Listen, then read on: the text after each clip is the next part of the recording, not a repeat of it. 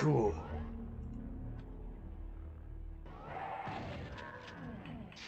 Awesome. Let's go nuts.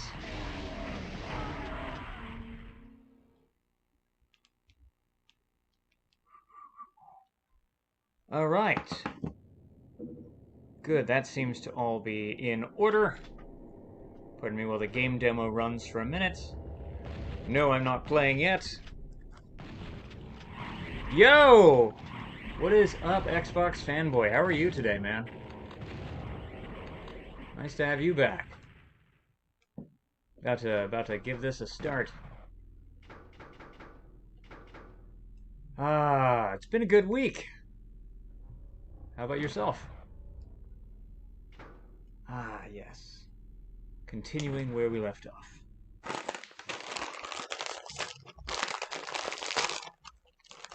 Good as always. Glad to hear it. Everyone in this room is facing away, huh?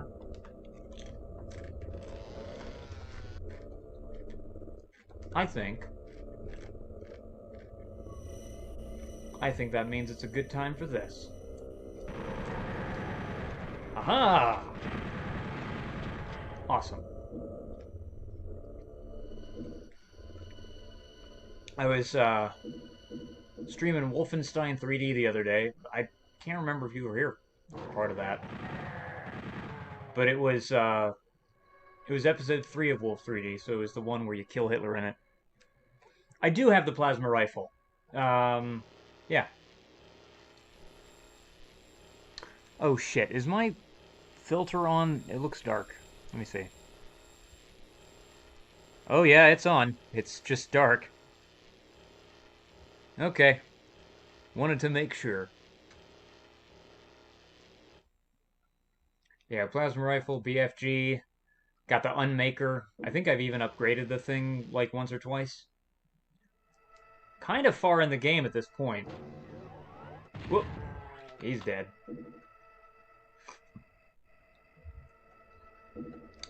Yellow skull key. Still can't open that. This whole room looks suspicious. Yeah, let's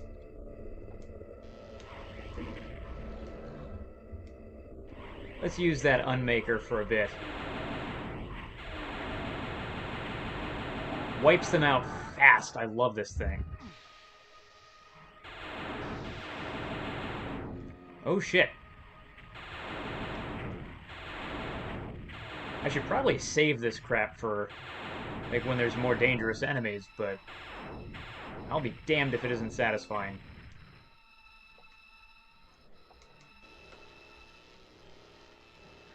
The BFG in this game is not that good. Yeah, I noticed that the other day. But I feel like the Unmaker makes up for that. Whoop. Pardon me. That is a spider. Sorry, I'm fucking up my weapon selects again. I always forget which one is forward and back.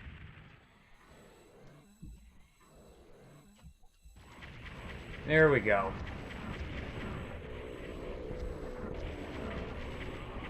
Okay, that did it. Okay. My God. That is precarious, and I don't like it. Okay, A is back. B is forward. Come on, Tim. Doom 1 and 2 is the best. Yes. What was that? I beat Doom 2 like a month ago on Ultraviolence. It was actually the first time I've ever completed it. I think it was like a month ago. It was right before I started Doom 64. Maybe it was 2 months ago. God, either way, it felt fantastic to do that. The numbers of the weapons are carved in your head. Yeah. Now, playing this on an N64, I don't get the number keys. I tried the remastered version a little bit, and I like the way it controls a lot. Although I also feel like it looks very different. Hold on, I think I'm going to turn the brightness up just a little bit. Hold on.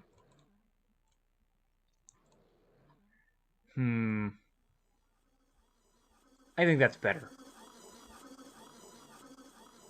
That's a little better for right now.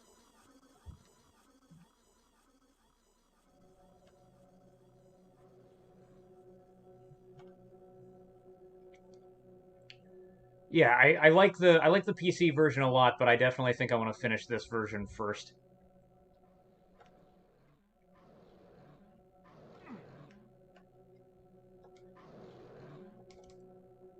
But ultimately, I'm really glad that the PC version exists, because more people get to play this game, and in a pretty optimized form as well. Good atmosphere in this level, yes. I like the soundtrack here. Oh shit. Hello. Okay.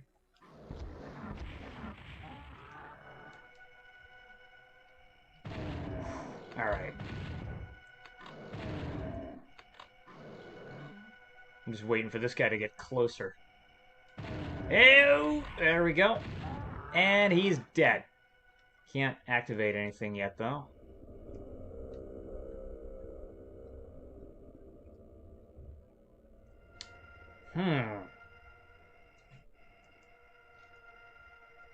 Well, I know that these squares down here teleport.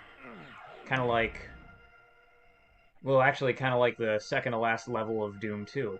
Now I think about it. That's what this level is really reminding me of. Okay. Okay. What did that do? It shook everything. Ah, shit! And it brought the cacodemons. Fuck. Okay. Huh. Ooh. Shit.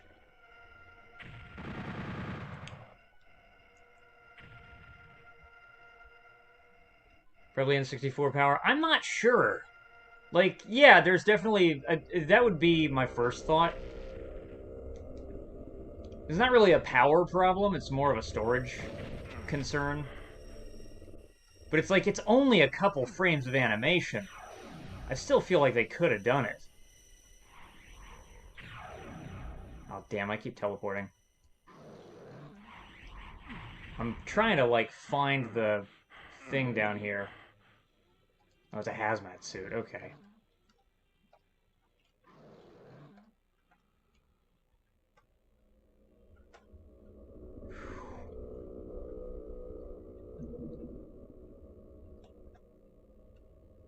Oh, there's an arrow.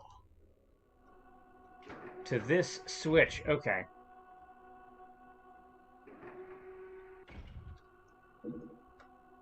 Yeah, but my assumption would be storage space.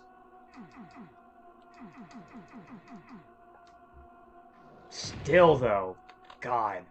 What bothers me is that you can hear him load the shots. You can hear him load the shots, but it just doesn't open the gun. Drives me insane. But I try not to think about it.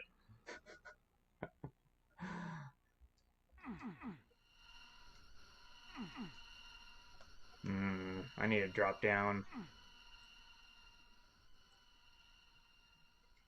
I'm wondering if there was some kind of texture somewhere I was supposed to shoot. Well, maybe there was, maybe there wasn't, but this looks like the right way.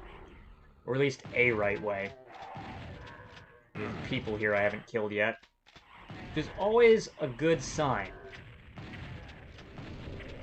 Oh, I was doing Wolfenstein the other day. It was like the only way you could tell if you have not been to an area yet, is if there's people alive there. What's my thoughts on Dead Space 3? I haven't played it, actually. The only Dead Space I've ever played is Dead Space 1, and even then I haven't beaten it. Although I do own all three games. So they're definitely on the table. A friend of mine was just talking about Dead Space 3. He was saying, because my friend Jared is a fan of the series.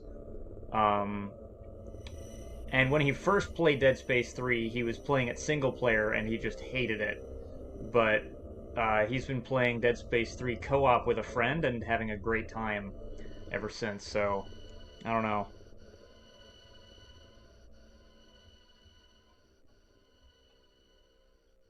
I can't fucking find the way to go. All seems a little tricky to me. Oh, there. Okay. That's what I have to do.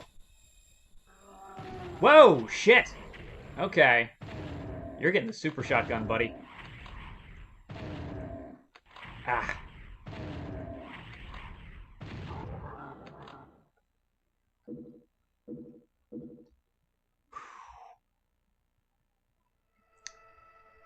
Scared the living shit out of you when it came out.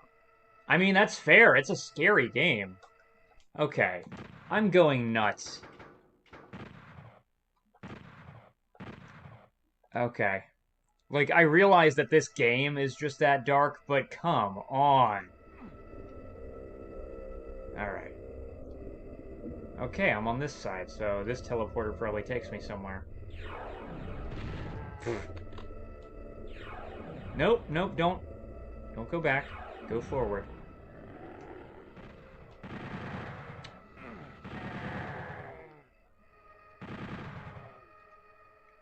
I like the flickering lights going through here. This is awesome.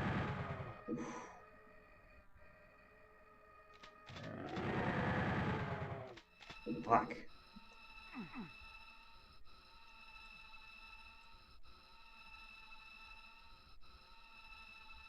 Like, the weapon sprites themselves look great. I just wish the animation was better in this game.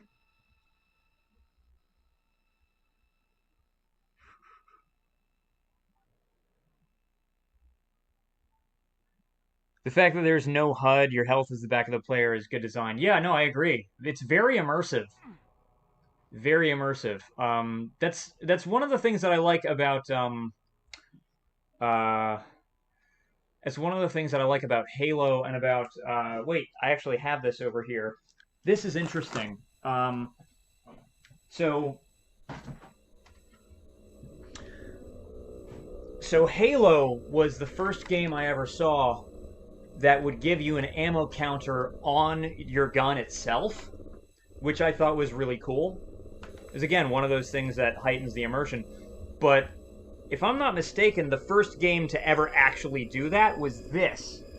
This is codename Tenka on the PlayStation. I think in Europe it was called Life Force Tenka. Um, and yeah, the primary weapon in that game is a rifle with a built-in display on the gun that shows you how much ammo you have left. It's one of the older shooters on the PlayStation. It predates Quake, and it has polygonal enemies in it. It's a very interesting game. Um, it runs really well, but it's not. I know I said it predates Quake, but it's nowhere near as good. Is the simplest way to say that. Because Life Force Tanka plays like Doom, has kind of the same pace. Um, Quake has all of that movement that just like makes it very, very unique.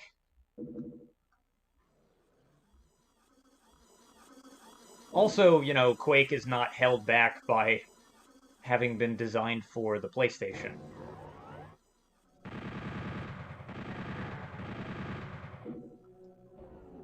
Although, you know what I started playing earlier today off stream? This is cool. I've been wanting this for I've been wanting to play this for a long time. But I tried out Power Slave. Um, and the PlayStation and Saturn version of Power Slave are very similar. I think the Saturn version's more valuable, but I don't really care. The assault rifle didn't age well in Combat Evolved. I mean, I don't know. The spread's kind of wide, but I think it's a fun weapon to use. I'm not sure what you mean by age well. Do you mean like it doesn't feel like a realistic weapon? Because I would agree, if that's the point you're making, is that it's not a very realistic weapon, I'll agree with that. Although my counter to that is that the first Halo is not that realistic of a game overall. Whoa.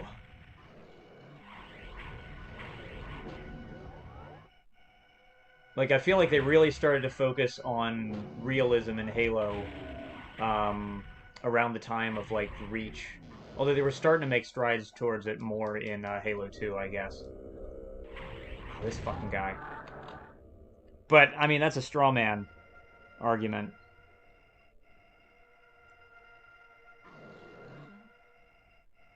You told me to check out Power Slave?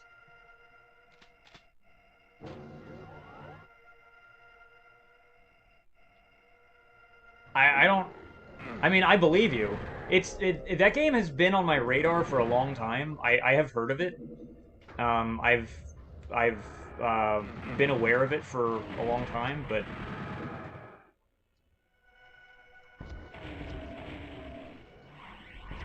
I mean, if it makes sense. It would make sense if you also suggested I play it because, like, based on our conversations, you have pretty fucking good taste in shooters.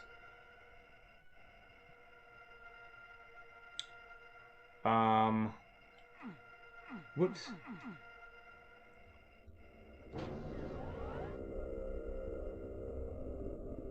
That Power Slave was called like Exhumed outside of North America, right? I think.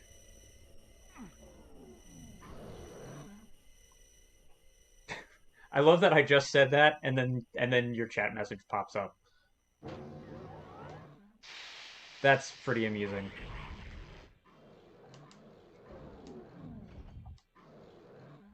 I kind of want to pick up the PC version just because like I'm a bit of a build engine nut. But I really wanted to check out. I really wanted to specifically check out a console version of Power Slave. Because I've seen the Slave Driver engine in action before. Because I've played a little bit of the Sega Saturn version of Duke Nukem 3D, which uses the Slave Driver engine. I've never had a chance to play the Saturn version of Quake. And I'm aware that Power Slave and Duke 3D and Quake, all on the Saturn, use the Slave Driver engine. And I might be wrong, but I think the only Slave Driver engine game on PlayStation might be Power Slave. I've been wanting to just see how the game runs, and I was honestly really shocked at how smoothly the game runs on PlayStation. Wait, what? Yeah.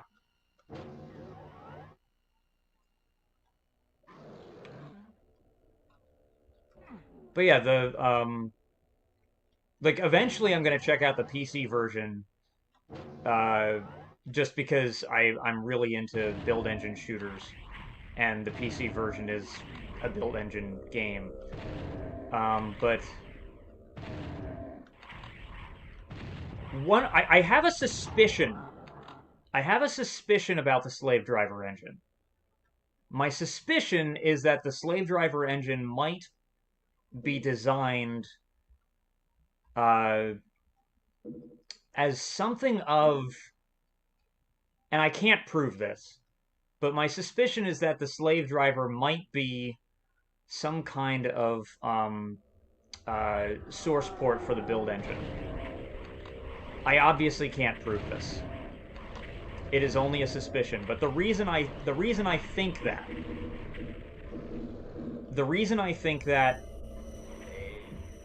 it comes from the fact, it comes from the cross-pollination of, like, seeing Duke 3D in the Slave Driver engine, and then Power Slave is a fucking build engine game when you have the PC version, and it makes me think that doing it in build was easier than trying to get the slave driver engine to run on PCs. But maybe, just maybe, they're reading the same kinds of maps. Not the same, not literally the same maps. I bet you there's significant differences. But I think that the file types might be the same. You can download PowerSlave EX on PC, which has widescreen and better controls. You know that's not really my style, though. That's not really my style. For me, like, the whole thing that's interesting about PowerSlave is the fact that they got it running so well on a PlayStation. Like, that is the thing about it that I find interesting. So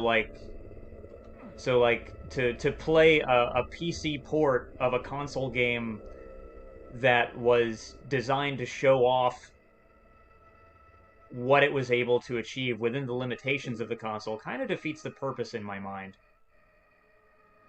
But see, I also play games for weird reasons, so I don't know. I didn't pick up the Soul Sphere. I probably didn't even see it. Was it back here?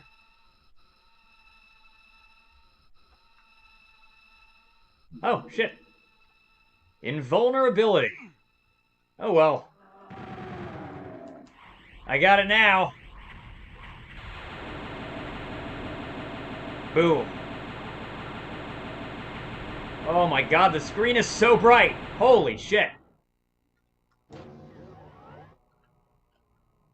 I guess I'm supposed to go this way? Already been down all these dark hallways.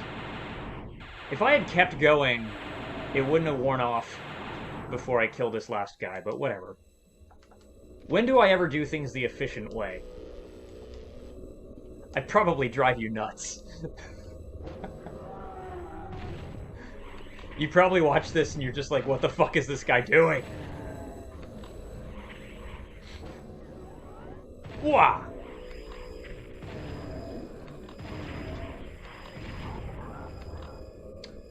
Sometimes I do like playing things in emulators, actually.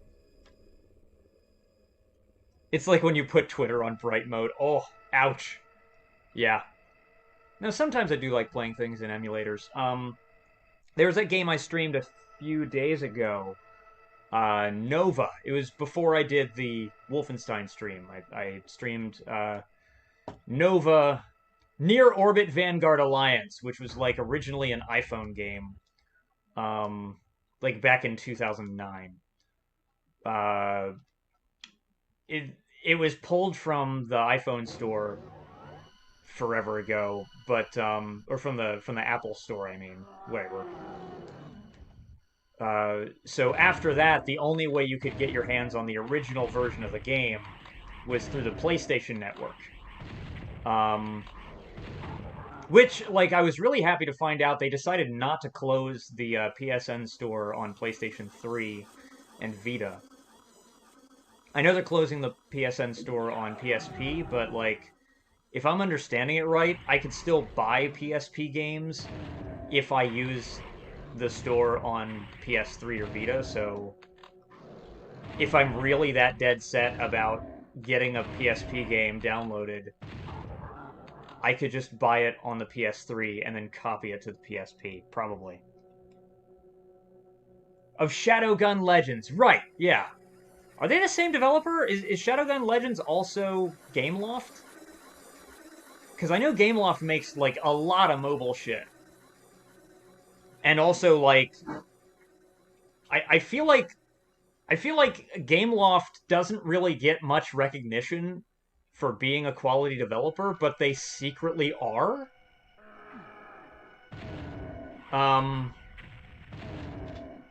Like, just going by the Nova series alone, they're able to put together pretty decent first-person shooters. And then, like, they also make the modern combat games. So their games are clearly rip-offs, but, like, that's what I would expect. They're making games for phones. If their whole business model is like, look, you can play something like your favorite games on a phone, then of course it's going to be a clone. But they're good clones.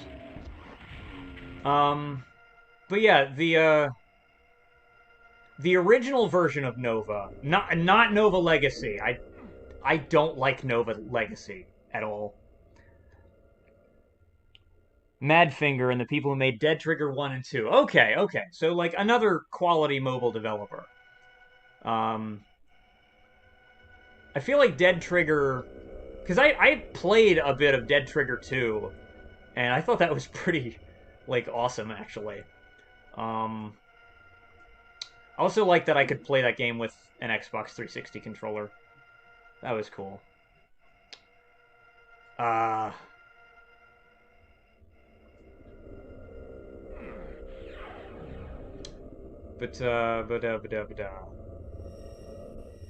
Blue key. Where the fuck do I go? Obviously not that way.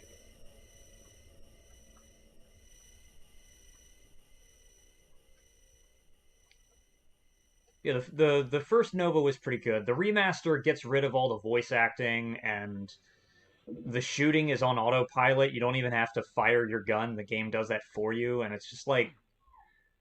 I can't stand Nova Legacy. Commits the sin of being bored. Oh, shit. There they go. Oh, that makes sense. Ah! Fuck.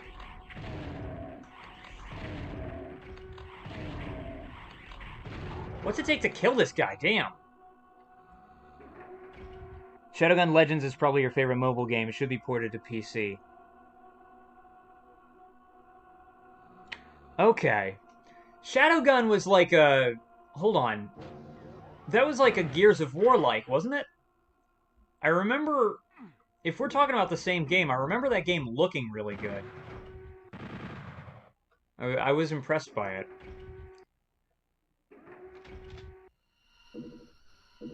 And I agree, that game should also be ported to PC. I know that normally I'm like, I like playing things on original hardware. But like... I love first-person shooters, and there are some good first-person shooters on phone, and they are better if you don't play them on your phone. If you play them on anything else, it's great. I feel the same way about, like, PSP first-person shooters. For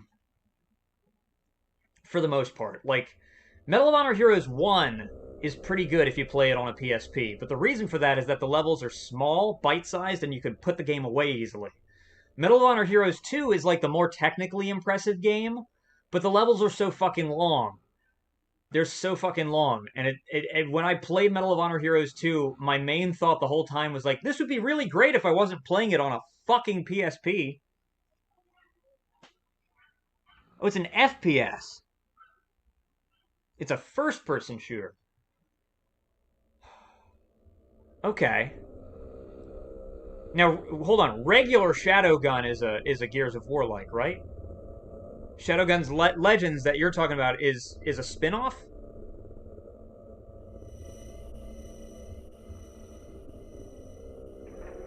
Is that right? Did I get everything in this room? Oh, wait.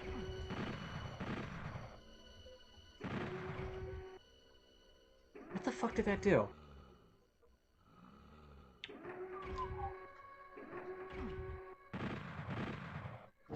Is it free to play? Because if it's free to play, you bet I'm gonna look it up. Look it up, it's amazing. Okay, I'll have to check it out. Oh, all these faces are looking at me now. Ugh. I don't think I've gone this way. Nope, I haven't. There's people here that are still alive. Definite sign that I haven't been here yet. I like the wood support beams on the ceiling here. Oh, shit. Come here, punk. You're gonna be dead. Dead as a doornail. cool, I have the backpack. What good did that do me?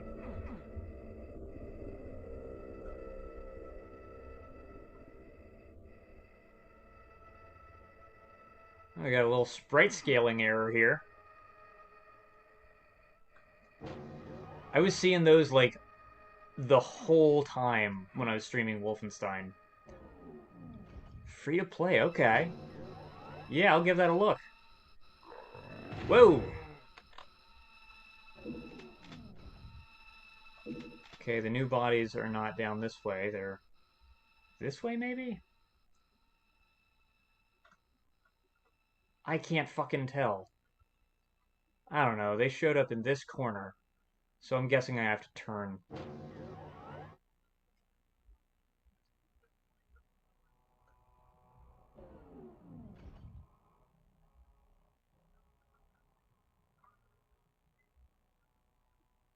This is kind of cryptic.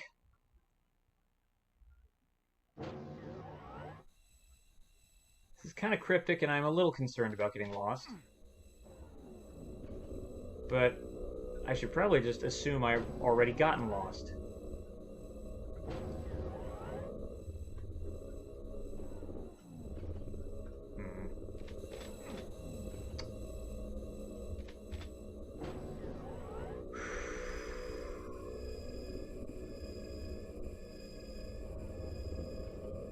Back in this room, huh? Let's give this room a look. Maybe I haven't done everything I could in here yet.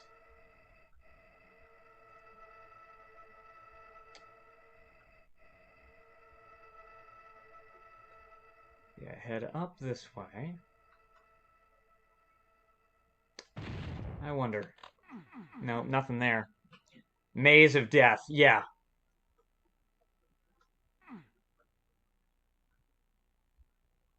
That does seem to be the case.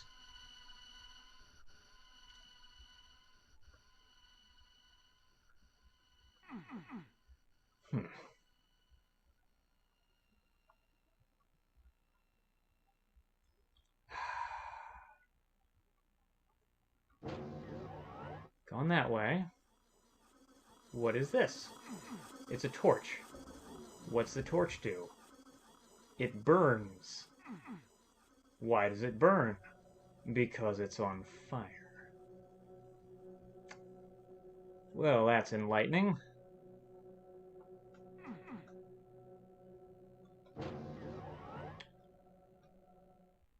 And there wasn't a switch in here. And this was where I saw the last enemies I killed. Maybe I need to go back out here. Maybe this was all leading me towards this. Maybe.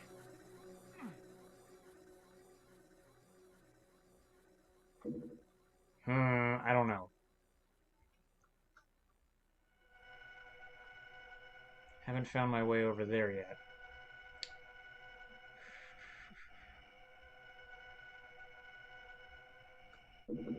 Oh, wait.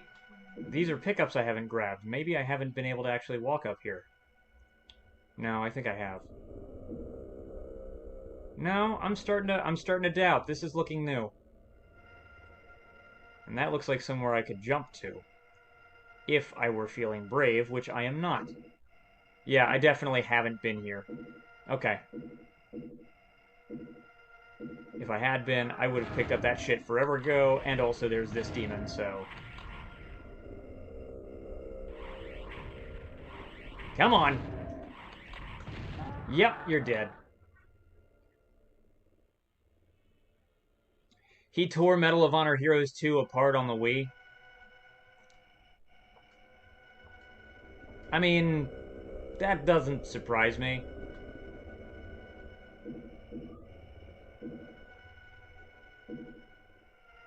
Oops. I was glad that he gave Cold Winter a good review.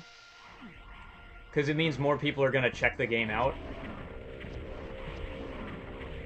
Although, like...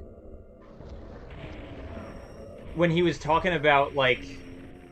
bad performance on the PS2, I literally did not know what he was referring to. Because I sat there and I streamed the entire game, and I would love to know where the problems were. I think at a certain point, he's just, like, forgotten what it's like to play console games.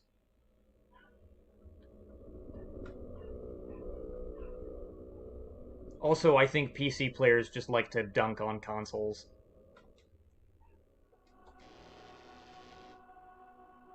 Which is silly. That's just dunking on the past. That's all that is. Uh Sorry, I literally try not to talk about other YouTubers. You got me. You got me to talk about another YouTuber. You crafty man.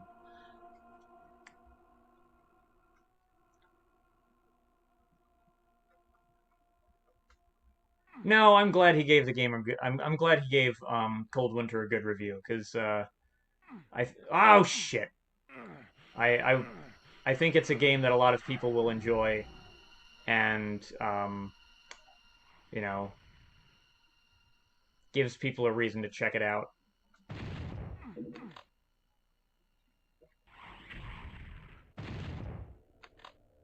It is not the prettiest looking PS2 game out there, but it's kind of impressive just how many layers to the gameplay there are. Like, you can really experiment and improvise with Cold Winter.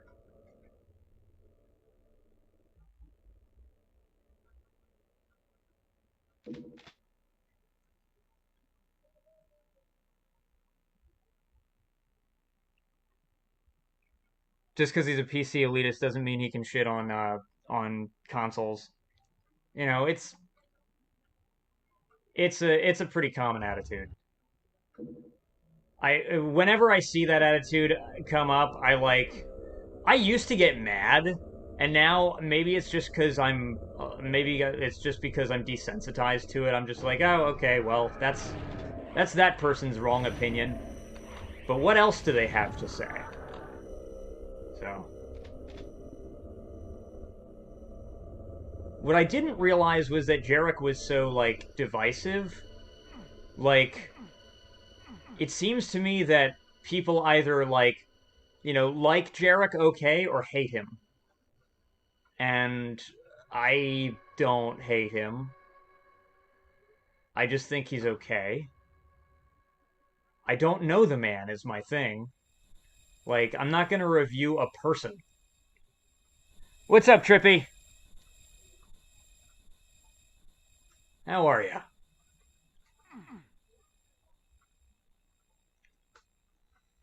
Thank you for sticking around for so much of the Wolfenstein stream the other day, by the way.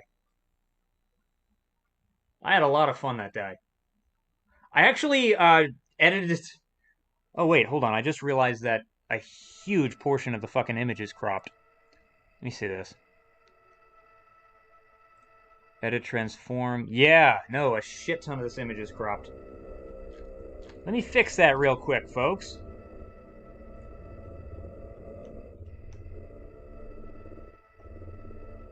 That's a better looking room. Okay, let's do this again. Transform. Edit. Crop.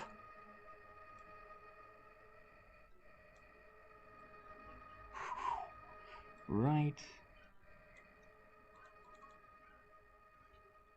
My vision is a little fucking blurry today. My eyes aren't focusing that fast.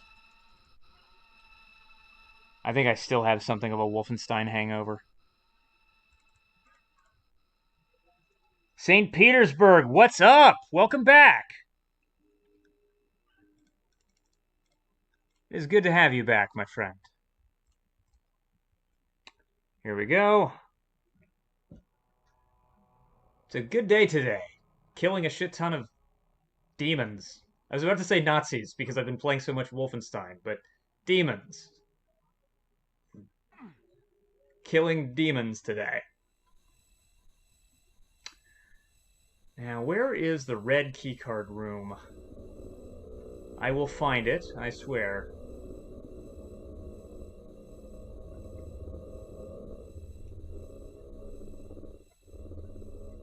That's where I gotta go. Must run. Okay, now I seem to remember the red keycard door being somewhere in this maze. I just can't remember where. Maybe it's on the map. Maybe I should look to see if it's on the map. Okay, it's not there.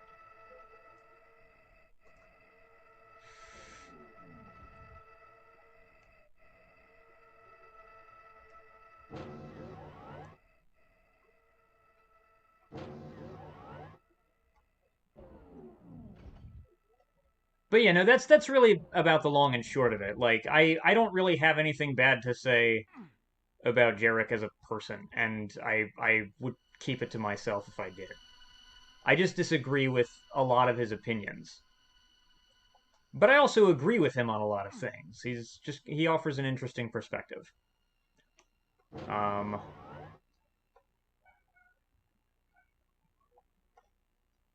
I just always take it with a grain of salt whenever he starts talking about console games. You just beat a 2.5 hours long action game. What was it? What was the game? I like short action games. They go well with my limited attention span.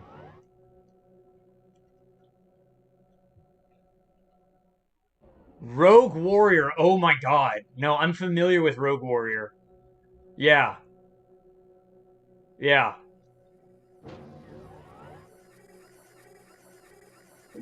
Fucking Mickey Rourke just swearing at things for like 2 hours. Shit.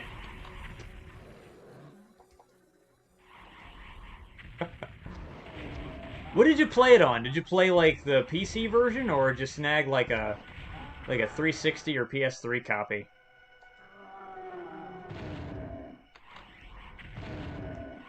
Whoa.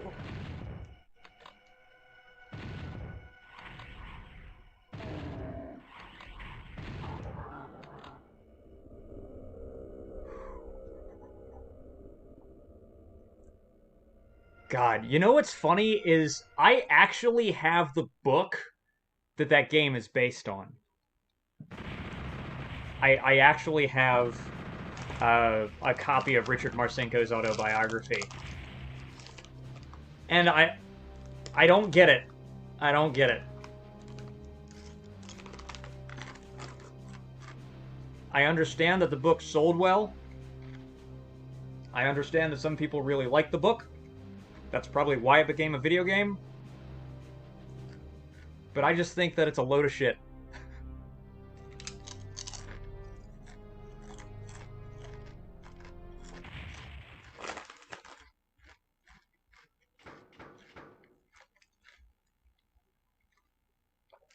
Ah.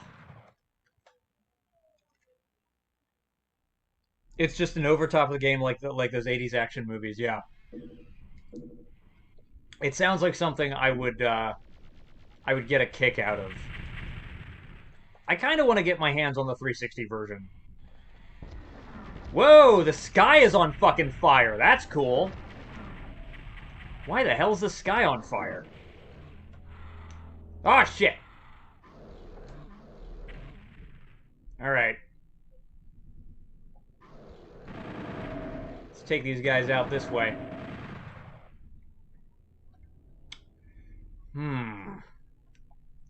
Oh. Interesting. I'll bet you that going on this ledge triggers a whole bunch of enemy spawns. I'll bet you anything. I knew it! Let me guess. Pain elementals? Cacodemons? Oh no, it's just a wall? Somehow I thought that was going to be worse. Like, I seriously thought that was going to be way worse. How many cacos was that? 1, 2?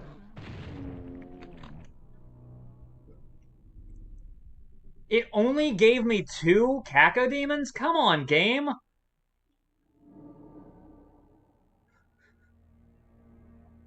I'm expecting you to fuck me, not give me a foot massage.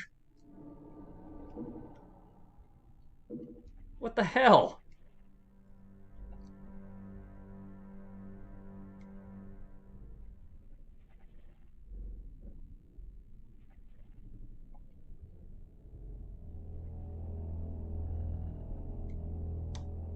Ah.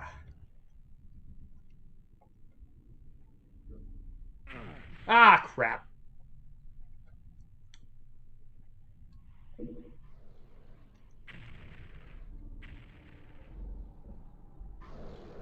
Ooh, shit! Hi, Pinky Demons. Chainsaw, in the face. Alright.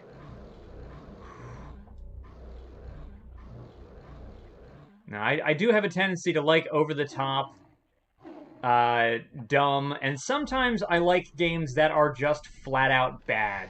And I don't know why. But, like, one game that I have kind of a soft spot for is Soldier of Fortune Payback. I have the 360 version of that game, and it's awful. It's really bad. And yet the ways in which it is stupid are kind of charming. Like, you have a boss in that game that sits on top of a tank trying to shoot you with, like, a mounted gun. And he actually says a line like, "Your American ideals of freedom and liberty are not enough to save you." And it's just like, who writes this shit?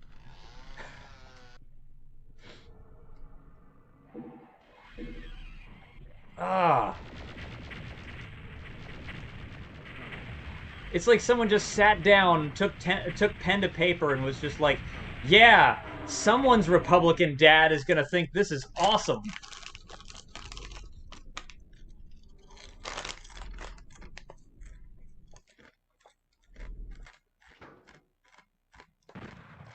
Damn.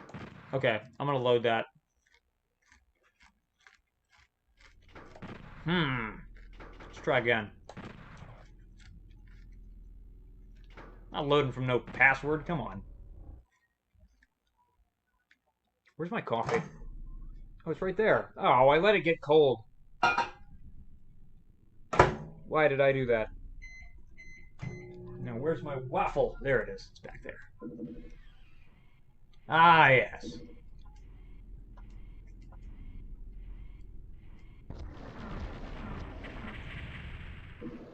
Come on. Got him. Perfect.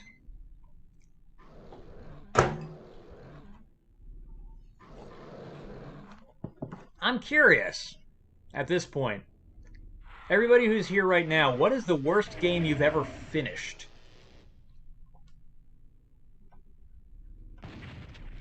Something that was really bad, but you still saw it all the way through.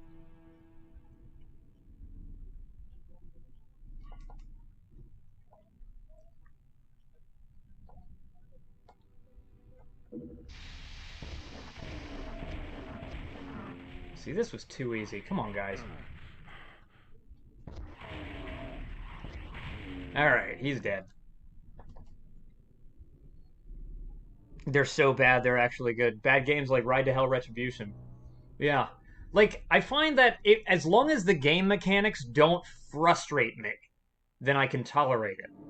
If something's badly written, badly voiced, or just plain stupid, I can tolerate it. I just don't like frustrating. I don't like frustrating. Although if a game is hard hard by design, that's different. That's very different. That can be so much fun. Some of my favorite games of all time are hard as shit.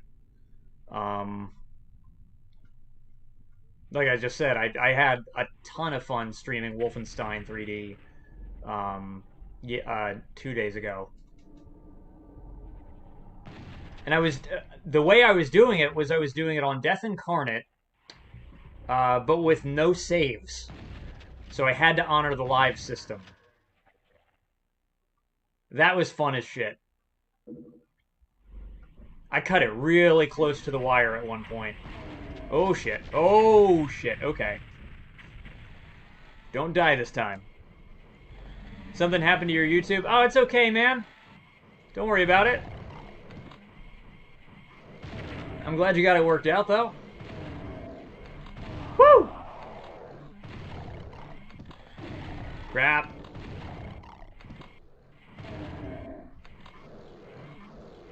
Alright, I'm gonna chainsaw this guy. Rip.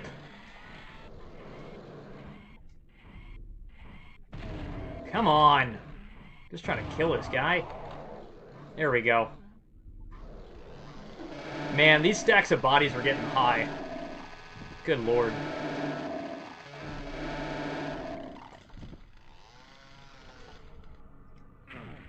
The worst games you ever played were Bubsy and Big Rigs. Okay, did you finish Bubsy? Also, one thing I want to say, just because this is a rather... this one game that's on my mind right now is famous for being bad, but I think that that's incorrect. Cybermorph on the Atari Jaguar. I just want to say this out into the universe right now. Cybermorph for the Atari Jaguar is actually a very good game, and I think AVGN was wrong. Just wanted to say that. It's a bad game. It's not funny. It's just plain frustrating. Jesus Christ. Now, I've seen enough about Big Rigs, and that seems like a game that's impossible to lose. Your winner!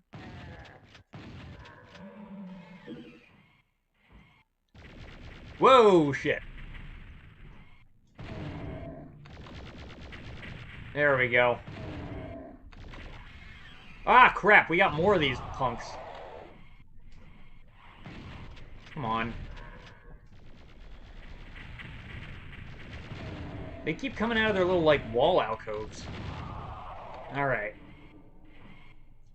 Die!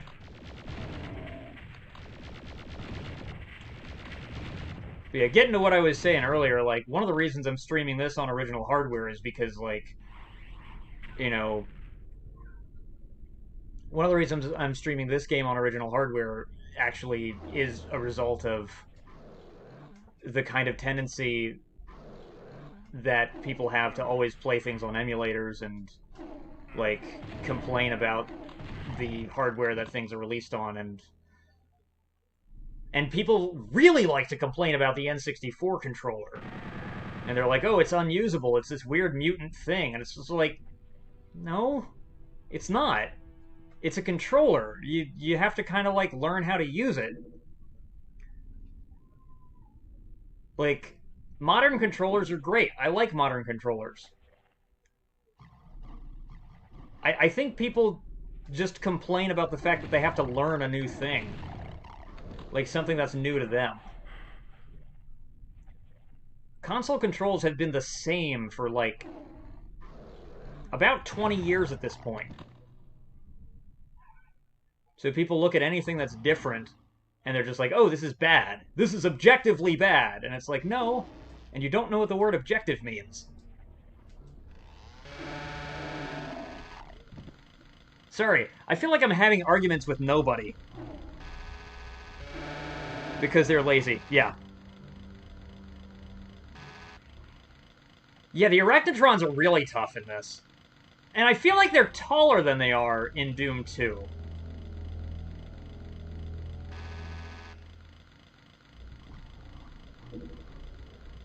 I don't remember them taking, like, 2 super shotgun blasts in Doom 2, but, like, this game... No, maybe 2, actually. But this game, they'll take, like, 3. It's nuts.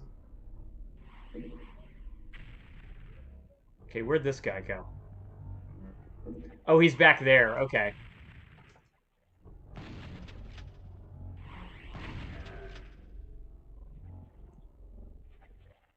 They're used to playing with... Exactly. That is what it is. And it's like, I get it. It's been... I don't even know how long since the DualShock came out.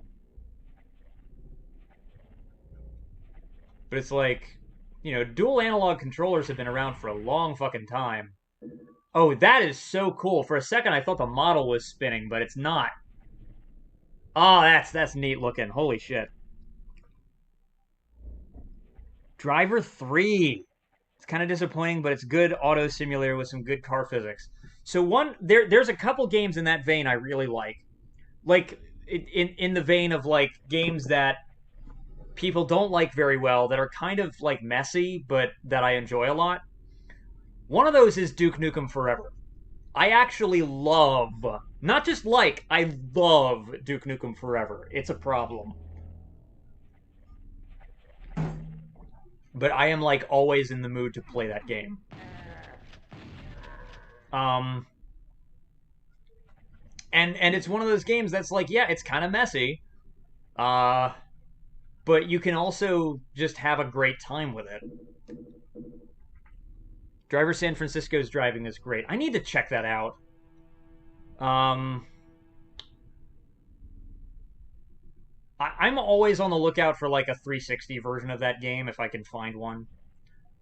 I haven't gone for like thrift store hunting or anything in a very long time. I miss looking for games at thrift stores.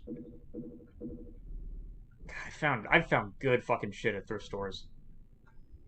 Um,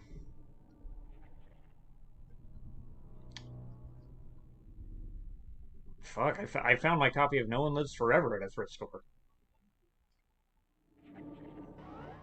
And American McGee's Alice. And Warcraft 3. There we go. Shit! Oh god, the walls are fucking coming down. Oh, what the fuck is this? That was a dickish thing for this game to do to me. How was I supposed to prevent that from happening?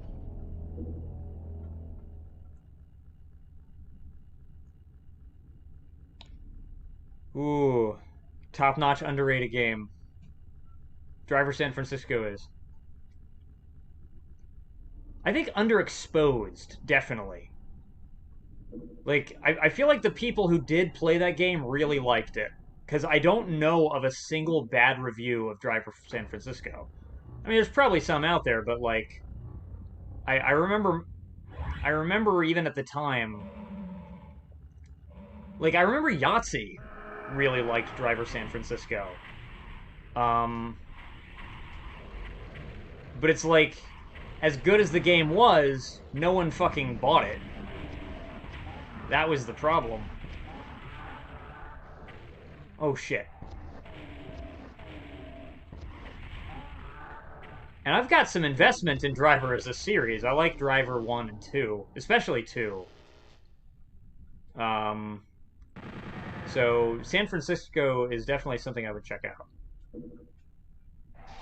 And I'm going into it knowing it's very different from the other Driver games.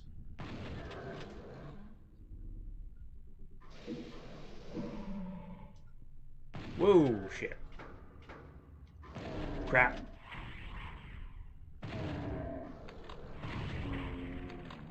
There we go. Nobody talks about it anymore like it never existed. Yeah, that is it's sad when you see that happen. I blame who's the publisher for that?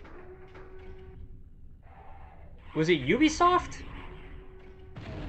I don't know who published Driver San Francisco, but for some reason, like, the only way to get the PC version anymore is to, like, buy a fucking sketchy-ass CD key.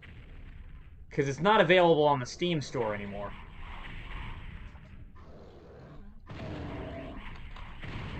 And for the consoles, it's not available digitally either. You have to fucking get the physical version. So I don't know whose fault it is that you can't buy the game online anymore. But it sucks that that's the case. I really hate seeing games get delisted from digital storefronts. I know I like having physical media. And the reason I like having physical media is because no one's going to come into my house and delete my shit. Or you can what now?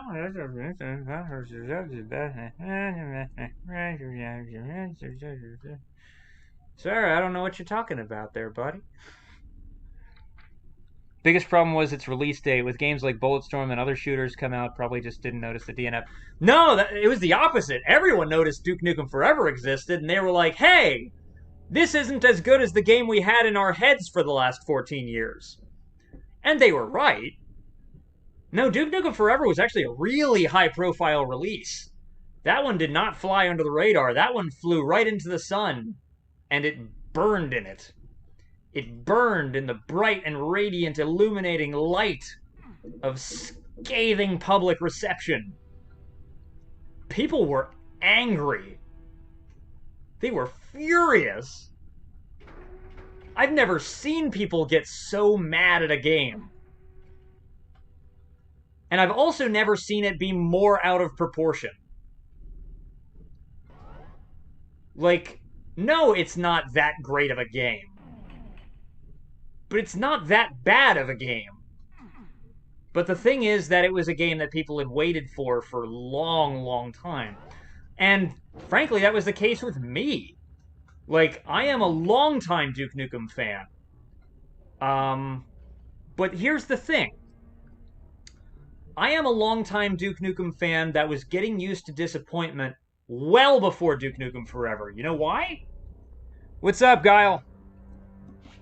It's the reason why I was used to being disappointed in Duke Nukem since well before Duke Nukem Forever is because Duke Nukem 3D is not the game I wanted. See, I played the side-scrollers first, and my all-time favorite game is Duke Nukem 2 for DOS. And Duke Nukem 3D comes out, and it's like one of the best shooters ever made. So you know what that means?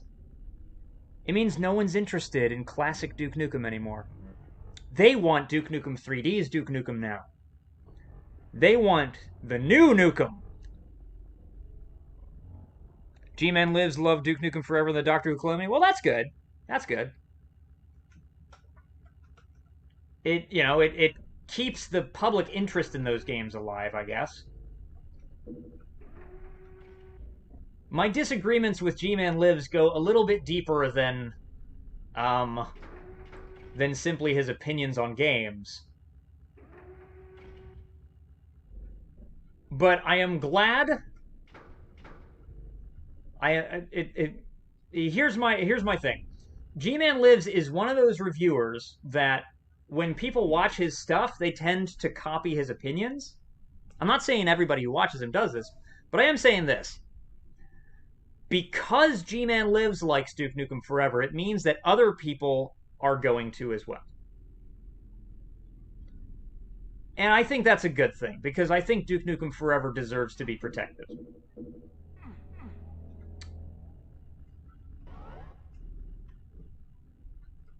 But what was I saying? Oh, yeah.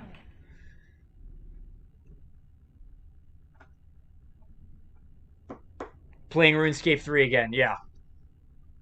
And Doctor Who Cloned Me is really good. Excellent, even. I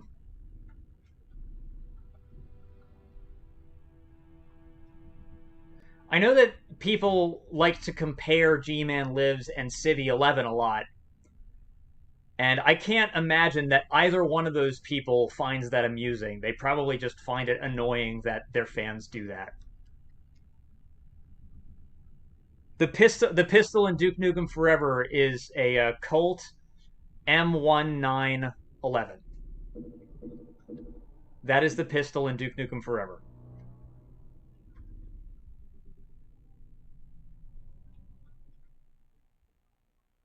I did flip that switch, right?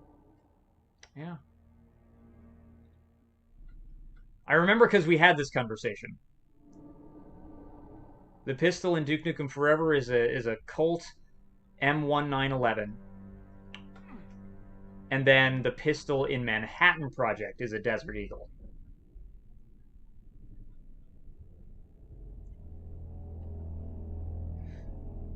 Just hit another 99. Nice. An American classic. Yes. 110 years of kicking ass and taking names. Ooh. Sorry, that's kind of dark. We're talking about a gun. I'm just talking about how it's portrayed in popular media. You know.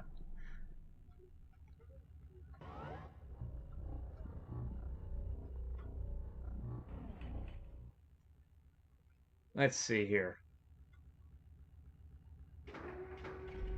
Okay, where the fuck is the goddamn thing that I'm trying to pick up? Where is it?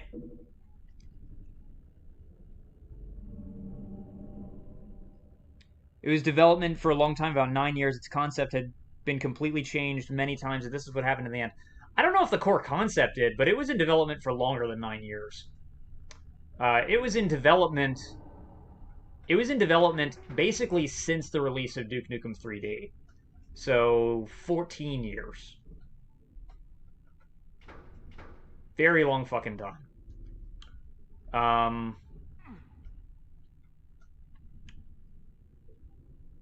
Yeah, 110 years later. Yeah, it's nuts. Where the fuck do I fucking go? I can't. I don't know where the blue key is. I can't find shit. This is driving me nuts. It's probably my own fault I'm lost. But what I mean, probably. It's my own fault I'm lost.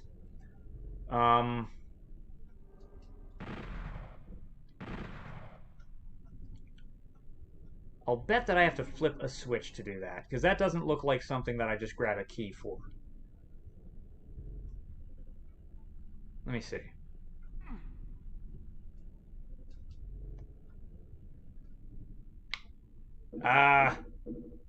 14 years? Yeah, that is crazy.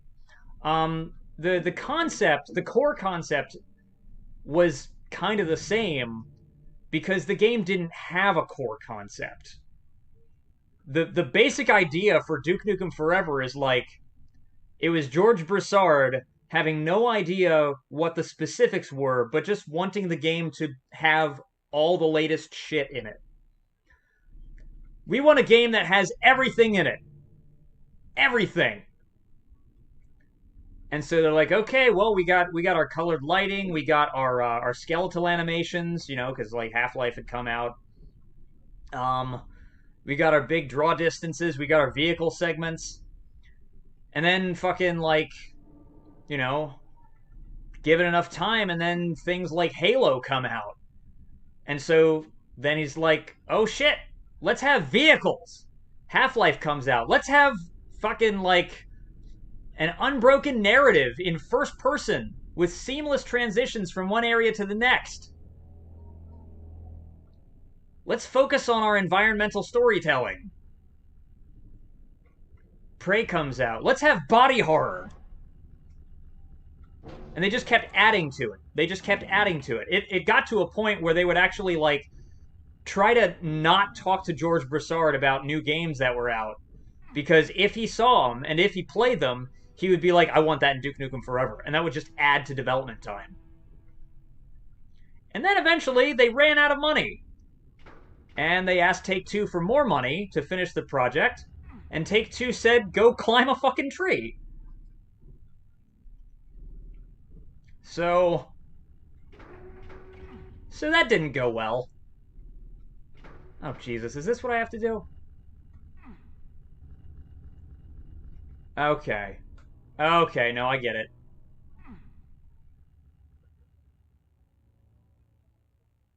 Then legal battles ensue.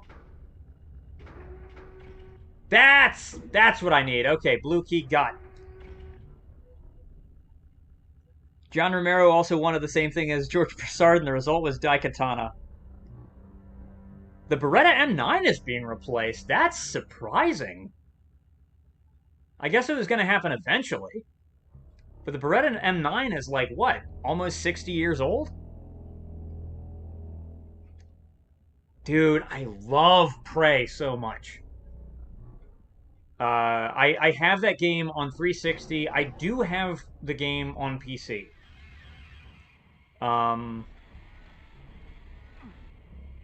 Ended up scooping up a key for really cheap. Whoops. I was kind of surprised that the Steam key didn't cost me more, but, you know, whatever. Damn it! Are you fucking kidding me? Really? That's bullshit. They just put you in the middle of this room and then fucking impale you with darts from all sides. That sucks. Let's load that.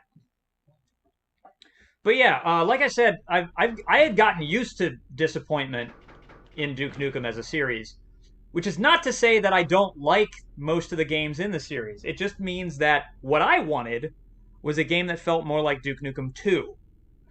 And I eventually got that when they made Manhattan Project. Manhattan Project makes me so happy because it's like the perfect fusion of like Duke Nukem platforming, crazy action, with like Duke Nukem 3D's style.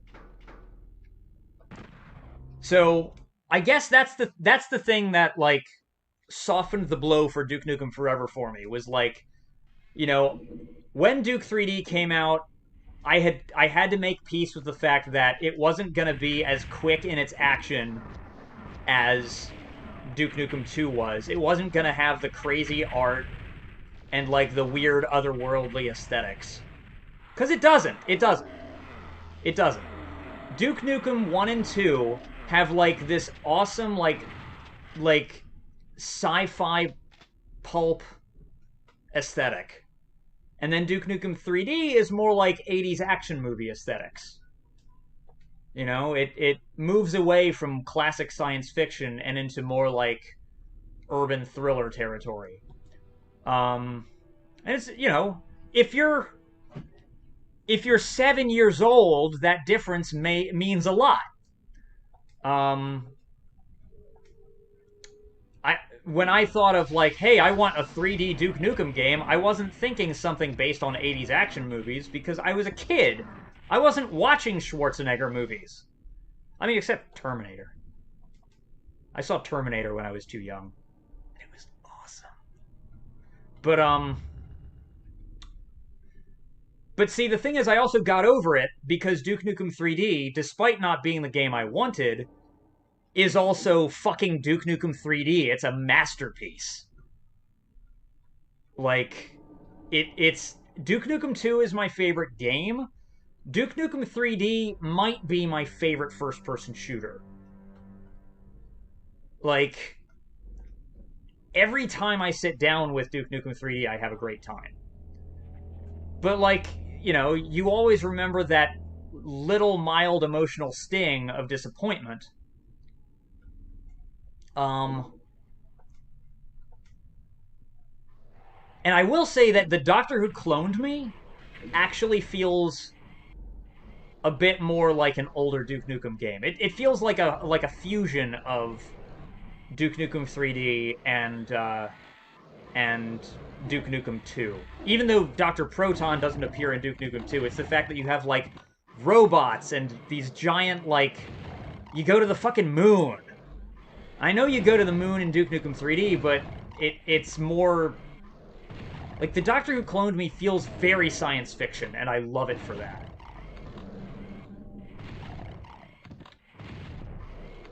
And I realize that Duke Nukem 3D itself is science fiction, but I'm describing science fiction as more of a feeling and less of a fact. D's nuts. Syndicate's your favorite FPS game. Nice. Boy, you must be pissed at Jarek right now. Because I didn't even watch his video, but I know he shit on it. How you doing, Ray? What's my thoughts on Daikatana? Is it good or bad to me? I think Daikatana's a fascinating mess. I don't hate it. But I don't love it.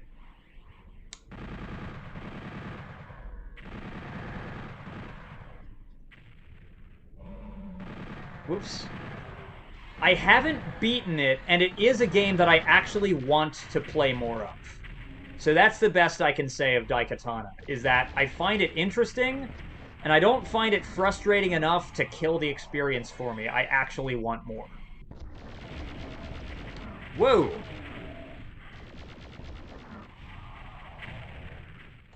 Okay, my health is really fucking low right now. Jeez.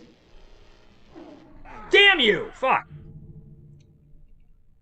You don't care what he says. Fair enough. You're playing Star Wars Battlefront 2005 on the original Xbox. That is awesome. That is awesome. I have Battlefront 1 on PS2. And the first time that I ever played Battlefront 2 was, I think, the demo that came with my DVD copy of Revenge of the Sith.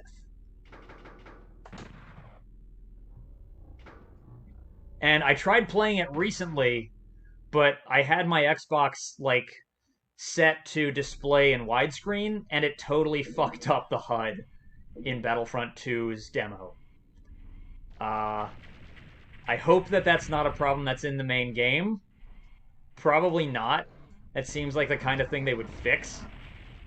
But my god, that was a funny thing to see. But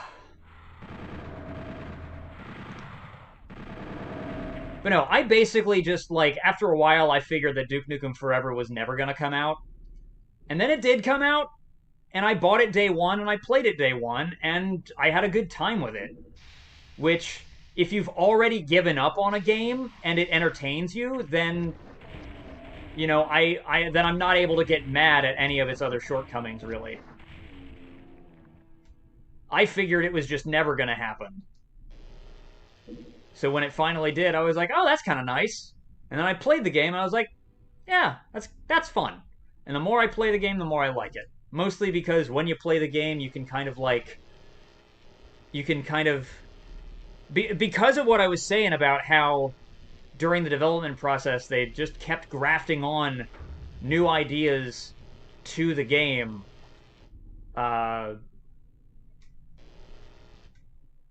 it's like if you play the game, you can see different periods in the game's own life cycle at that point. It's weird. You have me too, man. I have it on Xbox as well. Good game.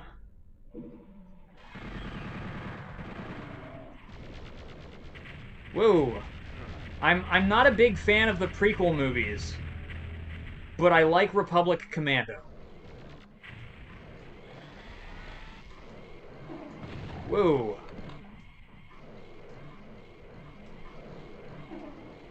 I still feel like the best Star Wars game ever made was Dark Forces 2 Jedi Knight, though. And it upsets me that that game never got a console release, because I wish more people played Jedi Knight 1.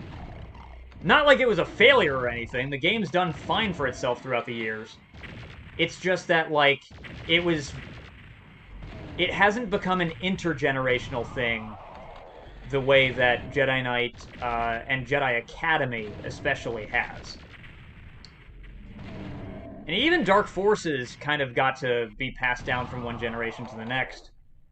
And it's just because of the fact that the digital version of the game has remained available on PlayStation. Whoops.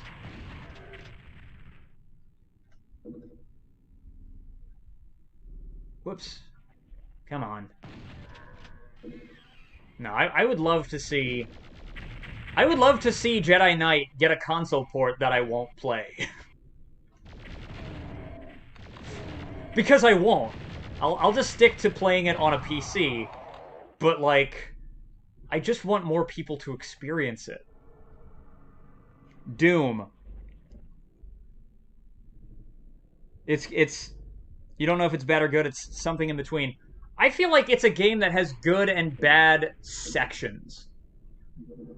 And, like, the, I feel like the first areas of the game are kind of bad.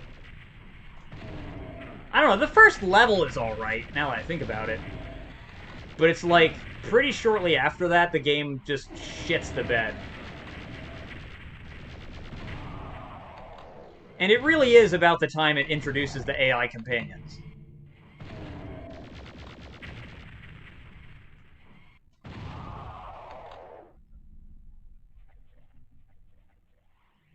Whoa.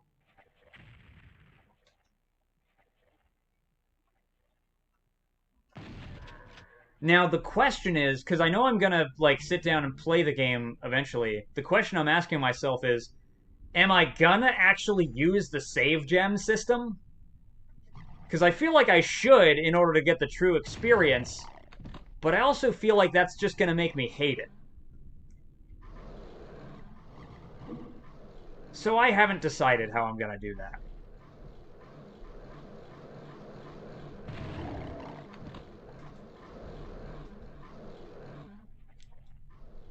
But anybody who watched my Wolfenstein stream the other day knows that I don't mind replaying areas of games.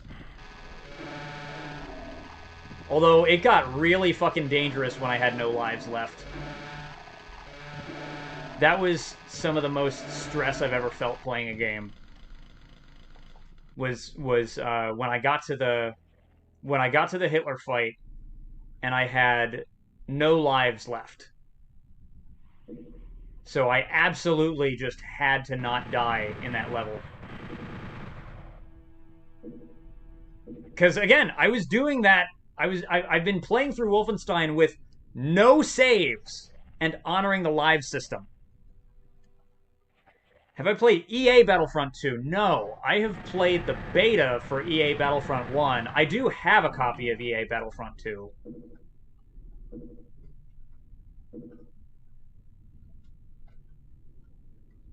And I have that on PS4? I don't know. I think I got it on PS4, but I think I also have it from the Epic Store. I think they both gave them away for free at different points. So that's why I own them, but that's also why I haven't played them. Because I'm still going through the other shit that I just haven't done yet. Fuck. Alright, let's kill these guys. Die! Now that I got the blue keycard puzzle figured out, this won't be as hard. I do have a PS4.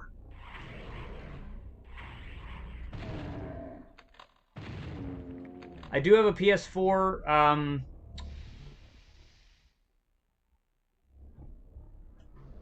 and I will message you on Instagram with my username.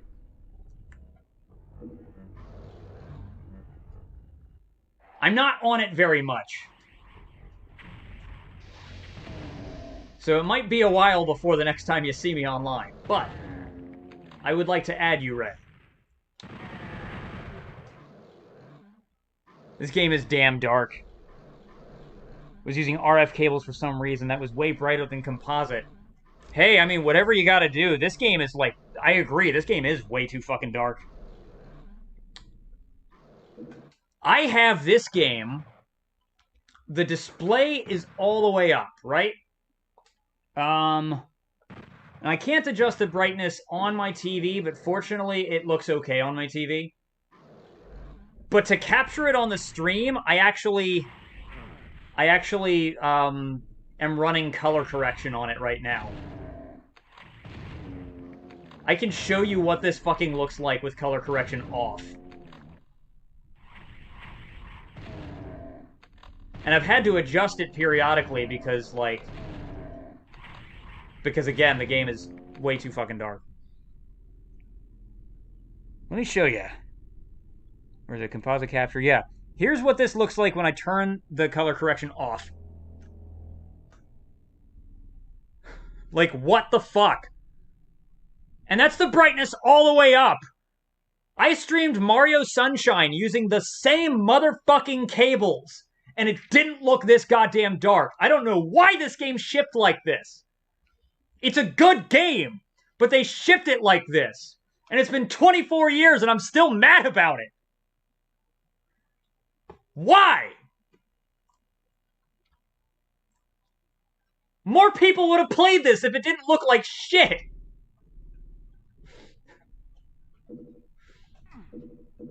Anyway. Fuck.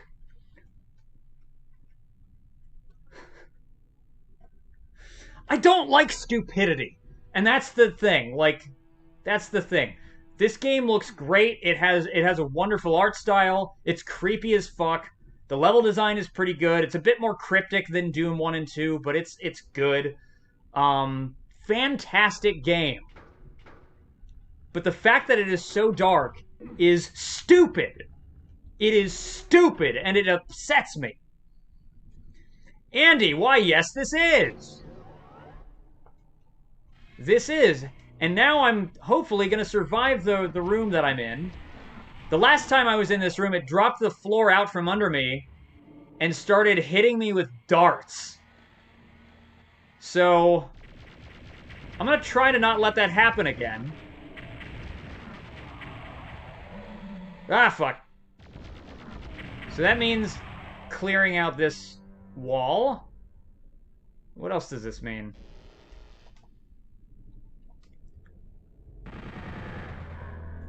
Also, Andy, keep your eye open because I'm gonna be posting something. I'm gonna be posting something tomorrow, but the rest of you guys are not gonna see it until maybe the day after tomorrow. I'm gonna be posting it. I'm going to be posting a video on Patreon. Sorry. Oh, God, that was an awkward fucking announcement. And I'm literally, like, apologizing to people now. Oh, this is so weird. I'm not good at this shit. Okay. Am I gonna fucking die? I am gonna die. Fuck this shit. I haven't played Nightmare Creatures yet. Wait. Nightmare Creatures was on, what, PlayStation and N64? It was like a horror platforming game, kind of like Tomb Raider almost.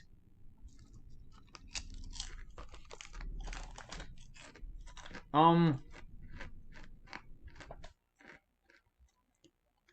have, if we're talking about that, I have played Nightmare Creatures, but it's been so long that I honestly couldn't tell you what I think of it.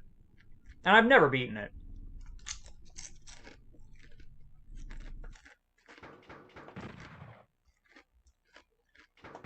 How the fuck do I do that area without getting killed by darts?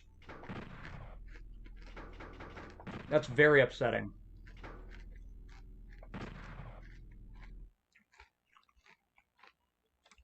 I'm gonna have another cup of coffee. Oh my god, it's 9. I started this shit fucking late.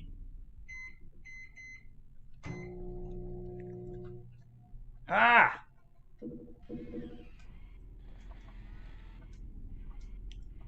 Ooh. Damn it. Oh shit. Ha ha ha! Shit.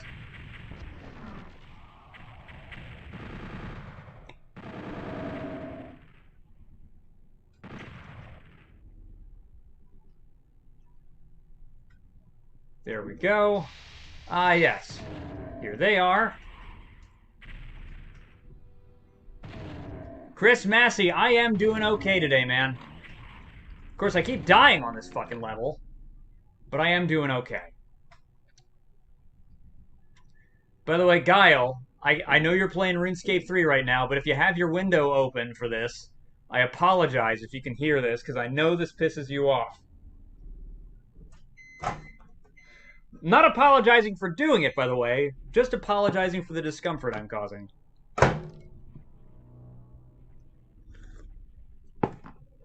Ah! Oh, shit. Oh, no, wait. It was water.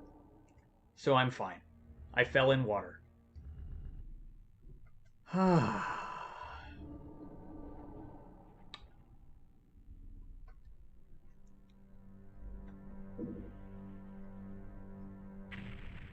Oh, I didn't flip the goddamn switch.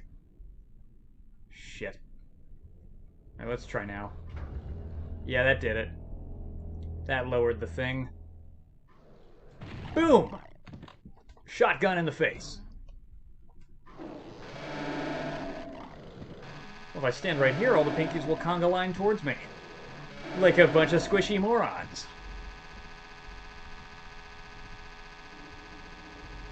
Who's a little squishy baby? You are. You're a smooshy wooshy little squishy baby.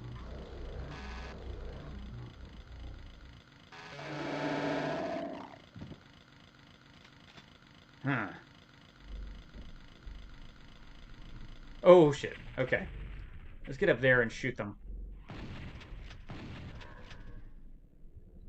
Gears of War 2. Fuck yeah, I love Gears of War 2.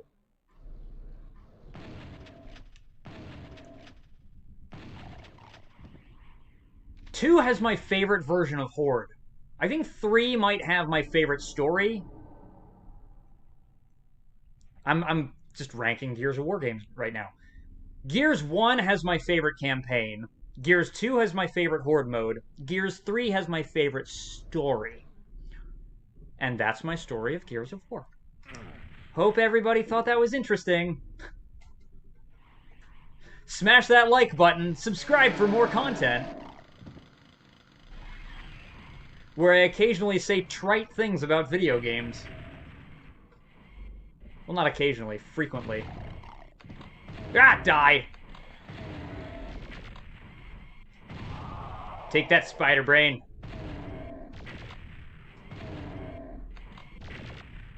Eat it! I love their dying animation. It's so good. Oh, crap.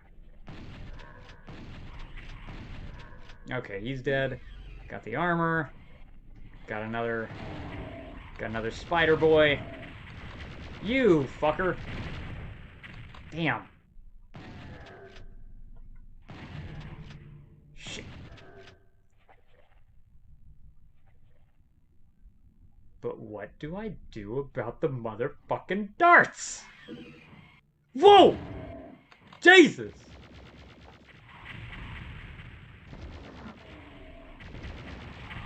Okay, he's dead. Ah, okay. Well, that wasn't too hard. What? Oh! Shit. Fucking hard to see this guy. Come on, imp. Okay, he's dead. Never played 3, only the multiplayer, not the campaign. Gotcha. I never played the multiplayer in 3. I wonder if it is still being supported. Probably not, honestly.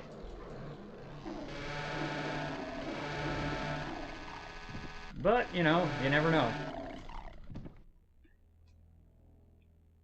What was I saying about posting something cool? Okay, yeah, yeah, Andy, I'm gonna be posting a video, I'm gonna be posting a video tomorrow. It'll be visible in the $10 tier on Patreon, and then it'll go public on YouTube, in 2 days. I've never done this before, so I am not sure if mentioning that out loud on the stream is awkward yet. But I'm trying to get to making more video content, which means I need to engage in some of these practices. You need to install DG Voodoo or some widescreen fixes or a DOSBox emulator. That pisses you off. Yeah, I mean, DG Voodoo does its job really well, but the frustration of getting an old game running well on new hardware is very deeply felt. I recently reinstalled Max Payne 2 on my gaming computer here. And it took some doing before the game would actually recognize my NVIDIA card. It kept trying to run the game using the fucking integrated Intel UHD graphics. So it took a little bit of doing. That's actually one of the reasons why I keep this thing near me at all times. I over here I have I can't really. Do I have anything plugged into this right now? No, I don't think I do. Yeah, so I keep this netbook near me at basically all times. And I have streamed a lot of games from this thing. And I like this little machine a lot. I'm kind of obsessed with it. But this is my Asus EPC. It is a tiny little thing. It's just a netbook. It's just a little netbook with Windows XP pre-installed on it. And the thing I love about it is that a lot of games from the early 2000s just work on it. Anything that I've had trouble getting to run on my main PC, I've had no trouble getting to run on the little EPC netbook. So just use a fucking like USB, just like a USB CD-ROM drive, and you're good to go. Because you know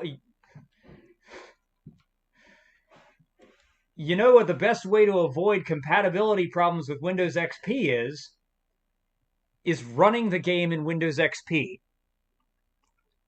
Why, yes, you are on the $10 tier, my friend.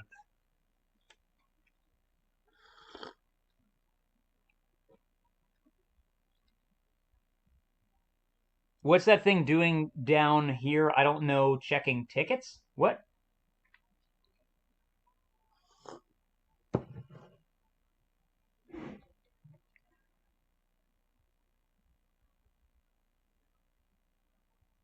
Oh, that's probably a reference to something that I don't know. Or maybe I said something and I forgot about it, because that happens all the fucking time.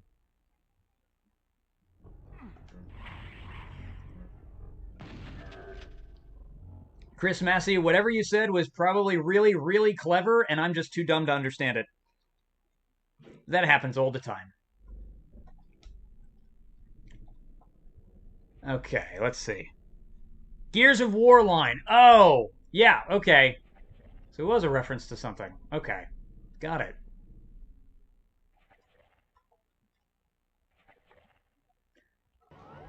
Oh, shit.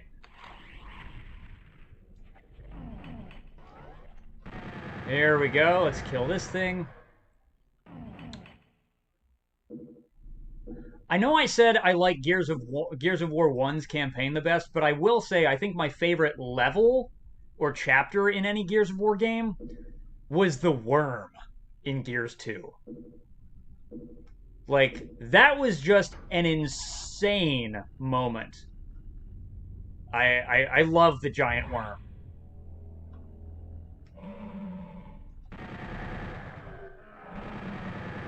Ah, so cool.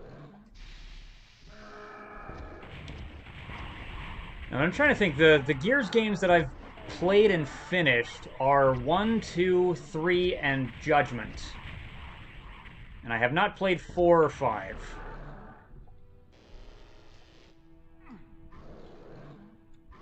You just did that part. Nice.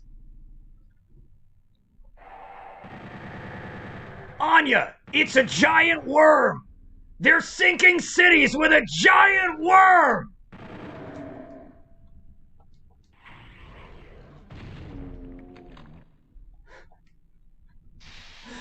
It was like John DiMaggio couldn't even believe the line he was given to read. Oh, it was just delightful. How do I deliver this? I don't know. Scream it like a madman.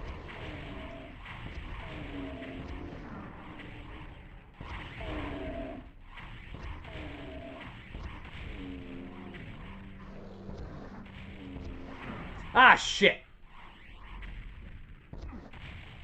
I don't think I meant to jump out that window, but fuck it, I did. Judgment was shit. I didn't hate Judgment, but it definitely didn't feel like it mattered. I would have been pissed if I paid for it, but I didn't. Well, I mean, I sort of did. I got it with games with gold when they were doing that stuff. So for for for a monthly free game, I was okay with it. And I thought that Judgment had pretty good graphics as well. But uh, it was not essential. I didn't need to know Baird's history. I don't care about Baird. Baird's not that interesting.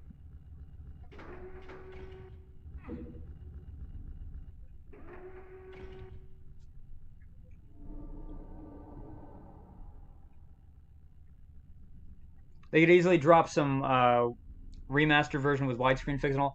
Depending on the game, sometimes that stuff is like way harder than you think. And also, the other thing is that some games, because you got to approach it from this way as well, there are games that are straight up not designed for widescreen. I was actually just mentioning Max Payne 2, and Max Payne 2 is an example of a game that's not meant for widescreen. And if you play it with widescreen, it kind of breaks some of the cutscenes, which is definitely the case with Doom 3. Doom 3 is a really good example of this. Doom 3's cutscenes, especially the opening cutscene, doesn't work in widescreen. Because the whole thing is supposed to be you're watching a monitor, but then the camera pulls out from the monitor, and you realize you've been sitting as you've been watching from the perspective of like a control tower the entire time. It's supposed to feel like a revelation, and it works in 4:3 because they're able to match that aspect ratio to the monitor in game. But if you play the game in widescreen, all of a sudden you see the shadow of the guy sitting at the desk the entire time. You see the sides of the control console. It breaks the cutscene. It breaks the cutscene and it goes against the artist's intent. That said, you know, I would still like to see more games at least run, you know? Even if they don't run, it's sad to see games die. So,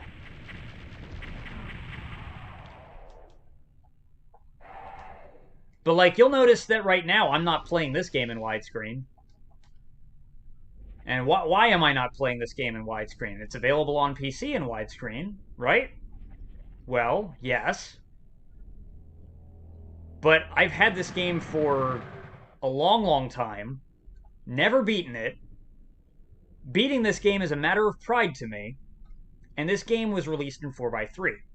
It's a claustrophobic shooter. In terms of how Doom operates, this is the scariest take on the original gameplay formula of Doom. You couldn't see Doom 3 brightness turned up to the max and it was basically unplayable. Yes. Well, the reason was because it's not just because Doom 3 is dark, it's because Doom 3 is black. Doom 3 is black. And that's not really a brightness issue, that's more of like the shadows are black. They're supposed to be impenetrable. But that also creates an issue where you can't see what you're doing. Can't see where you're going a lot of the time. So you have to pull out the flashlight and use that. They don't want you to see that well in Doom 3. They could drop the official remastered version with all this stuff. A lot of stuff, yeah.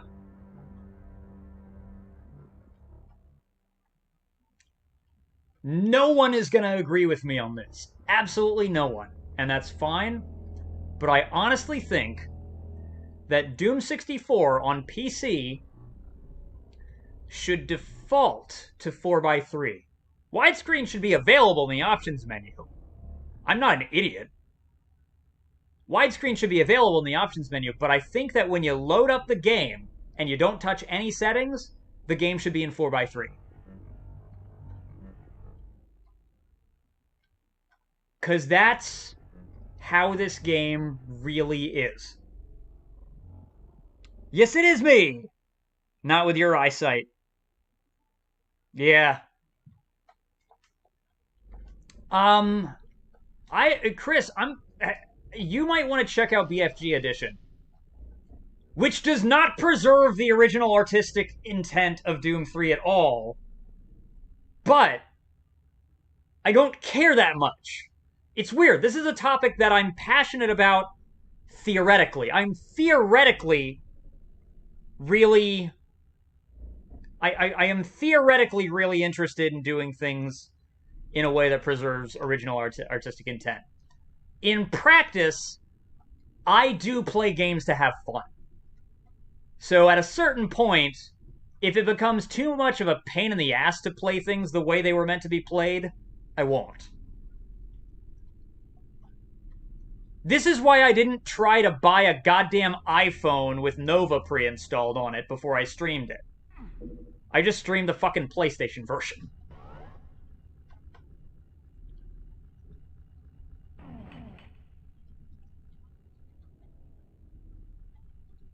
But BFG Edition, it gives you a light that's built into your armor. Also, everything is just a little bit brighter. Oh, you have Doom 64. Like on PC or on console? Shit. I hate this room. This room is gonna kill me if I try to get the fucking... Maybe I can... Hold on. Nope.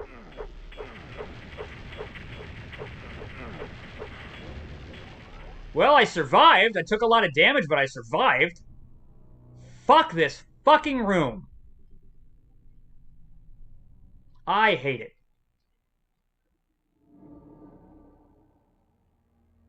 Shit. What's gonna happen more? Is it gonna spawn in enemies? Is this game gonna rake me over the fucking coals? I said rake! R-A-K-E. I know I can't pronounce things for shit. One of 2 large game bags and it's gonna take effort to find. Okay, yeah. Fuck effort. Effort sucks. Hello, Rainia!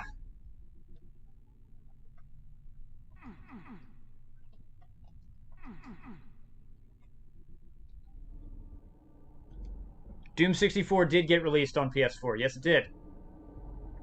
Yes, it did. Ow, shit. I personally am very glad that the remaster exists. Even if it's, in my opinion, not exactly true to the original game. It's fine. It's fine. I can live with it. My decision to play this game on original hardware in 4x3 is exactly that. It's my decision. It's not something that I think everyone needs to do.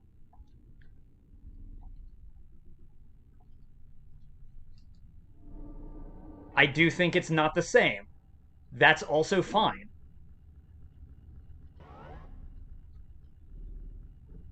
Because here's the thing.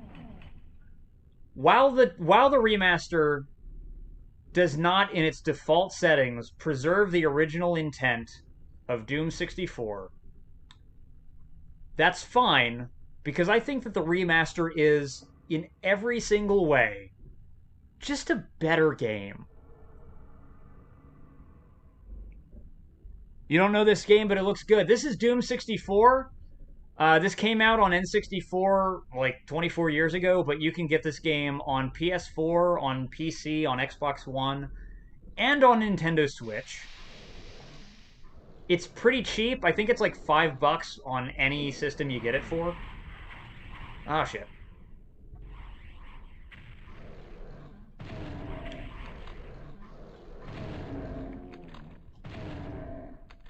It's a little dark, but it is brighter if you get it on any of those systems.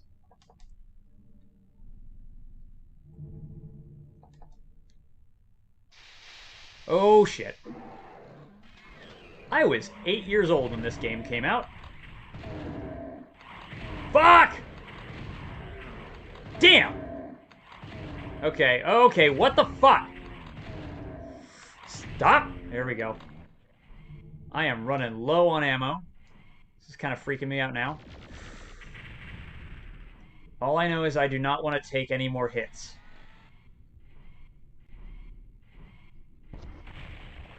Okay! Shit!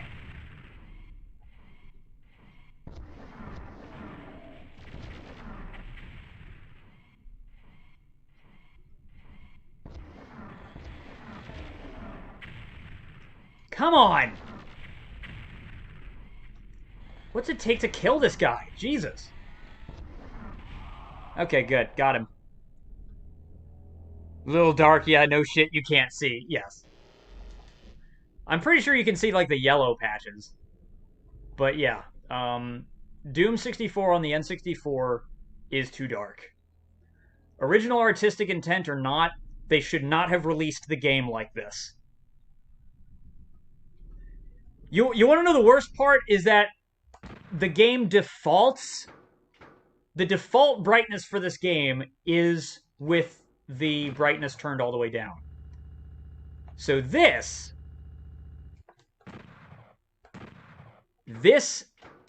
is what the game looks like on default brightness if you don't mess with any of the settings. And this is what the game looks like if I turn off the goddamn color correction filter that I customized for this game just to capture it properly. This is plain off the signal. This is the untouched signal. This is what it looks like. You want to know what happened when I streamed Mario 64? When I streamed Mario 64, I didn't have that filter applied. When I streamed Mario Sunshine, I didn't have that filter applied. I had to make that filter specifically for this motherfucking game. That's what I mean when I say that the remaster is just a better game. Because level design is only as good as your ability to see the fucking thing. It's not a bug. It's not a bug. The game ships like this. Or it ships like that. I'm not kidding. Everyone's copy was like that. Everyone's. That's why this game got really big a few years ago when people started to play it a lot in emulators. Because emulators, you can just keep raising the brightness. You can do whatever you want to it. Emulators, man, as much as I don't play emulators, emulators saved this game.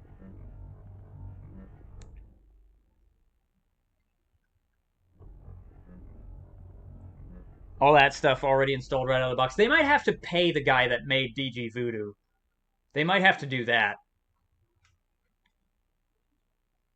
Although, don't, like, most Rockstar games... Like, don't the GTA games run pretty well? Just kind of defaults? I don't know. I haven't tried to... I don't have the PC version of any GTA games, except 5. I have the PC version of 5, and that's only because I got it for free. Die, Caco Demon. I said die, fuckface.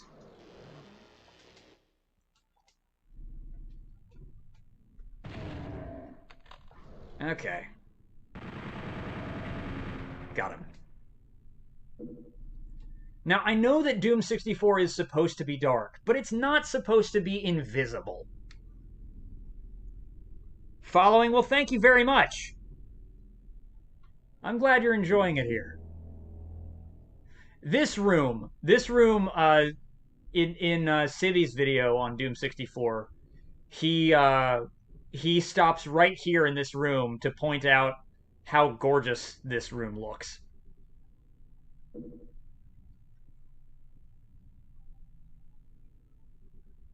It's convenient for the end consumer. No, I agree. I agree.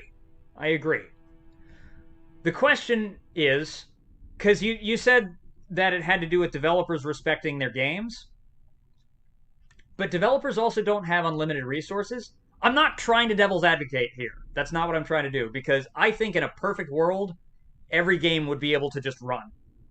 So I'm not saying that I don't want games to run.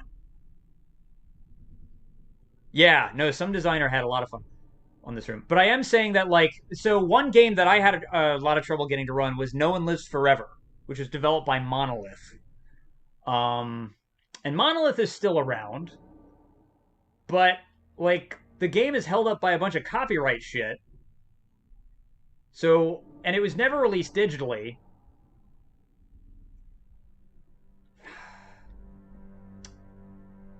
What am I trying to say here? I'm saying that I don't think it has to do with developers not respecting their games. I don't think it has to do with that. I think it has to do with other, like, more annoying bullshit reasons than that. That's what I'm trying to say.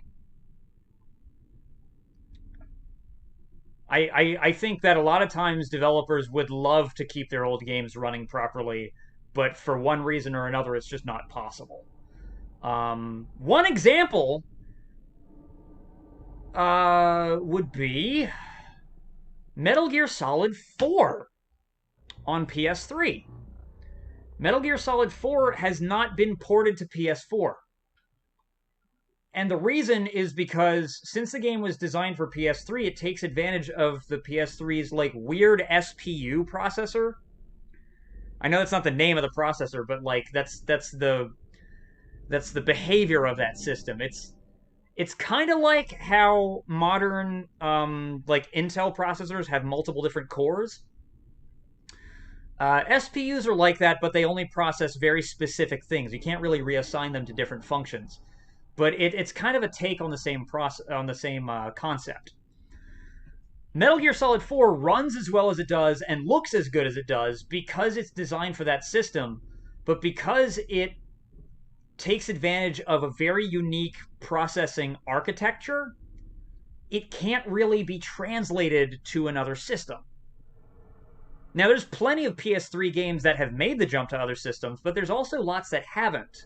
The ones that are designed to run on PS3 are the ones that have the most trouble making it to other systems. The fact that Naughty Dog got the Uncharted games and The Last of Us working on PS4 is kind of a miracle.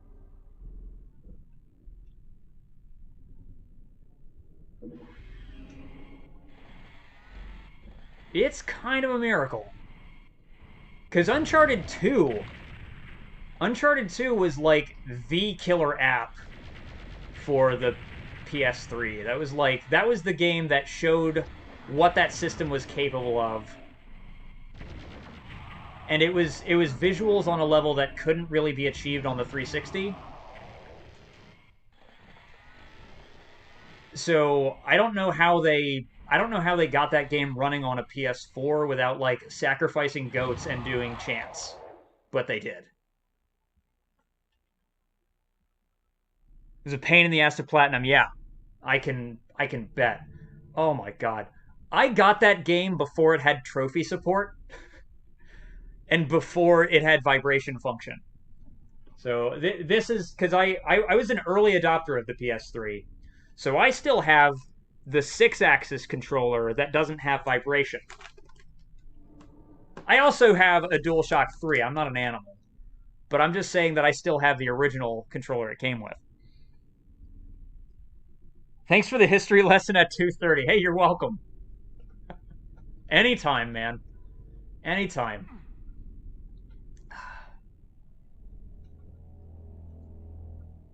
I'm just glad that there's anybody out there that finds anything I say interesting. The original deserves to be remastered or completely remade. Yes, dude, a remake would be good. A remake would be really good.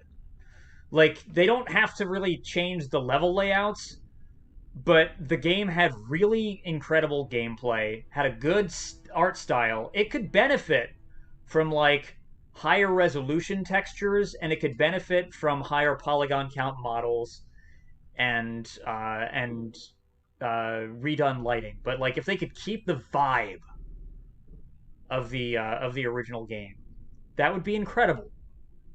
Because that's a game that deserves a new audience. And you know what? No One Lives Forever 2 doesn't even need that much work. Like, that's a game that just still looks good.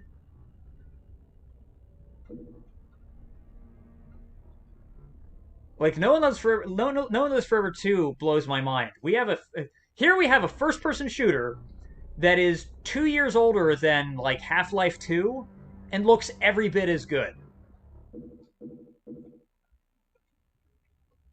In my opinion. No, it doesn't have, like, native widescreen support. But actually, I don't think Half-Life 2 supported widescreen at launch, or from launch. I think that was something that was patched in later. Of course, it didn't have any trouble adapting. That's what happens when you... That's what happens when you, don't have HUD elements that are designed, only for a specific aspect ratio. Half-Life 2 is incredibly scalable. And I think that was on purpose. You know, the guys at Valve are literally geniuses. Don't ruin the moment.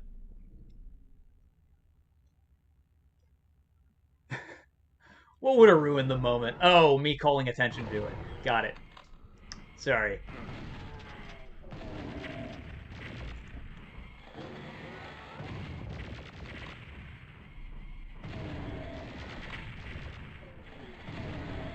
You know what happens when you call attention to something so many times and on so many recurring levels that you pass out? It's called going into metastasis.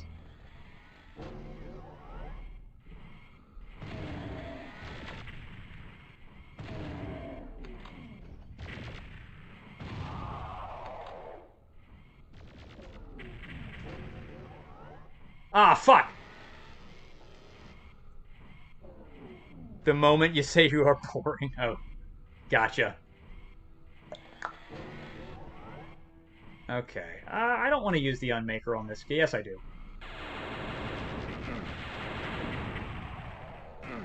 Oh, you little fucking shithead! Okay, I did not see that guy. Let's kill him. Let's punish him for my mistake of not checking my corners. Come on, Tim.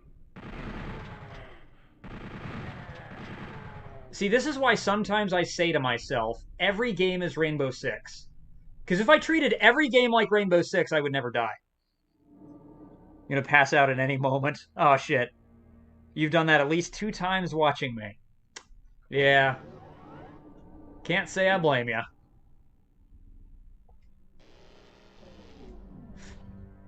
I should start putting, like, tags in my videos like relaxation aid, sleep assist. Oh, okay. I've been looking forward to seeing how this actually looks. Hello, I'm picking up these rockets. Hold on a sec. I'll get that key in a minute. This looks too cool.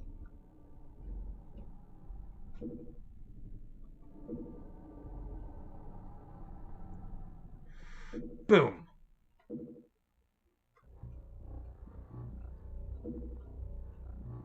All right. Shit. Why do they put like one rocket after the other? This is just adding to my complete time. All right, we're good. Stealth game mechanics. It's kind of janky and all, but it's not a surprise to me because they always were an action developer.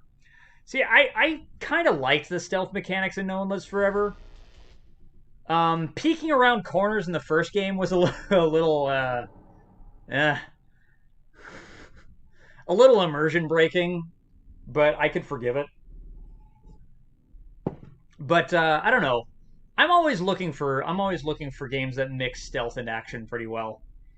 Um, and I feel like No One Lives Forever always did a pretty good job of that. In fact, my favorite thing is distracting people with the coins. Distracting people with coins and then karate chopping them and just like getting near conversations and overhearing what people are saying. I am looking forward to when I eventually stream No One Lives Forever, but that is going to be one of those games where like I probably won't be talking as much as I do for other games because there's going to be so many times where I just want to shut up and listen. With Valve, they have a problem with the number. I can't read that. Is that a number that comes after 2 and before 4?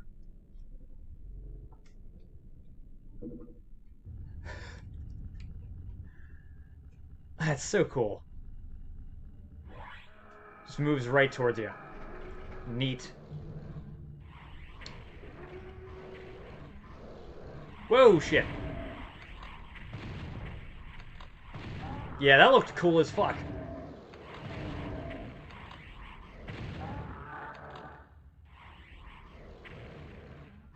It like really did look like a trap closing in on you.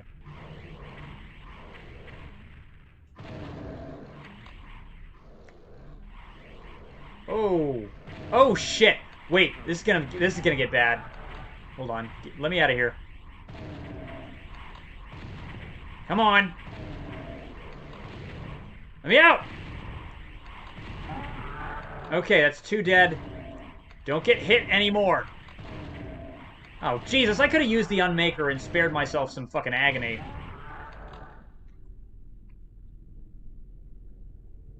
For the diversity of in-game levels in the gameplay. Yes.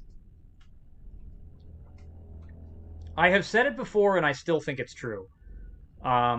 Between the releases of Half-Life and Halo, between those 2 releases, No One Lives Forever was the best game to come out. The best first-person shooter to come out.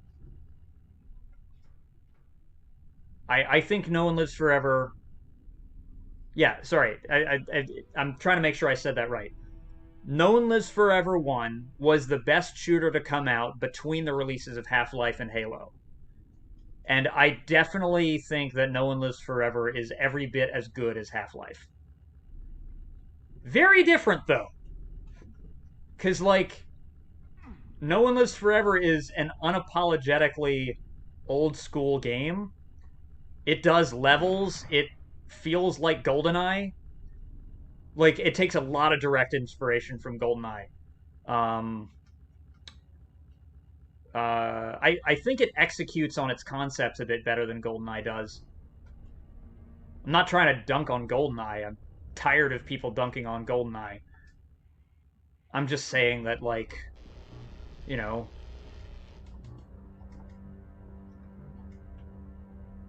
I'm just saying that No One Lives Forever kind of takes the blueprint established by GoldenEye and then adds a ton of style and also polishes the shit out of everything.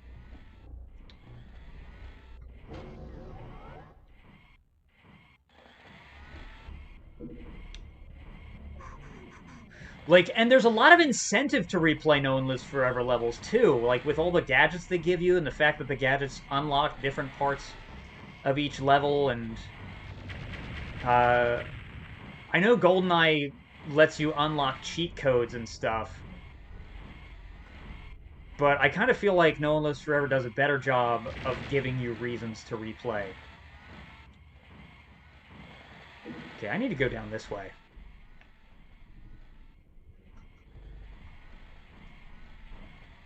Now, the other side of that is that replaying levels in GoldenEye is a pleasure that needs no, like, justification. It is a fun game with well-made levels, and I don't mind replaying them. Whoa! It's just that Monolith really knew what they were doing.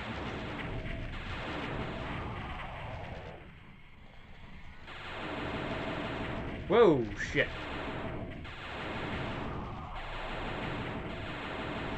And actually, that's another way to look at this, is that, like, here's how talented Rare is.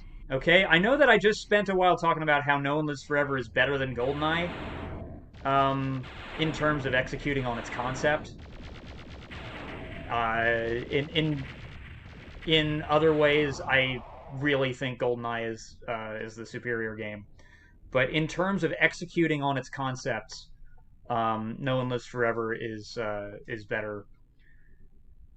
Uh, so I'll put it this way: No One Lives Forever is what happens if you made GoldenEye good and you knew what you were doing when you set out to make it. GoldenEye, the actual GoldenEye that we got, is somehow what happens when you have a studio that's never made a first person shooter before, doing the best they can, throwing shit at the wall and seeing what sticks, and just like brainstorming. You take a studio that's never made a shooter before, and the end result is still one of the best games of all time.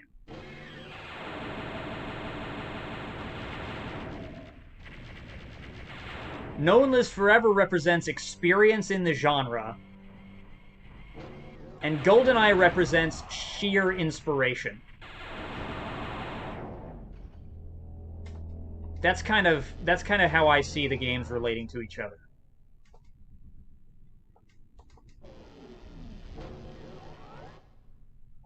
I don't know. Ask me in a week, I'll probably think differently. My opinions are ever morphing and never really pinned down.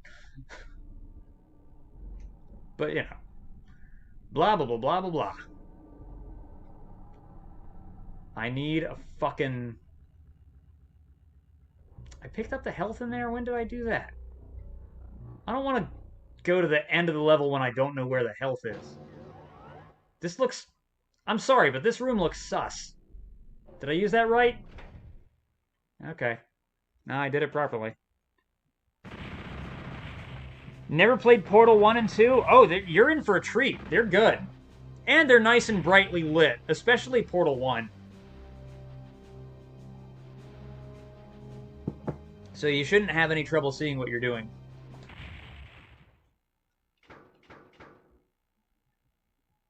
Save.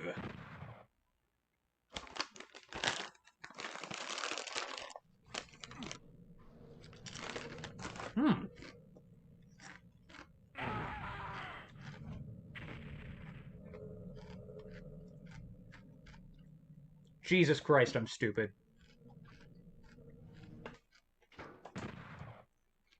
That was amazing. Just immediately Baron blasted. Okay. I deserved that.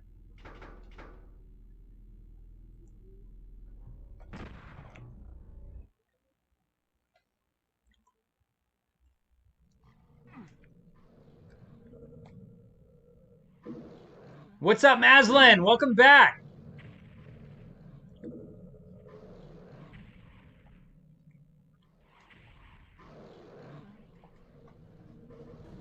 want to see if I can trick this guy. Nope. Can't trick him into hitting the spider. Or if I could, it's not worth it.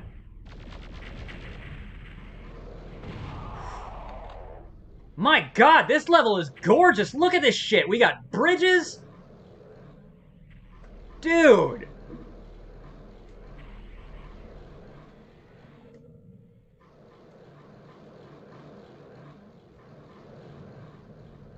Wow. Can this be lowered? The frame rate is actually lower here. And I understand why, because there's a lot of planes on screen at once.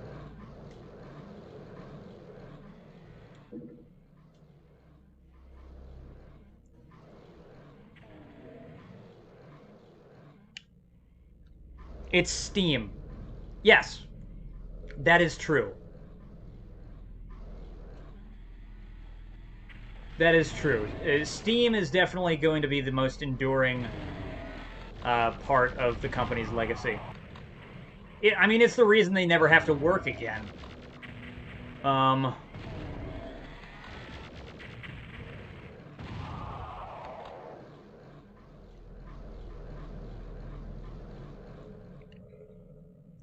Whew. Although, There is a case that the most enduring thing that Gabe Newell ever made was not Steam or Valve or Portal, but was actually DirectX. Let me regale you with a little story. You can remember first installing Steam with Half-Life 2. Yeah. My first time playing Half-Life 2 was on Xbox. That was my first time playing Half-Life 2 because I didn't have a PC that could run it. So, I first played Half-Life 2 without Steam. But yeah, so to tell the story of DirectX, we must first talk about Doom. As you do. But okay, so Doom became like absolute massive runaway success. This is a story that everybody knows. It's a story that, let's face it, is well documented. Everybody knows about Doom. But Doom made the case that Windows needed to be, excuse me, Windows needed to be fertile ground for running games in and running advanced 3D games in as well in order to really take off. I mean, it's still Windows. It's not like Microsoft was ever in danger of Windows not taking over. But what I am saying, though, is... so, with cooperation from id Software,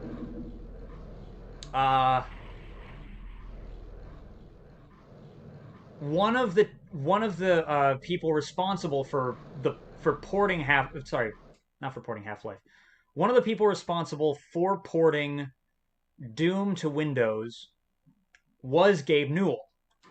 He was part of that team at Microsoft that helped create the API DirectX, which enabled Doom, and then by extension, almost any game in Windows after that to run in Windows. DirectX is partially Gabe Newell's baby. He looks like a fat version of Jesus. How can he not be a god? Yeah. Was playing the campaign of Gary's Mod. My god, you love Gary's Mod, man. I need to fuck around with that. But so at the birth of DirectX, we have the intersection of Doom and Microsoft. And okay, I'm jumping through here. Who do I kill here?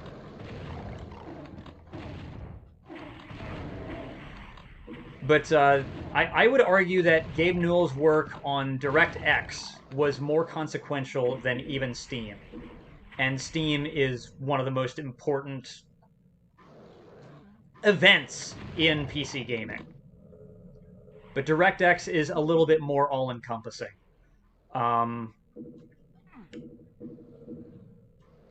It's a touch further in the background, but what the fuck? Okay.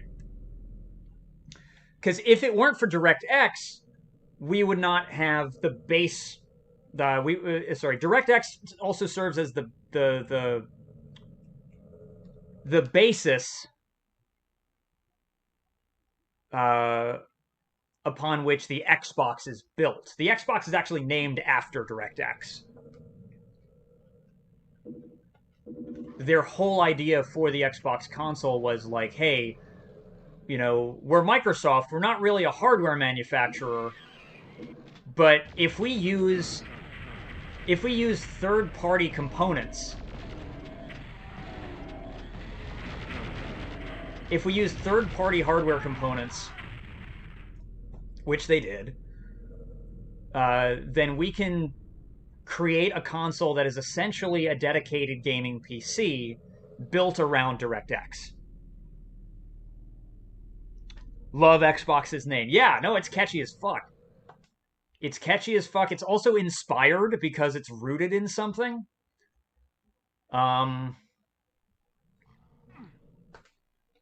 I mean, PlayStation has a pretty sensible name too, because it's a station where you go to play. But I know what you're saying. I also know that you hate PlayStation, so that was for you.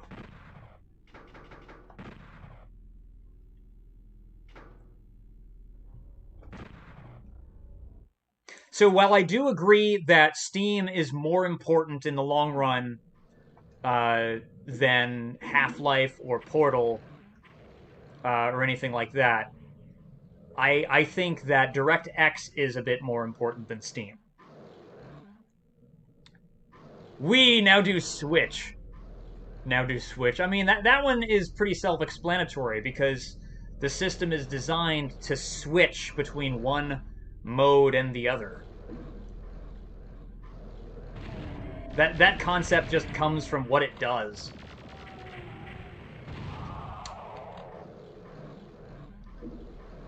Like, the PlayStation is just a shortened version of how NES referred to its system. This is the Nintendo Entertainment System. It's a system designed for entertainment, and we made it. So it's called the Nintendo Entertainment System. And then PlayStation is like, we're gonna take ego out of it. Conceited much?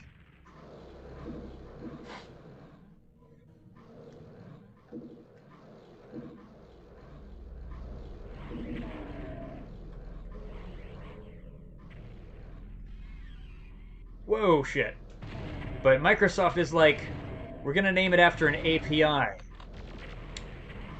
But we're only gonna take part of the API's name. So you gotta use your imagination. Gotta be poetic with your thinking. X marks the box. Game that is a boy. Yes, the Game Boy is named after the plastic's penis.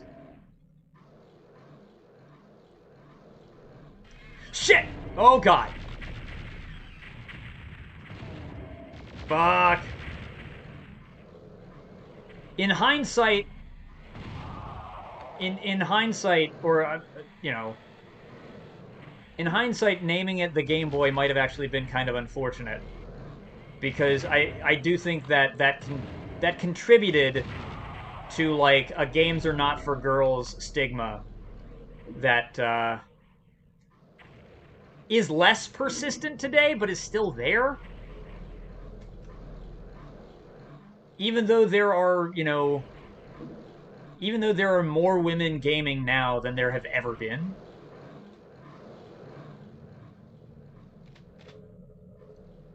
I think that naming your handheld system the Game Boy didn't help.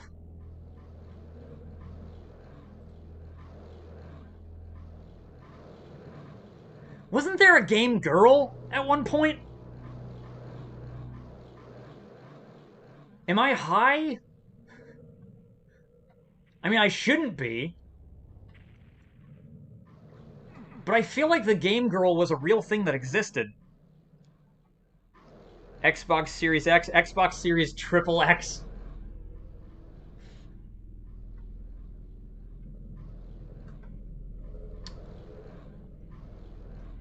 You know, I have a feeling that there isn't going to be an Xbox system next. I think they're going to get competed out of business by the new Intellivision console that's coming out. They're making a new Intellivision console. Don't ask me why, but it's really going to happen. And apparently the next Earthworm Jim game is an exclusive for the new Intellivision system. And while that's cool, that's also one of the dumbest things I've ever heard.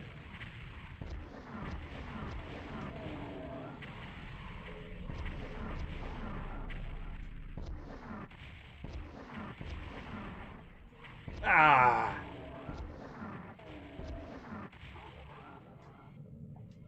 And the controllers for this thing actually still kind of look like the old, like, number pad disc controllers that it had. This is real!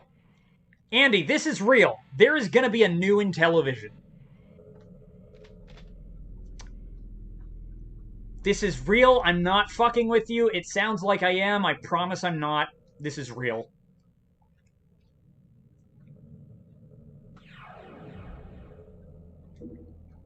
I already got my April 1st trolling out of the way when I told everyone I was streaming Dark Souls. Like, I'm telling you the truth.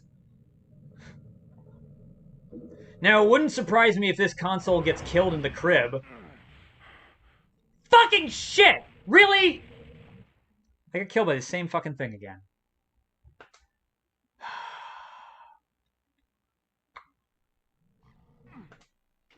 Time to back out and load the fucking thing and get back to the same place again where I get murked by a fucking flying, excuse me, missile coming out the wall. That's very annoying.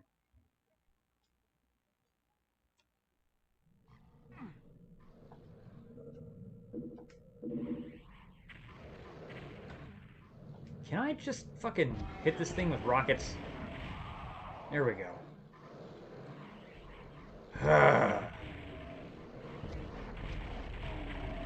Oh, okay. Missiles are hitting high.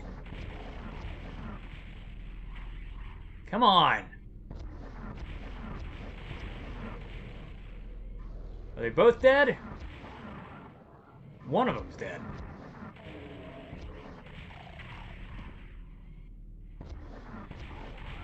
Now they're both dead. Fuck. I'll bet he's looking it up right now. Sucker! No, it's like...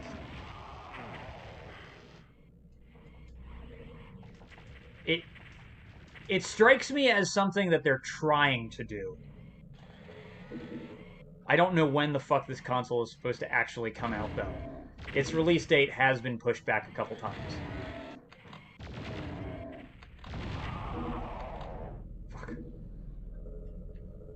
But at the moment, it is absolutely true that Earthworm Jim is supposed to be an exclusive for the next Intellivision.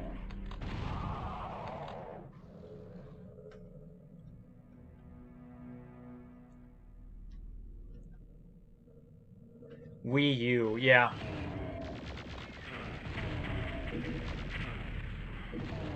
I feel like the Wii U is kind of a misnomer because it's not really even that much like the Wii.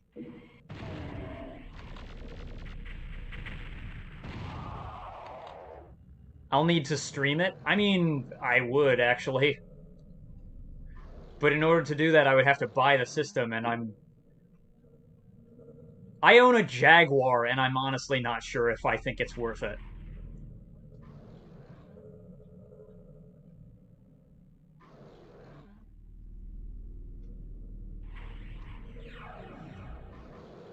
Fuck. You assume it'll be cheap? I hope!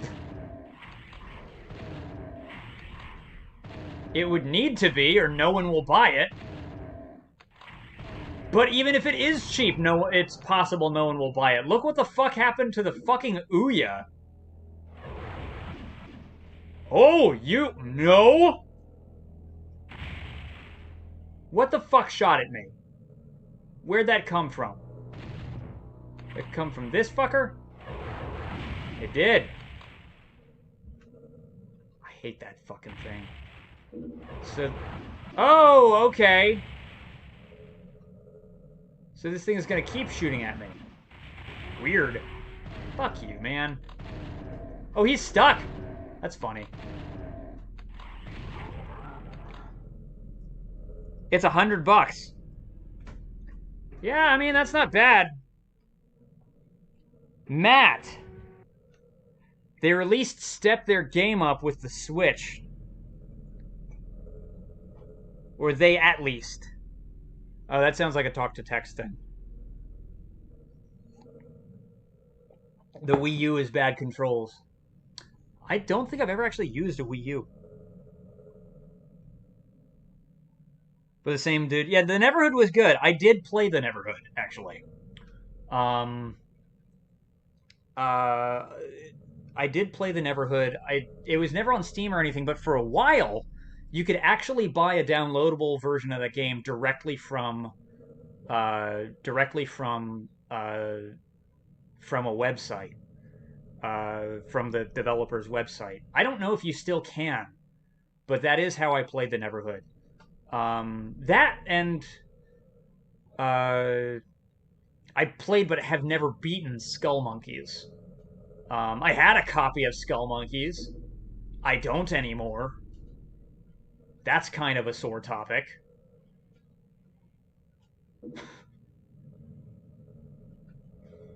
I am no longer in contact with the reason that I do not currently have a copy of Skull Monkeys. Um, so whatever. Ooh, man. My blood pressure just raised. Skull Monkeys is a great game. Oh, it's $100 deposit. Yeah. Claymation is awesome. And the Neverhood is a really, like, kind of stunning work when you think about it. Um, uh, like, if I were to rank, because I know that I know that the games I stream might get people to think otherwise, but the truth is, I have a soft spot for point and click adventure games. They just don't make for good streaming very much. But I like me some point and click adventure games. Um, and I think the two most visually arresting games of that type I've ever seen, which is kind of a pretentious way to phrase this, but whatever. It's no longer pretentious because I called attention to it in a deprecating fashion. So uh, now it's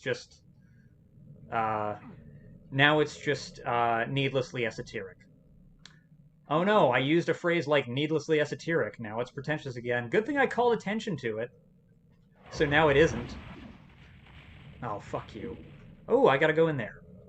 What was I talking about? Oh, yes, I was talking about the Neverhood and Blade Runner and how they're both fucking gorgeous. Now, I did stream Blade Runner. I just haven't continued that stream because I just haven't. Blade Runner is shorter than a lot of point and clicks.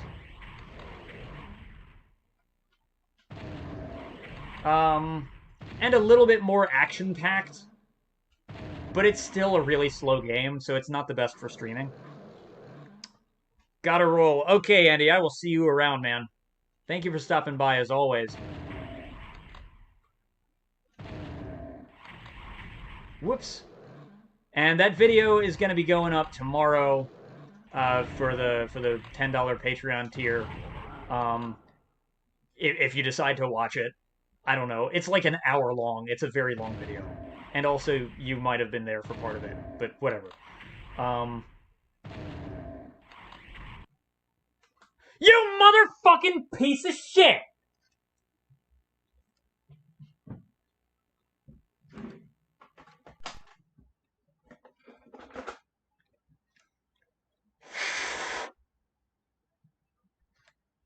God fucking damn it. Really? This is right after Andy said good luck. Come on, N64. You weren't listening. He said good luck, not freeze. Not bad luck. I didn't even die that time. That was my best attempt on that level so far. And the fucking game freezes.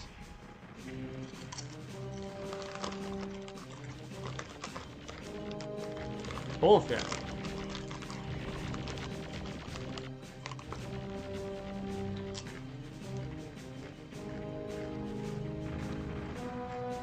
All right.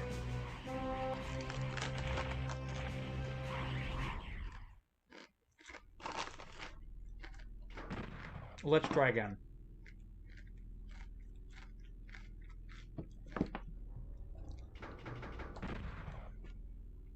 That fucking sucked.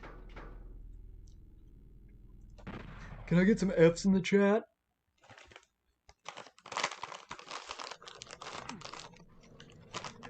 Whoa, I'm gonna get shot.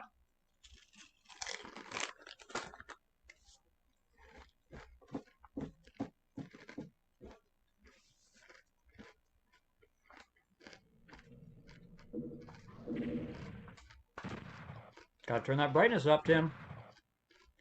Oh, wrong button.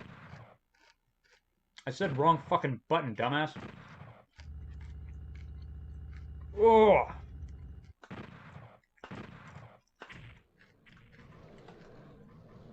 Shit, man.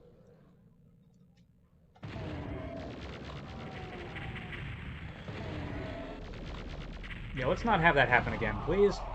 That was terrible. Ah.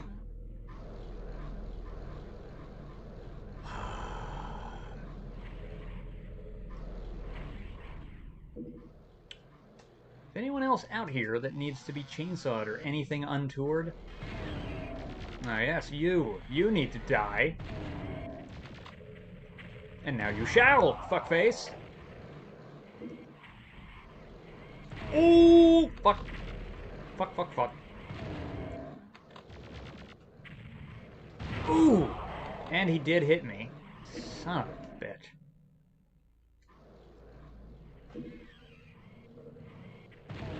Alright, come on. Kill him! Okay, he's dead.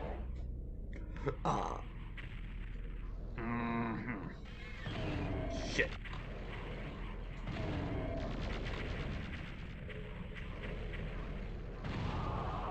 Alright. Oh my god, come on. How many of you fuckers? There we go. Shit. Let's get that ammo. Perfect.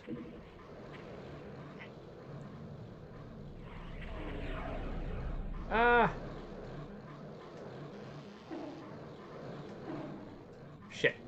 Hold on. That was not the best way to do that.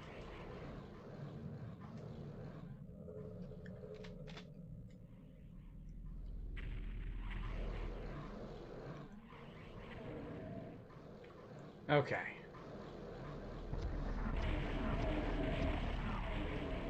Hit them! Make them dead! Come on, fool! Fuck.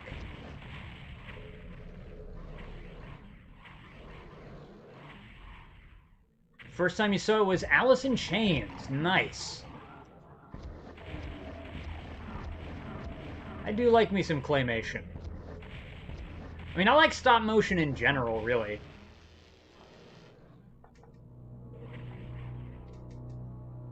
But I like the messy, freeform nature of animating with clay.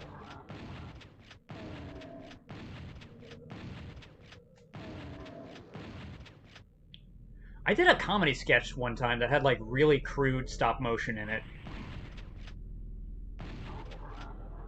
It was just a stop motion animated toy, though. It wasn't like I made the actual object that I was animating. I was just manipulating something that existed. But I am going to paste it in the chat so that you can see what I'm talking about. Give me just a moment. What the fuck?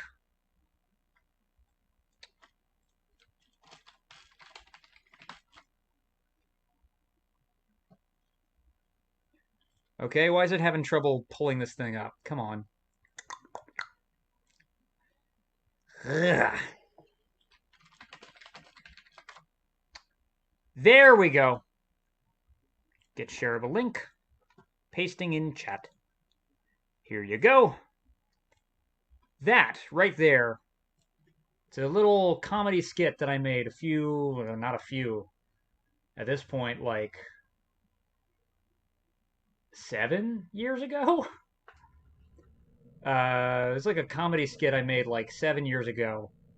About playing hide and seek with a little toy robot. It was fun. It's an underrated art. Yes. Yes, especially the more time passes.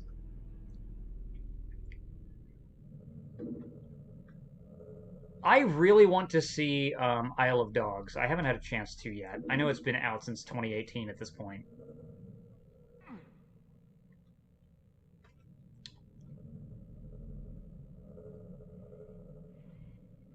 Ooh.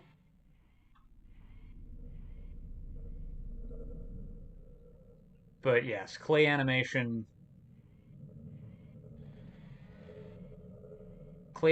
is very distinct. There's nothing like it.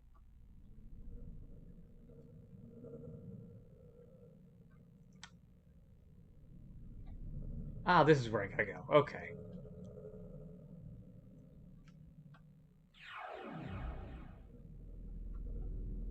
Sorry, I am. This is like a tangent I could go on all day. I'm not an animation snob, I don't think. I'm definitely an animation nerd. Uh, and I think the most beautiful animated movie I have ever seen is Bambi. Shit! Fuck! Like, I just cannot think of a single animated film that I just, like, am absorbed and transfixed in its beauty quite like that one. And a lot of the techniques that are used in that film are basically lost to time. Um, no one is trying to recreate them. There's certain things, especially if you look at like older Disney films that are even older than Bambi.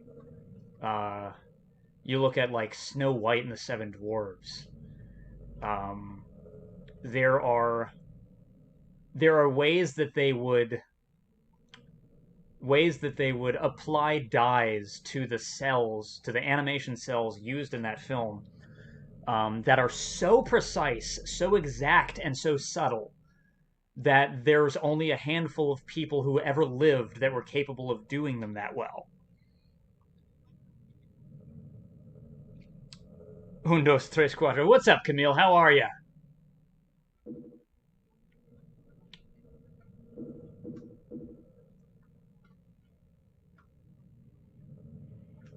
Like, there was one. Shit. Like, there was one person who was responsible for dyeing Snow White's cheeks, for giving her that blush, and it's such a subtle gradient, and it's the kind of thing you don't think about. But like an animator these days, gradients are all done on computers. But for animation cells back then, that was like you had to precisely mix your dyes and apply them very, very carefully. And there was no erasures. If you fucked it up, you fucked it up. And you either kept it in the cell or you restarted your cell.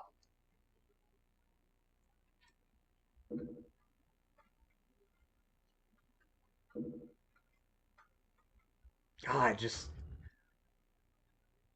And so when I look at something like Bambi and I look at the snow responding to the touch of every stick, every animal's foot, of the wind. When you look at all of the thought and character and life in the animation in that film, and then you go a step further and you realize, hey, that's the hand of a human being that made all of that.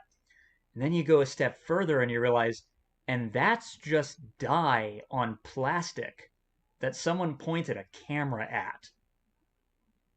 Interleaved panes of plastic, stretched thin over top of each other, underneath an animation photography camera, photographed, printed to film. And it's beautiful. It is beautiful. My God, there isn't a film like it. You're going to be right back. Well, there's one film like it. Fucking Bambi.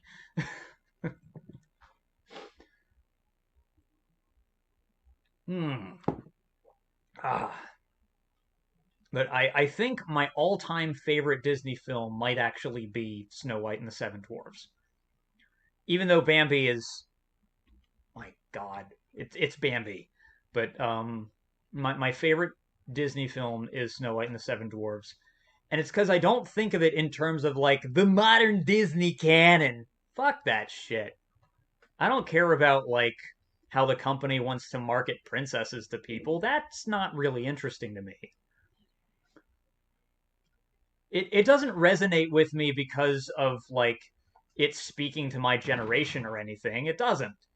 It's like a fucking, I mean, what? The movie is 80 something years old. Still looks fucking gorgeous though. No, like I it's what it is it's a timeless story. It's gorgeous animation. It's fun characters. It is the movie that we have to thank for the existence of feature-length animated films. It's it is a masterpiece, and I it's one of those movies that like every time I watch it, I get swept up in it. And even if I try to only engage with it on a surface level, what a surface. My God.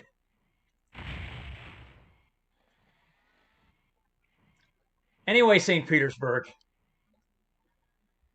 you got me. I hope you're happy. You got me talking about animation.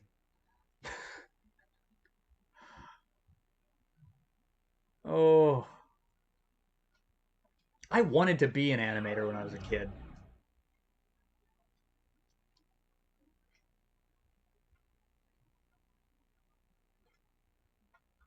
I need the red key. Fuck. Okay, I gotta go in here. Oh, wait. That's right. All right, let's hit him with the Unmaker. Die, fuckface!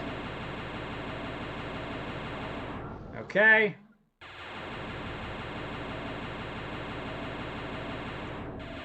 Oh my god, I have like 500 ammo for this fucking thing. Holy shit. That's awesome.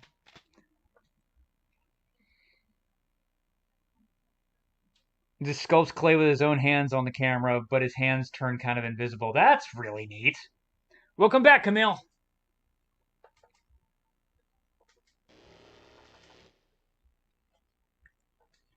Ah.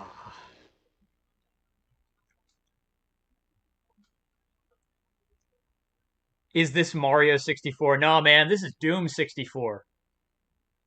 Why? No, the game title says Doom 64. You got me worried for a second. I was afraid that the description said Mario 64. I was gonna flip out. I was like, oh shit, how did I fuck that up? But I didn't.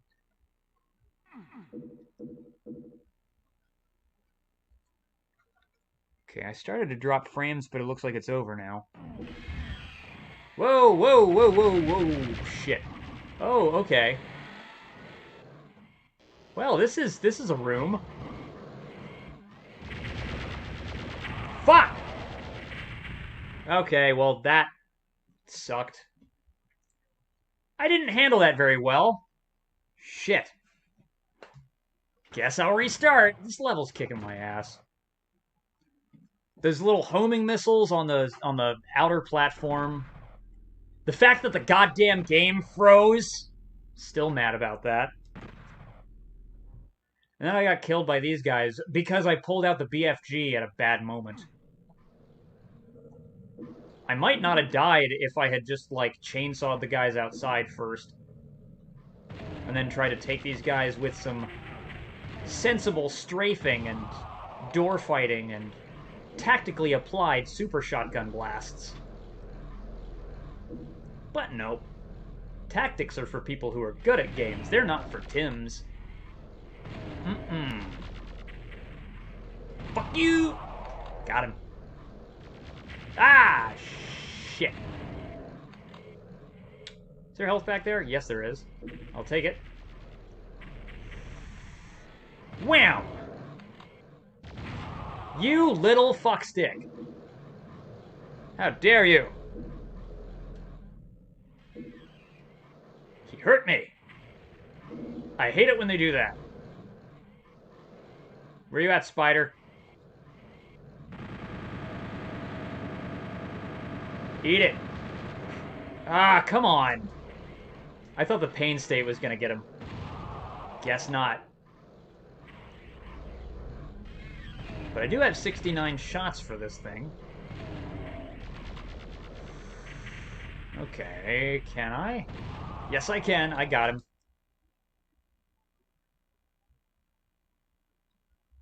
Sorry, I started to worry that the stream was dropping out again.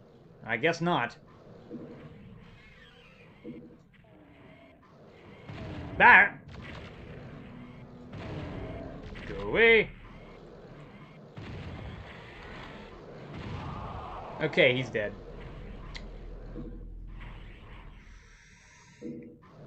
Ooh.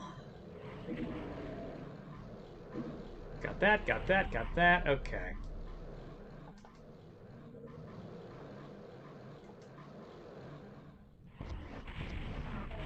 Hit him!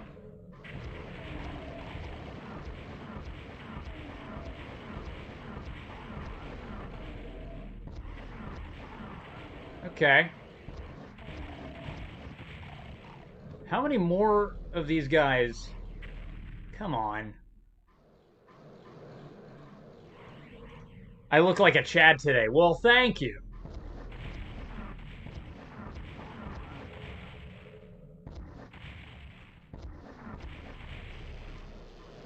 Thank you very much.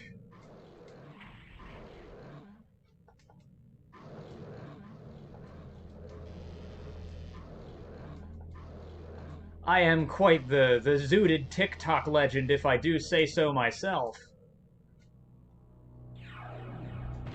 Is that something the kids actually say? I don't know. I'm just saying shit.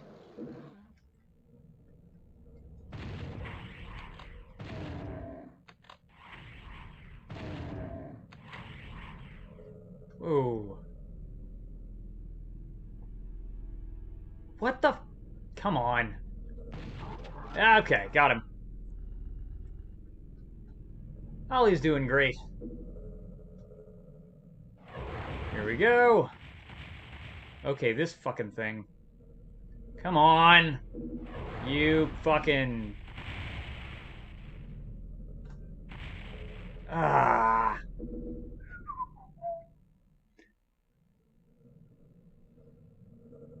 Then what? I have no idea who that is. I've never heard of this person. The funny thing is, I actually post on TikTok. I just, like, never check it. I don't watch anything on TikTok.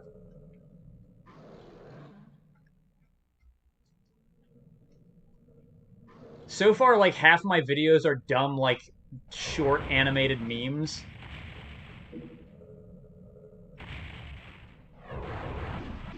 It's like the only time these days that I ever use... Oh my god.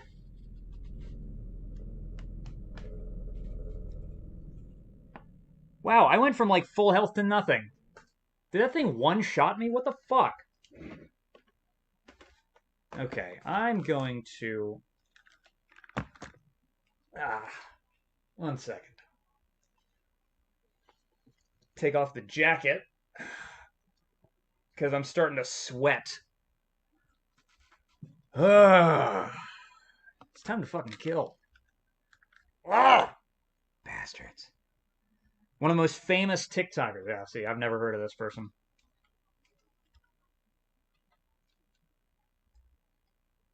It's so far from you and your generation.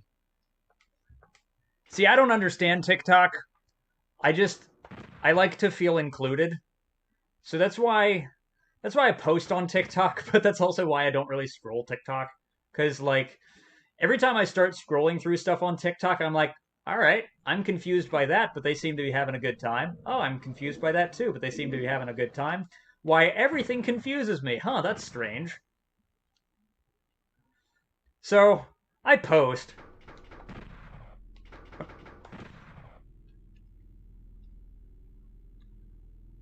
It's dumb 10 seconds. It's dumb videos up to a minute. I used to post on Vine, too. I actually miss Vine. That was dumb 7-second videos. It's great. You had like no time at all to get your point across in Vine, and it was just glorious.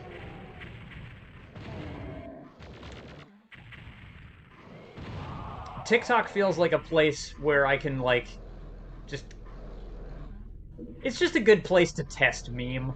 That's how I think of it.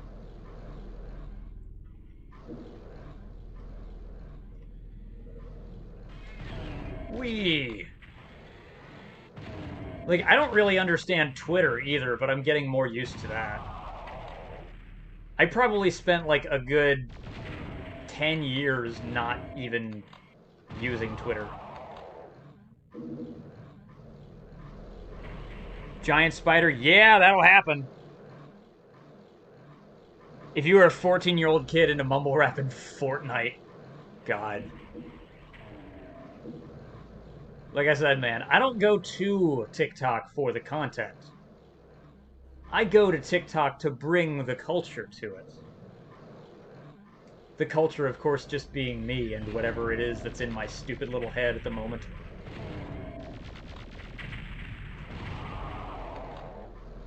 God, like, hold on. Like, this dumb shit. Wait, I'm gonna paste this. This is so idiotic. I'm gonna do this. Where is it? I'm gonna paste my most recent TikTok in the chat. Just because. It's dumb as fuck. How do I fucking copy the goddamn link? Is there any way to do that? Come on, I hate this.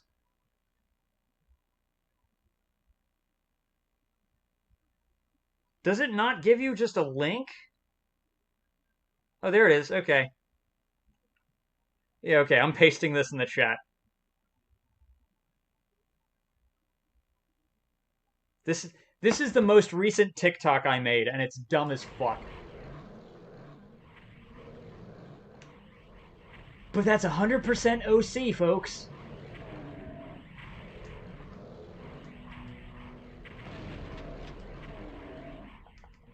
Ah, fuck.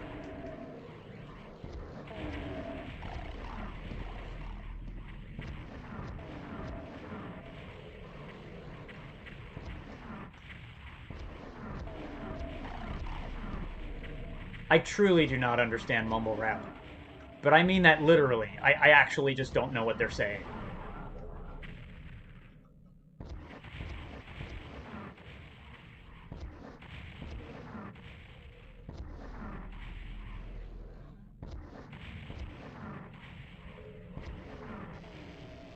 What the fuck?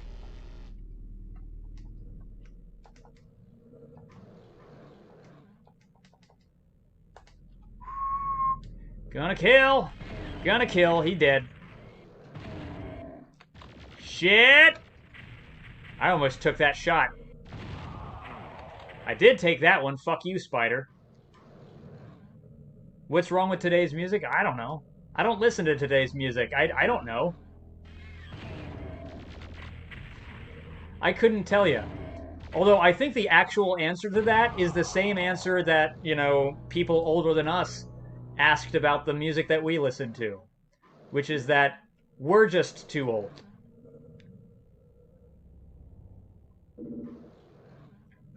I've heard a little bit of Billie Eilish. I don't have a problem with Billie Eilish from what little I've heard. She seems alright.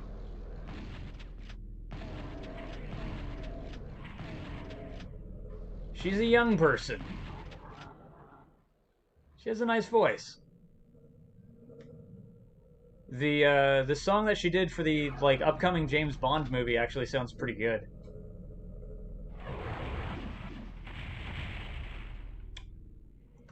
Whoa! Fuck! There we go. I've never heard of Lil Pump, so that name doesn't ring a bell to me at all.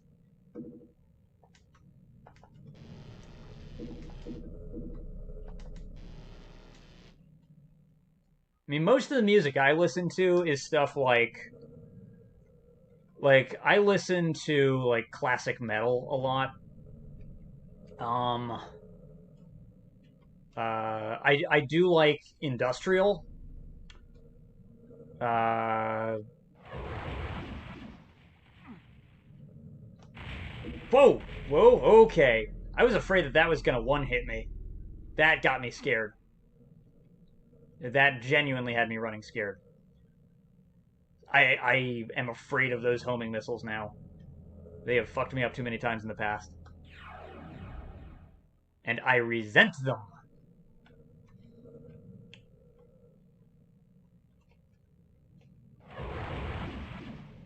How the fuck do I move up? That's how I move up. Okay.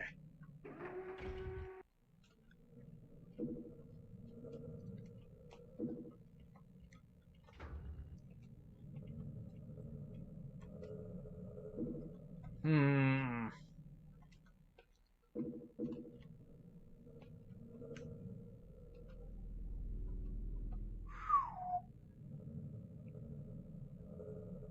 You just don't know who these people are. Yeah, that's fair, and neither do I.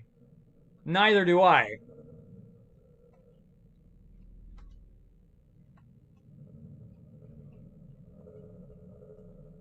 It's I've noticed that a lot of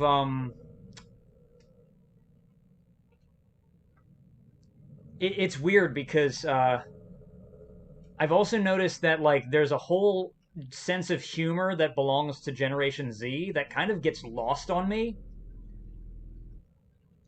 And I feel like kids think I'm funny, which is cool. I appreciate that. Helps me feel like I'm not going to like immediately become irrelevant. But at first I have to become relevant. That hasn't happened yet. Um, but like I feel like kids tend to think I'm funny. That's cool. I tend to not even understand what they're talking about. I don't get their jokes. I don't get their sense of humor. So I just kind of like smile and nod. I'm like, oh, okay. Yeah, cool. I support this because it seems to make you happy.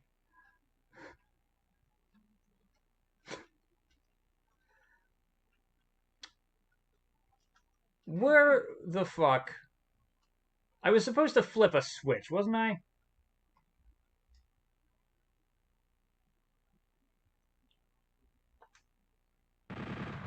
I am fucking confused.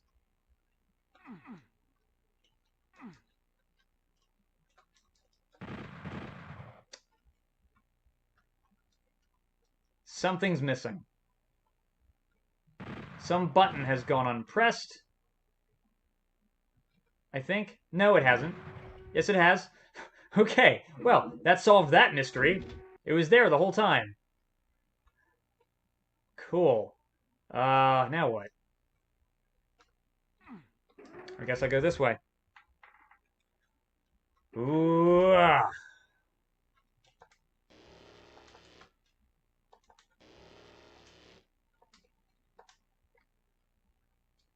There's not a lot of things that make me too grumpy. But I definitely get grumpy when people like I don't know.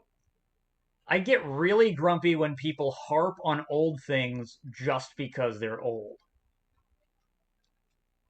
You know, like when like half of my defenses for older games and for like older controls stem from that.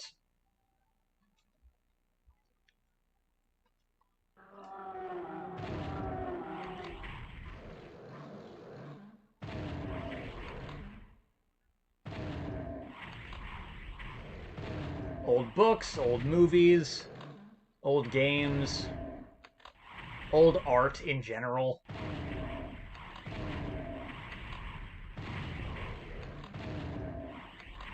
I really don't like when people fucking decide that they have a problem with something because it doesn't meet what their numerical standard of what good is these days. Actually, you know who really encapsulated this well was, again, someone who is much younger than me, but Noodle. Noodle just recently uh, put out a video um, where he basically airs his gripes about people that keep posting these AI upscaled old animations uh, as though, making, a classic Miyazaki film in 4K and at 60 FPS is somehow an improvement. And it's not. It makes it look stupid. He made a really good video articulating his points, and it's something that has been a bugbear of mine for a while. But it's something that every time I'm about to comment on something, it's like I just don't. You know what I'm saying? Yes. Yes. This is why I'm streaming using an N64, man. This is why I'm using the original controller. That's why I'm trying to show that this game, as it originally was, is a vibrant, fun, and exciting experience. Look at that sky! Look at this level! Look at this castle I'm in! And the violence erupting around you. This game is a work of fucking art. Alright, now let's not die.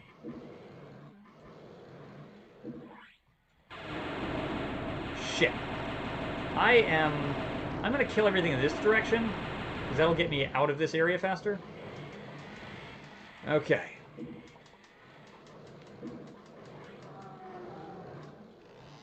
Shit.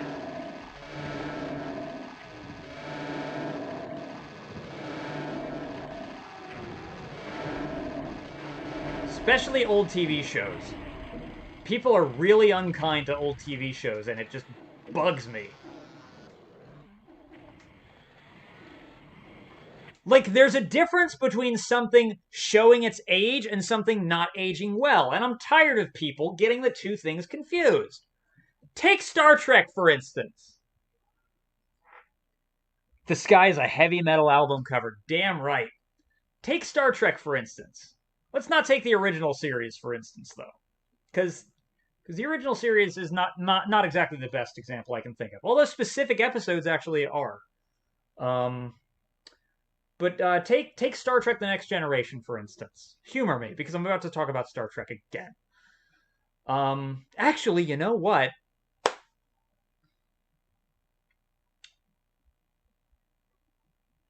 Take Star Trek The Animated Series, for instance. Let's go that way.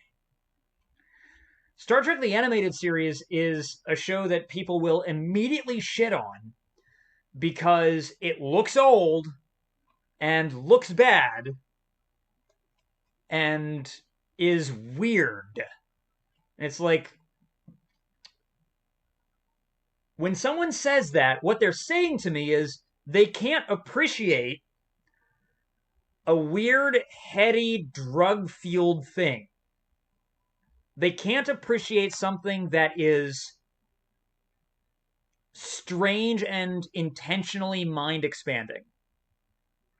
Because Star Trek The Animated Series is a trippy fucking show. And it's very well written. It is. The scripts for that show are arguably better than they are for the original series. Overall, on average, I think the batting average for the animated series is better than the batting average for the original series. But it's gonna be midnight in no time, especially now that I'm talking about fucking Star Trek. Now that I'm talking about Star Trek, I'm gonna be on this pause screen forever. Let me change what I'm doing real quick.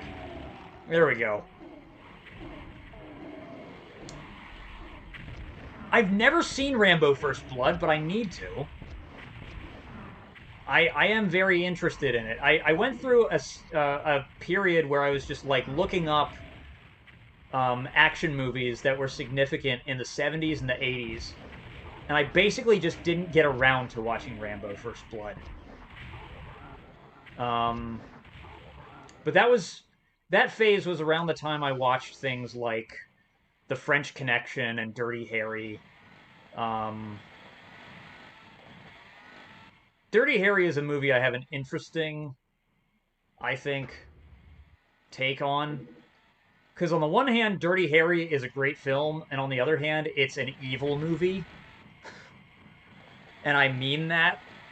I find the moral lessons that Dirty Harry imparts to be fucking disgusting. But it's also like such a good film. So I would and do own the movie on physical media. I would never like pay for it digitally or anything. I don't know. Ah, I'm that way with lots of things. There's plenty of things that I appreciate that I don't want to support. Call of Duty is actually one of those things. I appreciate Call of Duty. I have enjoyed every Call of Duty I've ever played. I just don't support it. Batman the Animated Series is so good. It's so good. I wonder how new audiences take to it. Because it's hard for me to imagine people looking down on its animation now. But I'm wondering if they do anyway. Because that is one of the best cartoon shows ever made.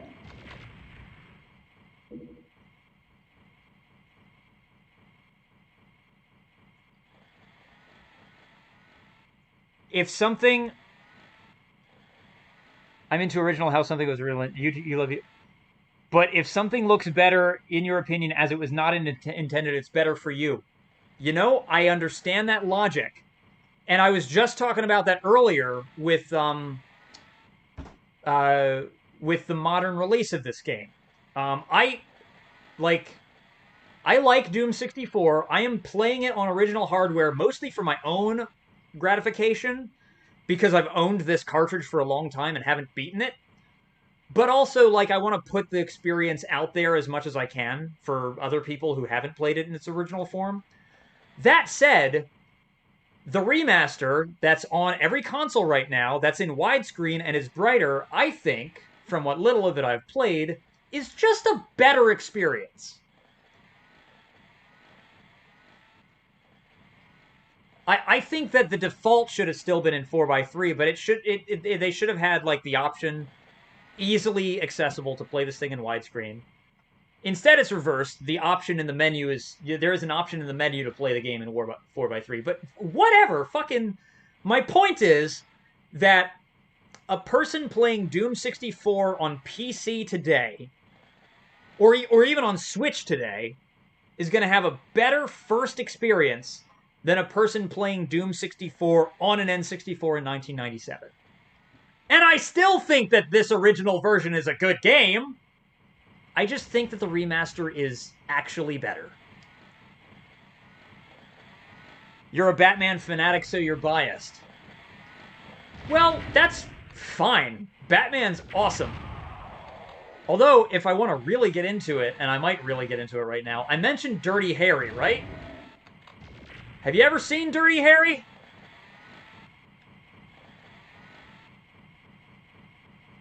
Has anyone in the chat ever seen Dirty Harry?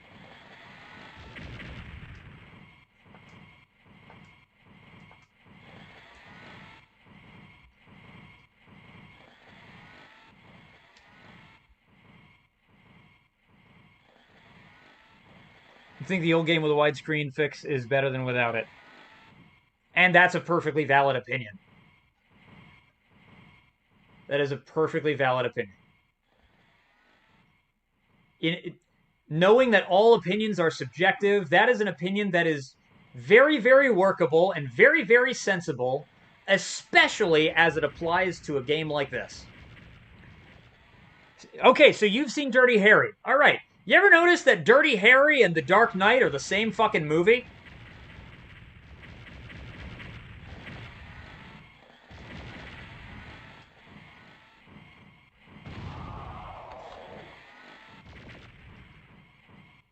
To a T?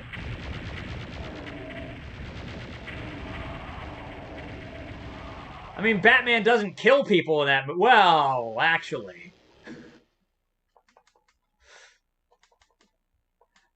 you could make the case that Batman murdered Two-Face.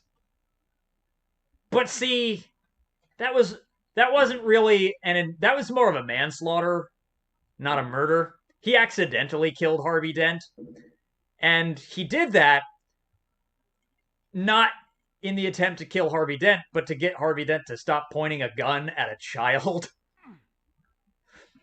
So it's not really that Batman murdered Harvey Dent. It's that Harvey Dent didn't survive Batman's rescue of Gordon's son. But but other than the fact that Harry Callahan fucking shoots people, Batman and Dirty Harry are the same movie. They go through the same beats. They have the same villain. For all intents and purposes, Scorpio is the Joker.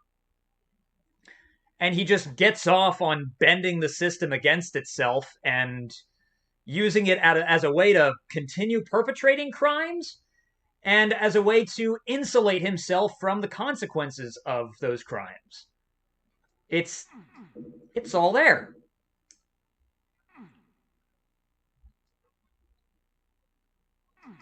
It's all there. Harry Callahan ends the movie by throwing away his police badge, symbolizing that the things that had held him back,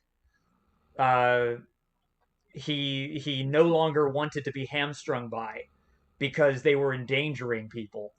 Things like due process, and let's like it's an iconic movie ending, but the implications are fucking troubling because the movie is basically saying, due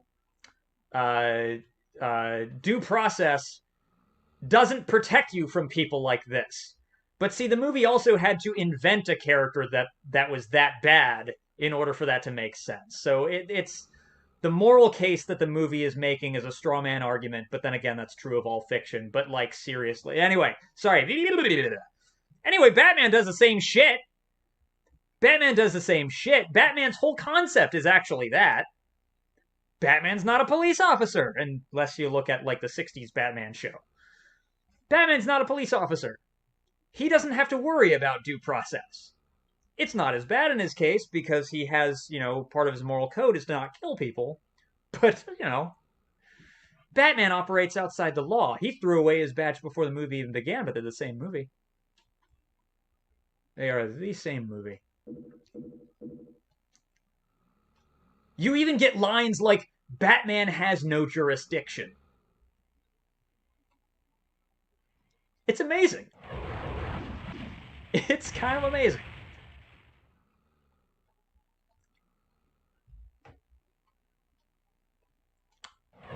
Now, I am about to throw around the F word at the moment, but the main problem I have with Dirty Harry is that Dirty Harry is a fascist movie. Now, like I said, it's a really good movie. It's a movie that's so good I own it. And it's a movie that, like, you should see. Because it's really fucking good. But, like, it's a movie that I also disagree with to my core. Dexter Morgan follows a similar code. Yeah. Whew. That's a fun show. That's a fun show. I like Dexter. Some people seem to think that the show itself exonerates Dexter because of his code, and it doesn't. It doesn't, because the purpose of the code is not to turn Dexter into a moral force. That's not what it is. The purpose of the code is to protect this psychopath that Dexter is. His father saw what Dexter was. And the thing is that Harry couldn't live with it. he thought he could live with it, and he couldn't. Because he basically, in protecting his son, enabled a monster. And the reality was too much for him to bear. And the show doesn't ultimately let Dexter off. I mean, yeah, I know he survives, but I mean, like, it doesn't let him off in the sense that it ever, you know, the show itself doesn't really forgive the character for what he's done. That's a layer that people don't engage with the show on, though. Because I've heard a lot of people try to say, like, oh no, his code is okay because he only goes after bad people, and it,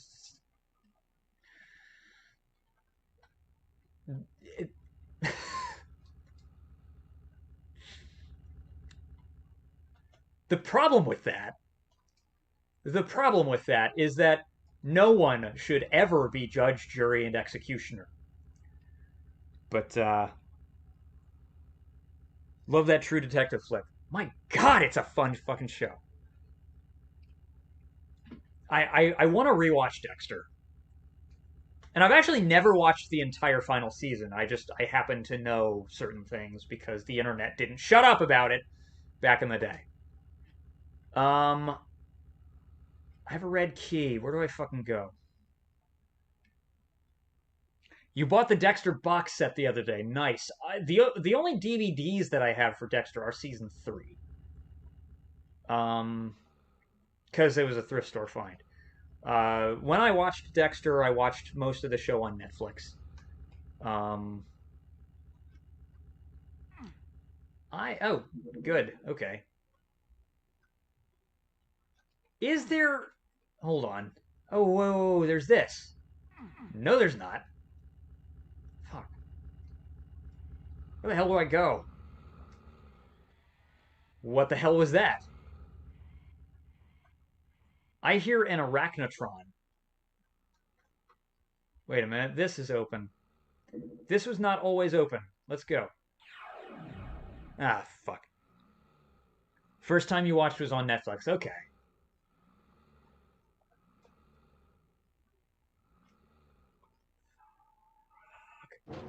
Oh! Gotcha. I guess that's where I go.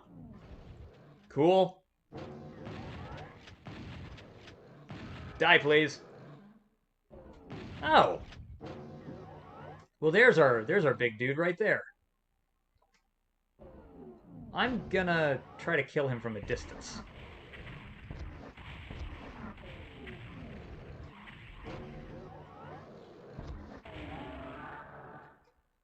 Huh.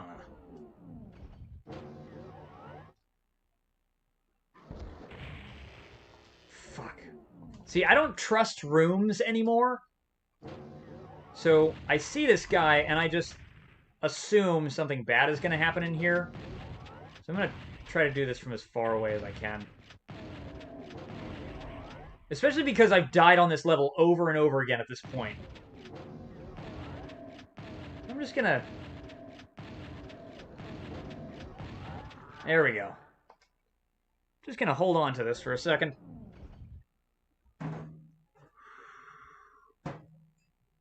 Ah, okay. Damn. Can I beat this? Oh. Okay. Let's get the... Ah, fucking hell. Now, somebody... I saw somebody not too long ago, but they were in the chat the last time I talked about Dexter. And they described Dexter as being justice porn, which totally misses the point.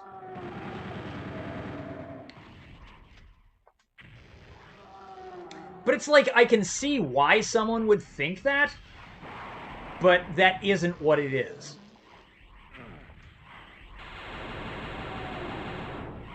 And the reason that's not what it is because the show makes it very clear that what's happening is not justice. It's murder. Carried out by a troubled psychopath. He's obviously in jail. Yeah, no shit.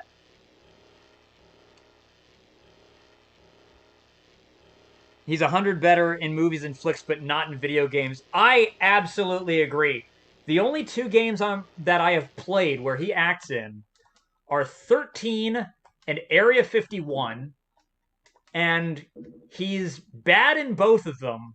He is even worse in Area 51. Like, he just sounds kind of like sedated in 13, but he is just fucking bad in Area 51.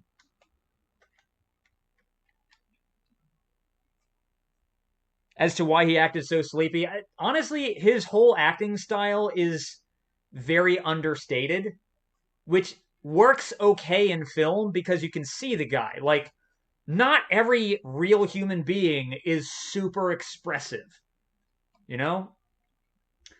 Like, so a lot of the characters that he plays on film feel like normal people is the thing. That's why his acting style works on film is because a lot of people are like that. Um, but in games, you're only going by a voice. There's no physicality to it. Dexter was almost caught a few times, so he wasn't above the law. Yeah, no, he definitely was not above the law. And frankly, an honest lawman died. An honest lawman died because of him. Dokes. Dokes was an innocent man. He didn't deserve what happened to him.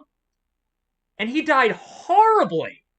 Now, Dexter didn't kill him, but Dexter kidnapped him.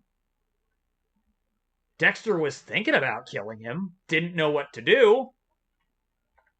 And then that fucking bitch Lila blows him up. I should stop doing that, but fucking hate Lila. Lila was a piece of work.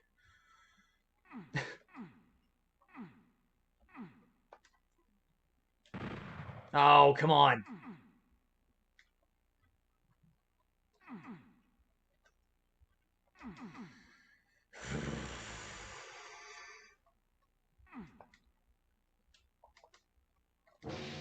Ah, shit.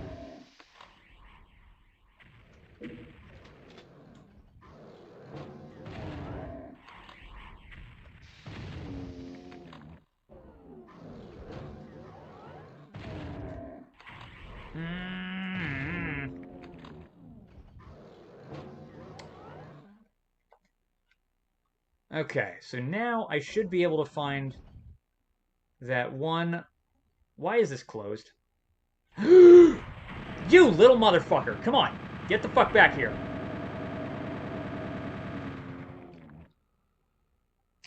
Yeah, Rita didn't deserve that. I mean, yeah, Rita didn't deserve that. I don't count Dexter as being responsible for Rita's death. Rita was targeted because she was close to Dexter, but Dexter didn't kill her. Dexter didn't kill her. That was Trinity all the way. That would be like saying Mills was responsible for his wife's death in 7. Like that's not really fair. Dexter's guilty of a lot of horrible shit, but he's not. He didn't kill Rio, but she absolutely didn't deserve what happened.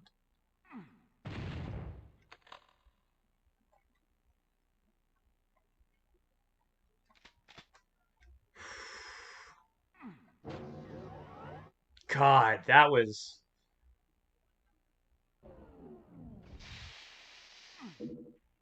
a moment. That was one of the most brutal moments of the show.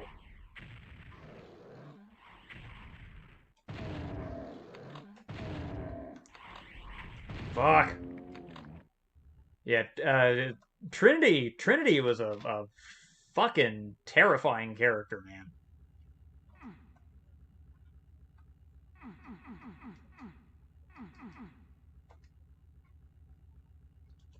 What am I fucking missing here?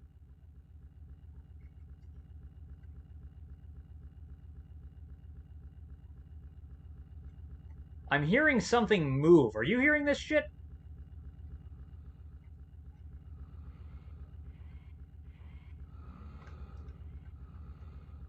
I'm hearing something move, and I don't know. I need to find my way back up. What's this? Bullets? Cool. Ooh. Whatever you do, Tim, don't fucking die. That would really suck. Go this way. Did you kill everything in here? Yes, you did. Yeah, John Lithgow was amazing, man.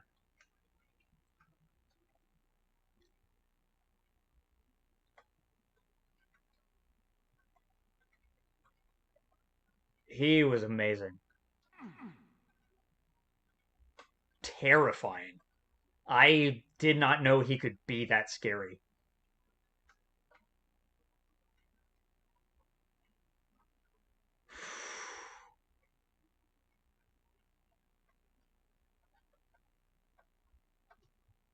Fuck.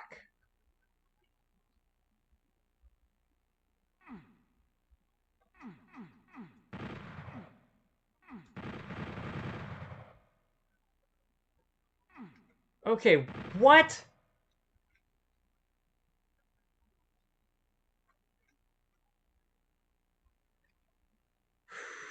I have 3 keys. I fought through this room.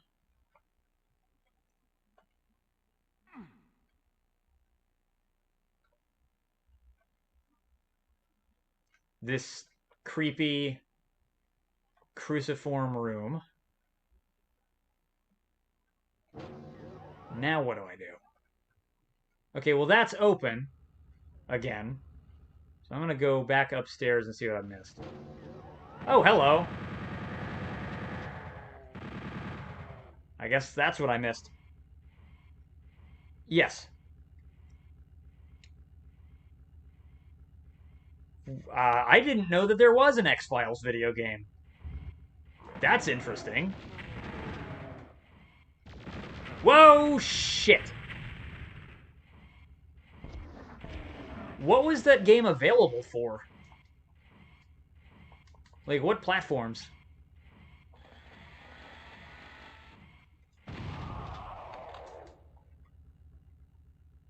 This is the first I've heard of it. Okay, oh, I think that was the... Yeah. Oh, boy, okay. You notice how the skulls by those switches all kind of look like Shao Kahn? I heard from a friend that the Mortal Kombat movie is really fucking good. I want to check it out.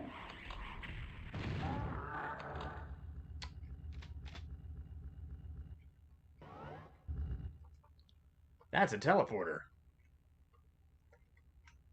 Huh. I'm gonna jump in it. Lava be damned. That's not what I want. I just don't know how to get what I want.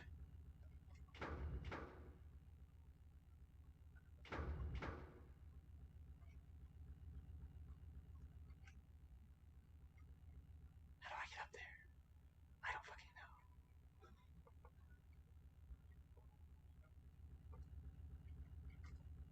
I have no idea at all how to get up there, so I guess I can't. That's fine. I'm pretty sure that did the thing that I needed to do.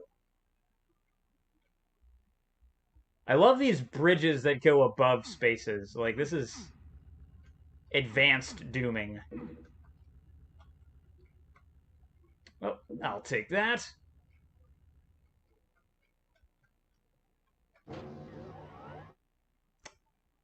Yeah, here we go.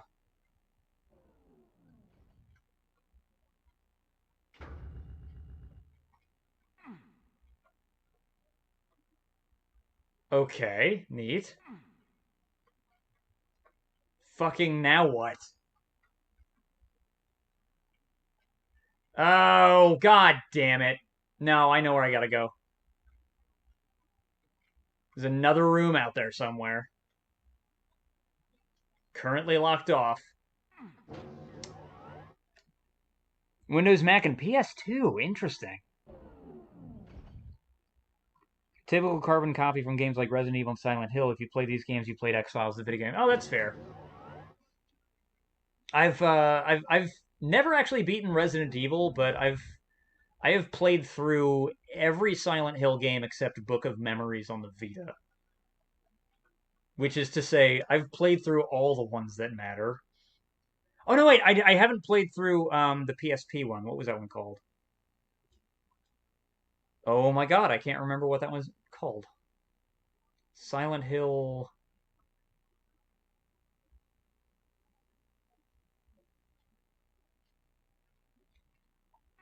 I don't know the name of this game. That's so weird that I don't know the name of the PSP one. Origins. Was it Origins? I feel like it's Origins. Yeah, Book of Memories and Origins I haven't played. Oh my god. What do I do?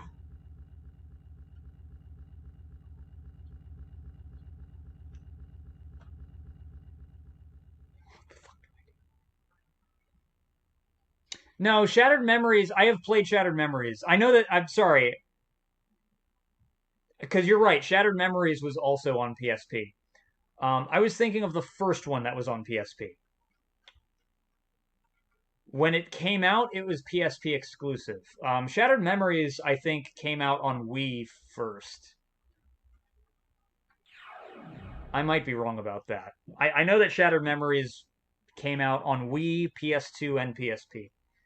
I think I'm thinking of Origins, and I think that only came out on PSP and eventually PS2.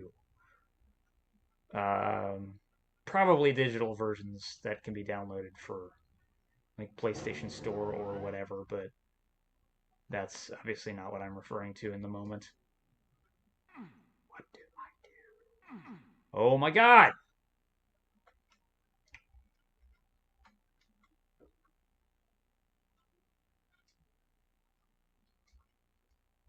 Trying to keep my eyes open here.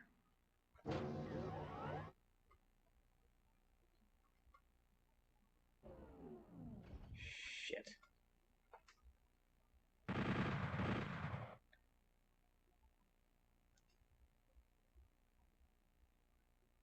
Okay. I mean, like that genre, that style of game is not exactly my favorite. Oh my fucking god, I hate this level so much. I hate this level so much. Am I playing Sigil? Is that what the fuck this is? This feels like a Sigil map. Mother of God. Oh, that pissed me off. Fuck.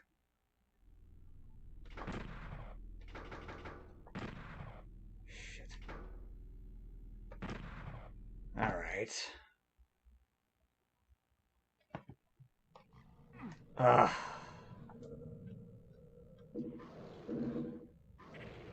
Okay. I guess I had to go up that tower. It's just like it's like you find yourself chipping away at this level. I feel like I'm chiseling away at it. But also it's chiseling away at me. Fuck. Come on, fucker. Okay, you're dead. I don't know. Maybe I'll do better? Fucking stop hitting me.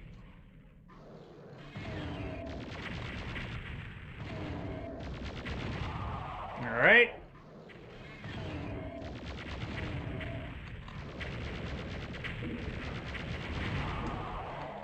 It's so hard to not get hit by that thing. Let's backtrack for health. 98? Yeah, that's fine. Ah! I'll fight them from here. Fuck it.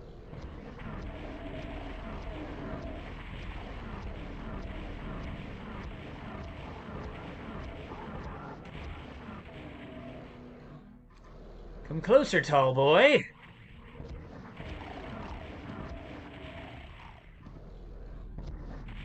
Fuck you. Come on. Is he alive? Oh, he's good and dead. No, he's alive. Looked like the sky was flickering there for a minute.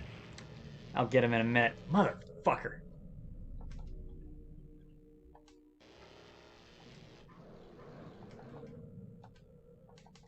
Alright, let me get that chainsaw out. That's going to be real useful in a minute.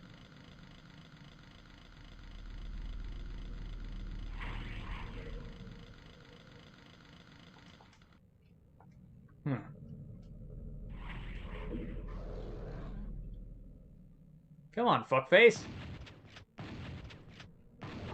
Okay, he's dead. Oh. Oh, cool. Here come the fucking bombs.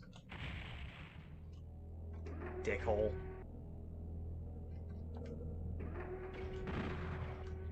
Alright. Gotcha.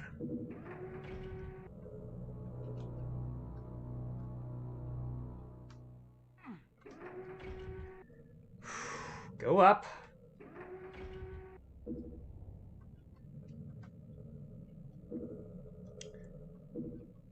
Yeah.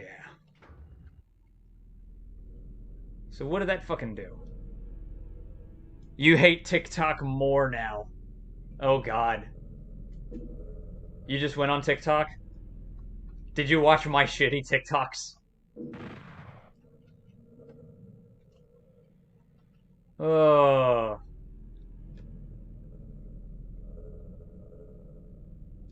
Oh. Oh no, I don't want to even know about this.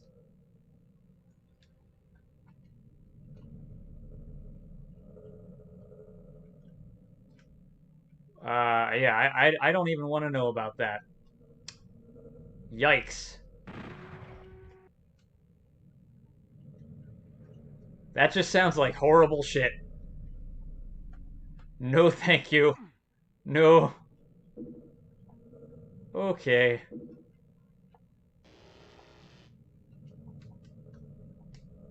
You ever just wonder why is internet?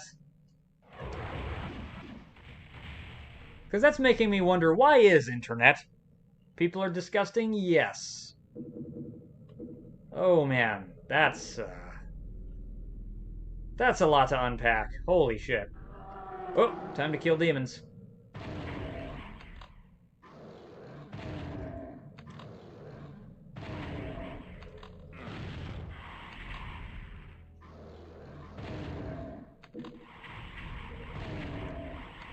Ooh.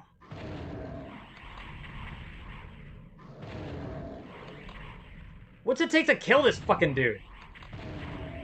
Jesus Christ. Ah! Well, maybe if I, like, didn't keep missing! This fucking game. This fucking game. Ugh.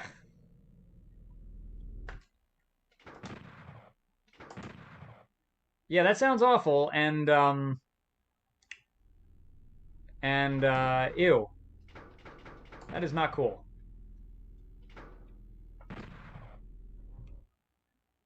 Ah.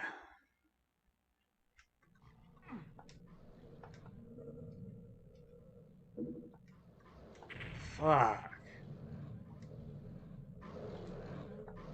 I am so tired of fucking dying.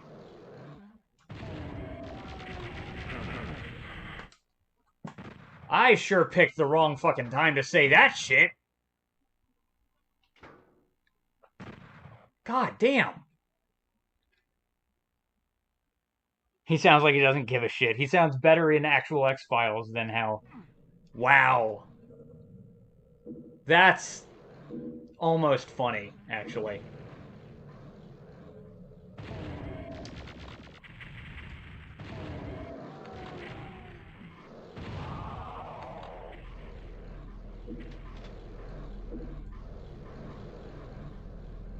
Now, part of that, though, and this is just my guess,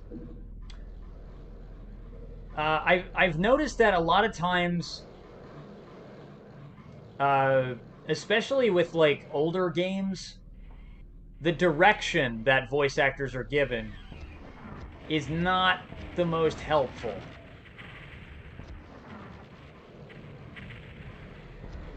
Like, to an extent, a bad performance is as much the director's fault as it is the actor's. And David Duchovny might just not understand the differences between film acting and video game acting. I don't know. Having not played the game, but what I can tell you is that, like, he sounds asleep in 13, but he sounds way worse in Area 51. So I feel like in 13, he was probably given some decent direction. At 1 or 2 points, someone probably asked him to do another take or made a suggestion on a line reading. You know? And I feel like that definitely didn't happen in Area 51.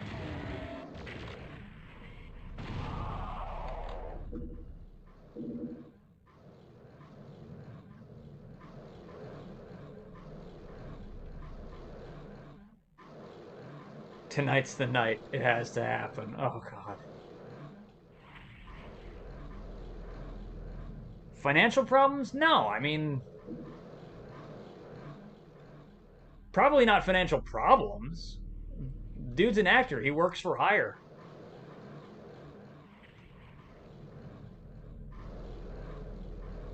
I mean, Patrick Stewart has been in a number of video games. Most of them Star Trek games, but then, like, he's also done things like Oblivion and fucking, Castlevania.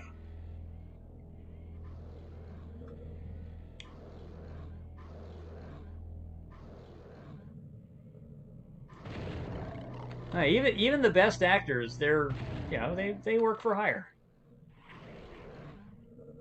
Doesn't mean that they're in financial trouble. Patrick Stewart is a national treasure. Yes. Yes, he is a national treasure. Britain must be proud. No, I think he is an American citizen at this, but, you know. My point is, he is absolutely a treasure. But he is, I think he is more deservedly Britain's treasure than ours.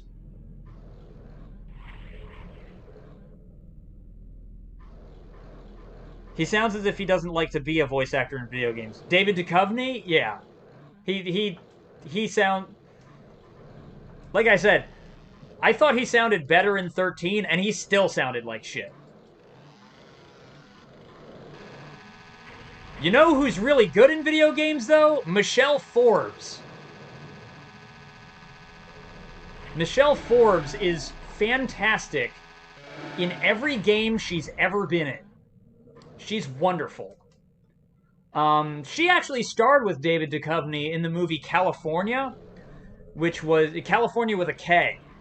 So that's the movie where David Duchovny and I guess his wife end up getting abducted by a serial killer. It's like a serial killer abduction road trip movie. Juliette Lewis is in it too. And Michelle Forbes plays David Duchovny's character's wife. She's fantastic in the movie. She's in so many games. She was Judith Mossman in Half-Life 2. She was Gail Revis in Chronicles of Riddick, Assault on Dark Athena. She's been in plenty of things that I probably just don't even know about. and she's always fantastic. And I think it's because she actually respects video games as a storytelling medium. She actually gives these performances, you know, the effort that they deserve.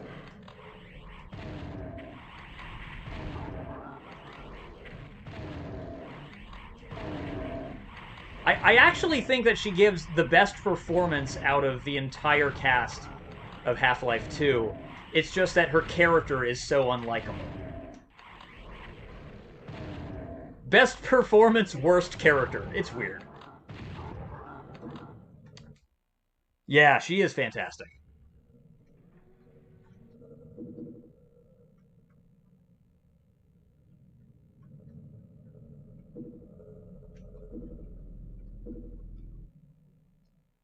How many weapons can Doomslayer carry now? I have no idea. I'm wondering how many weapons I have at the moment. 1, 2, 3, 4, 5, 6, 7, 8. Not counting that, because that's a hand. So 8. He's carrying 8 weapons right now. Oh, wait, hold on. I was wrong. He's carrying 9, because he's got a chainsaw. Pretty good. Doom Guy is fucking stacked. I did flip this switch. Okay, good. Now let's go this way. So I can pick up that. And then drop it. I guess. Because this game hates me. I think that switch opened the... Yeah, it opened the door in the middle. Oh, Mark Hamill's the shit. I love him.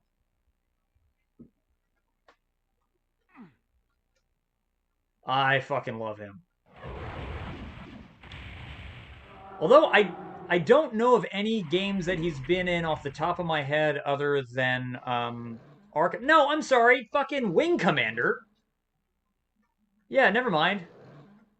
Oh, he's great in Wing Commander.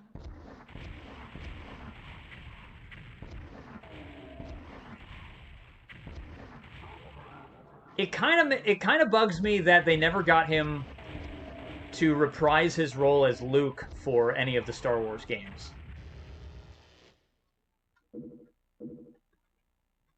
Like, they got Billy D. Williams to be Lando in Jedi Knight 2, but then Jedi Academy, they couldn't get Mark Hamill to play Luke Skywalker. He's in Darksiders. Oh, that's awesome. Well, that gives me a reason to play the game now. I've had a copy for years and just never gotten around to playing it.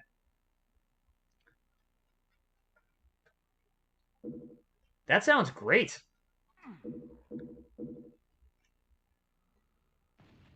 Who actually knew that he could be amazing and insane as the Joker? Yeah. Well, I mean, anybody who grew up watching the cartoon did, but yes. I think it's interesting that, like, the Arkham series kind of reintroduced him as Joker to a whole new generation of people. And it's like... It's kind of like... It's kind of like the spaceman with a gun meme. It's like, what? Mark Hamill was the Joker? And then the spaceman behind is like, always has been. All right, Camille, I'll see you around. Good night. You have a good one. Thank you for coming by. Whoa, shit! Oh, God. Fuck. Oh, that's the other room I need to watch out for. Okay.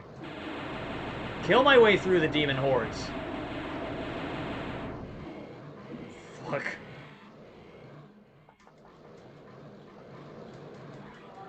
Ah! Can I just fucking... Whoa, that was fucking good! That was a good fucking BFG shot.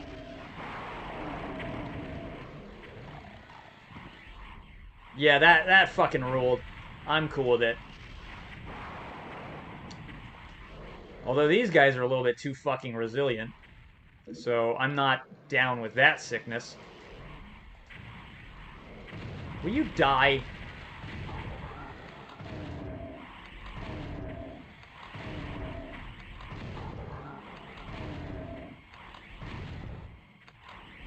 There we go. Fuck. Throw the switch. Okay, well that answers that. Once I get all 3 keys, I need to come back here for this. This game really makes you memorize its shit. First find every key, then come back.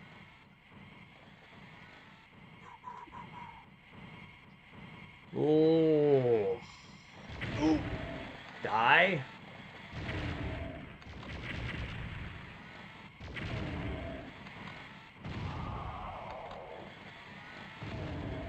Shit.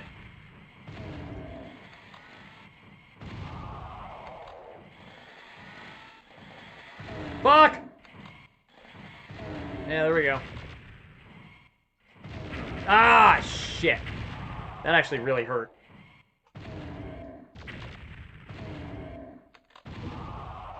There we go. Blech.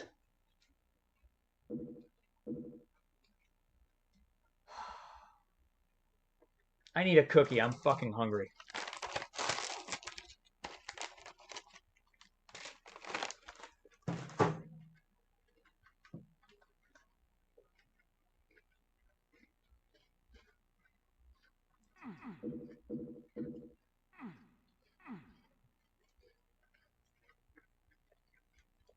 Okay, what's pissing me off is I feel like I have actually...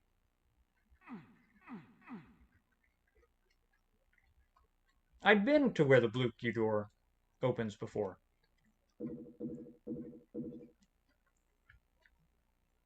Yeah, what the fuck?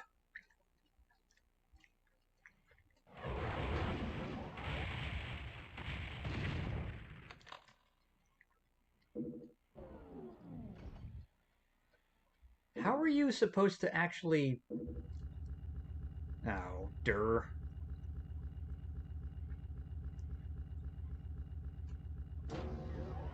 I'll bet I didn't even need to go this way.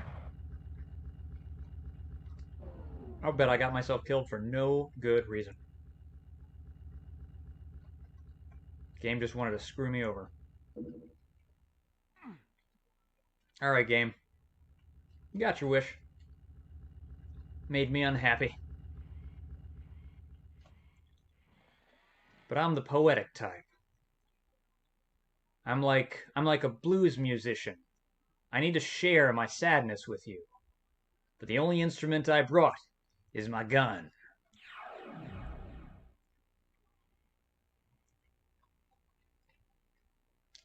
That was a tortured fucking metaphor if ever there was one. Sorry about that. I don't know what's with me right now. Die, please. Fuck you all. Who else is still fucking shooting at me right now? You are. Will you fucking stop? Oh. Hi there. Tall, dark, and gruesome. Oh my god. There we go. Okay. Climb. Bastard. Okay.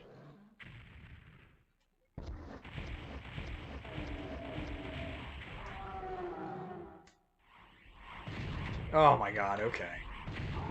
No, I fucking get it.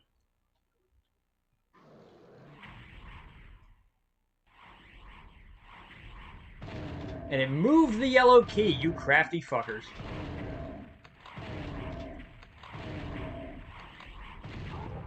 Eat it.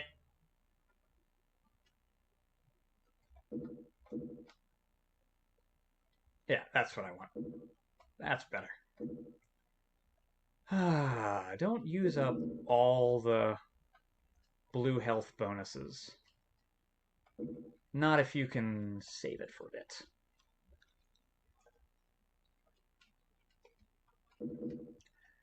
Okay. Another cookie. Jesus. Must have more. Must. So good.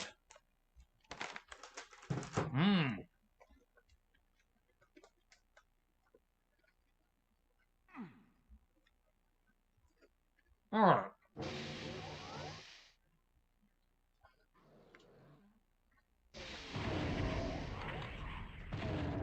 Come on. Yeah, you're dead. And that's funny.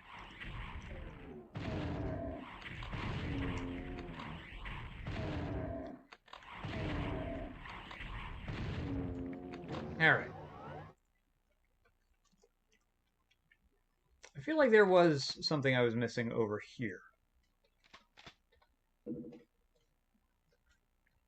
And it wasn't this.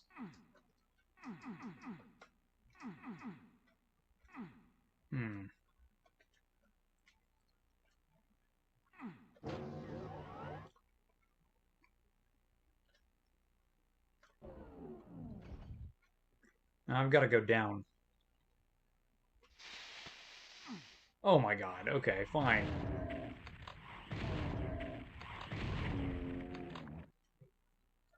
Oh, shit! Clever. Got him, though. Silly goose. Alright, well that's not it. I'm hearing somebody move around in there.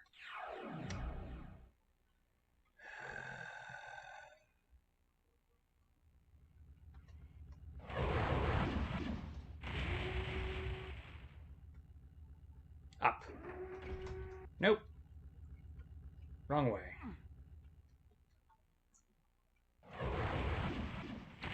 That's the right way. Continue on up. Except this way should be open. Yes, got it. Oh, hi. Yep, thought so. Whoa, you fuckers. Very nearly got me.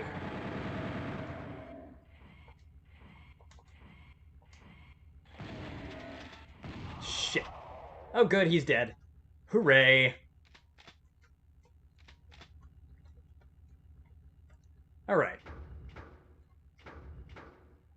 Like how the sector disappears from the wall, that's cool. Alright. Well, but now what?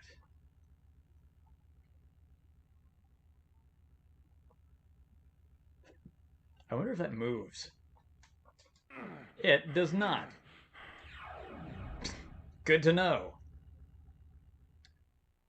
Now let's go this way. Yeah, that didn't fucking do shit. God damn it.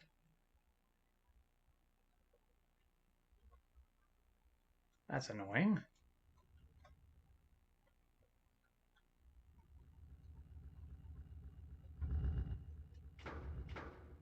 Why the hell did that lower? Oh, wait a minute.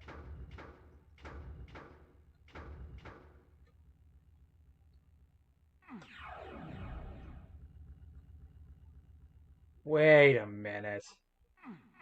Does crossing the threshold reset it? No. So what the fuck? I don't get it.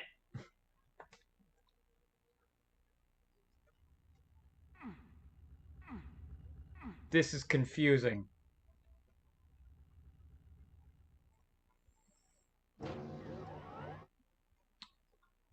What's even more confusing is I can flip this, and it did something.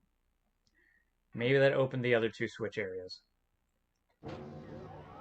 Maybe it opened only one of them. Maybe the game is really going to be that asinine that it will make me walk back and forth to each of these in order.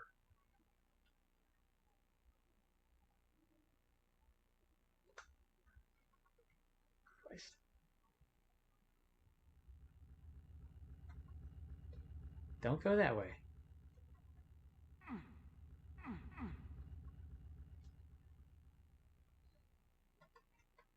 Okay, already been here. So, gotta go downstairs. Where is it? I know it's nearby. It's not that. Oh, come on. There you are.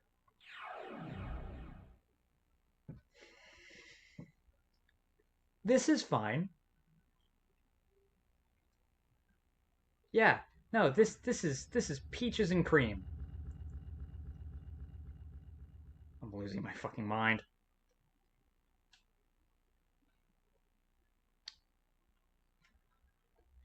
Is there anything over here I can grab? Not anymore. It has all been grabbed.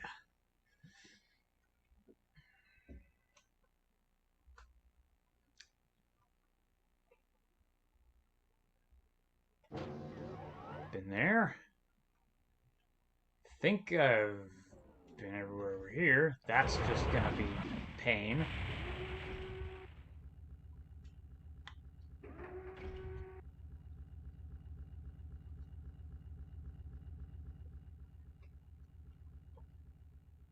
What am I hearing?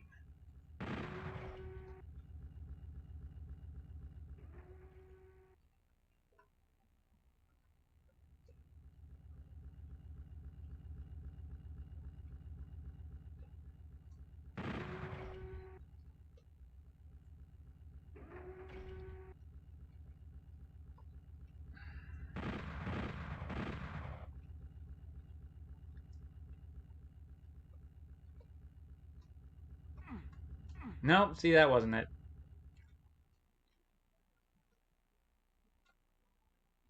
Shit.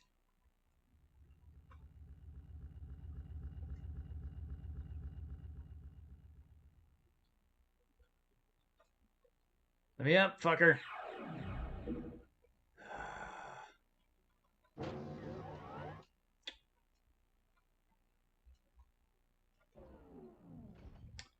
Already did that one.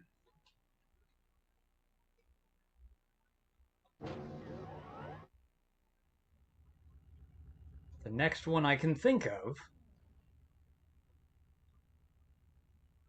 is this way. And it is a clear no-go. Dude, yeah, I am not a fan of this level. I like the environment design in this level a lot. This is a gorgeous looking level. But it is very goddamn annoying trying to navigate this fucking thing.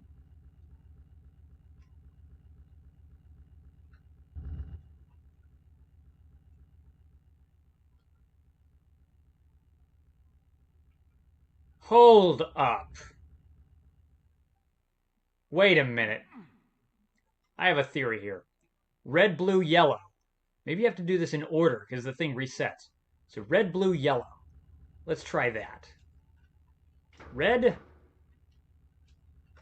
blue, yellow. Let's teleport out so it doesn't reset. Let's see if that changed it. It did! Haha! Okay. So, alright. You have to flip the skull switches in order. Oh god, that means I need to check the next one to find out what order it is, then come back, then flip the skull switch.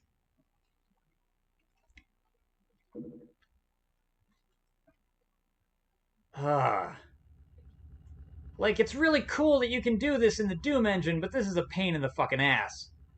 Yellow, red, blue. Alright. Yellow, red, blue. Yellow, red, blue. Yellow, red, blue. Yellow, red, blue. Fuck.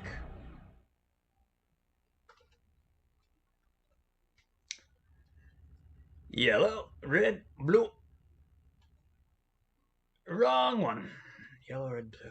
Yellow, red, blue. Yellow. Yep. Red.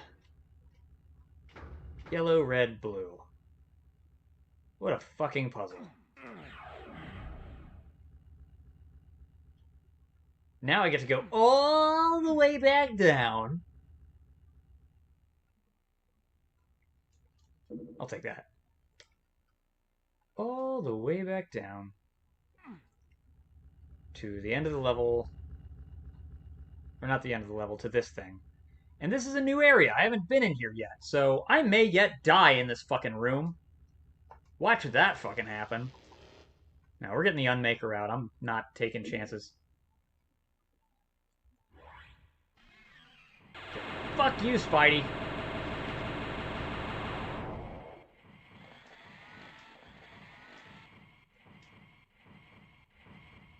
Die, please.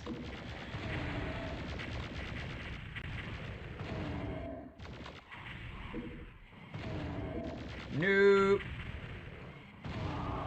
Yeah, fuck you. Got him. I heard someone else moving around out here, too. It's not funny to figure out where the hell you need to go for 30 minutes. Yeah, that's fair. That's fair. I haven't seen Video Game Donkey do anything on this, but if he's describing Doom, that sounds like Doom. I will say that Doom doesn't usually take me 30 minutes to navigate. Doom, like, I just completed Doom 2 for the first time this year, and I didn't really get stuck navigating Doom 2. Doom 64, I have gotten stuck navigating several times, though. Like, this is the most cryptic Doom game.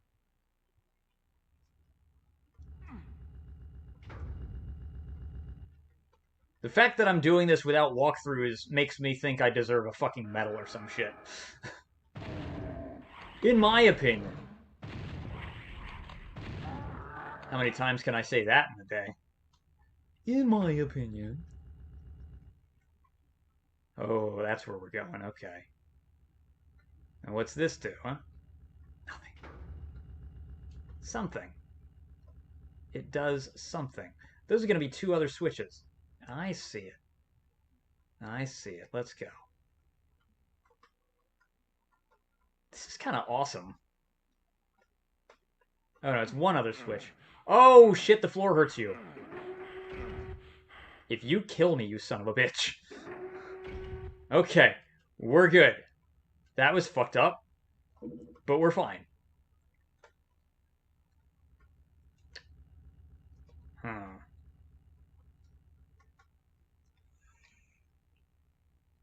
Maps in Doom are very confusing and big. Like, for this game, yes.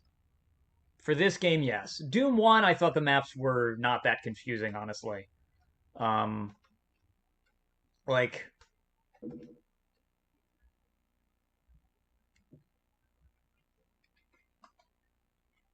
But mostly, I chalk that up to the fact that Doom has really simple mechanics. This game has puzzles that are more complex than what's in Vanilla Doom. And so, like, getting lost will set you back further. Oh, shit. Oh, God. Oh, God, no! You fucking piece of shit! Oh, that's fine. I've got it all figured out now, so I'll just knock this one right out. Super fast. Super duper. I should have used the Unmaker in this fucking room. I don't think time exists anymore.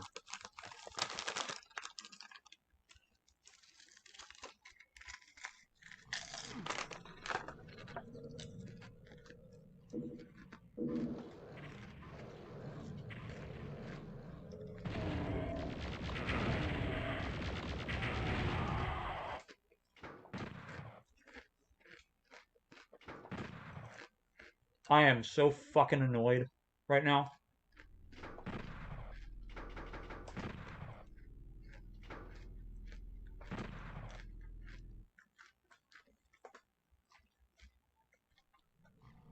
And yet, I feel like I know how to proceed at this point. Ah.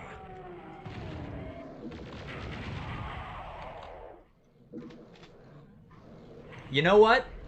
I can't wait until I've beaten this game on N64, because then my pride will be satisfied, and then I can play this game, you know, I can play the remaster of this game and just, like, quick save. So that this kind of shit doesn't fucking happen to me. That's what I'm looking forward to, man.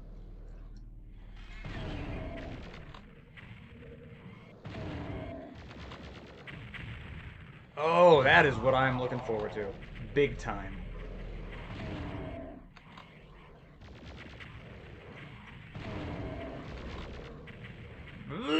Die.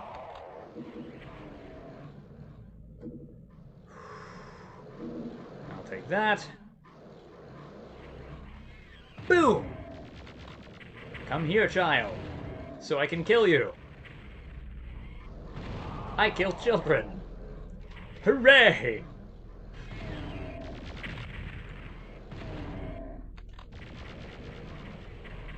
Come on, fuckface. Just keep shooting, just keep shooting, just keep shooting, shooting, shooting. What do? You shoot. Cool! None of them hit me. That's new. Rocket time!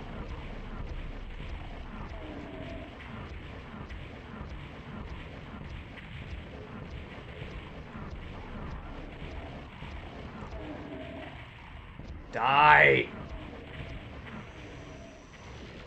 Oh. Fuck it! A way to not hit your target. Well, that killed one of them.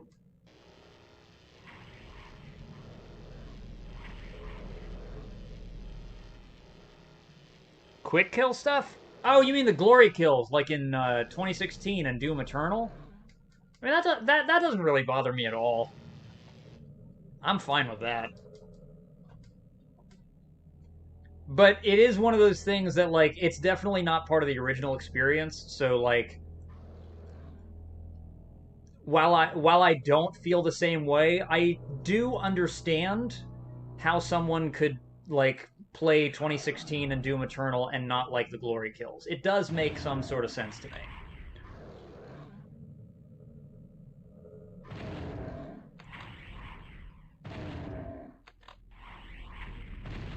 It does make the action feel like it's less about the shooting. Oh shit. Okay, this fucking thing. Yeesh. Alright. And that's totally fair. That is totally fair. My first time playing the game, I wasn't quite sure how I thought about it. And I got fine with the glory kills, but I will say this. I don't like that they, like, make the enemies flash. I don't like that. I always turn that off when I play Doom 2016. I turn off the glory kill highlights. If I need to know if an enemy is pain stated, I'll just use my brain. I don't need you to make them glow orange. I'm fine. For me, the thing that bothers me the most, and mind you, I love 2016. The thing that bothers me the most about that game is how bright all of the pickups are. All of your health and ammo is just like these bright candy-colored things. And I don't like it. Fucks up the vibe for me.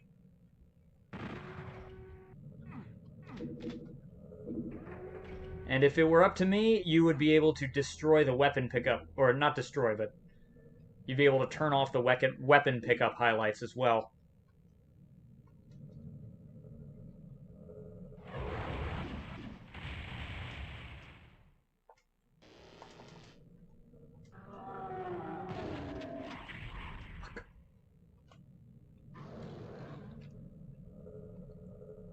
Some people hate it, some people love it. I have barely played it, but I really like it. The reason I stopped playing it was because I started playing it when it came out, so when COVID first hit. And my stress levels were really high.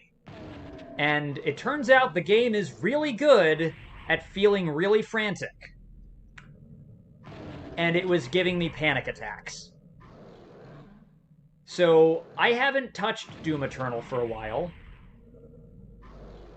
because it is too stressful for me to play. Of course, it's been a year. I might feel differently now. I might go back to it. But when it came out, it was too much. It was like too stressful for me to play it. But the thing is, I liked it. I quite liked it.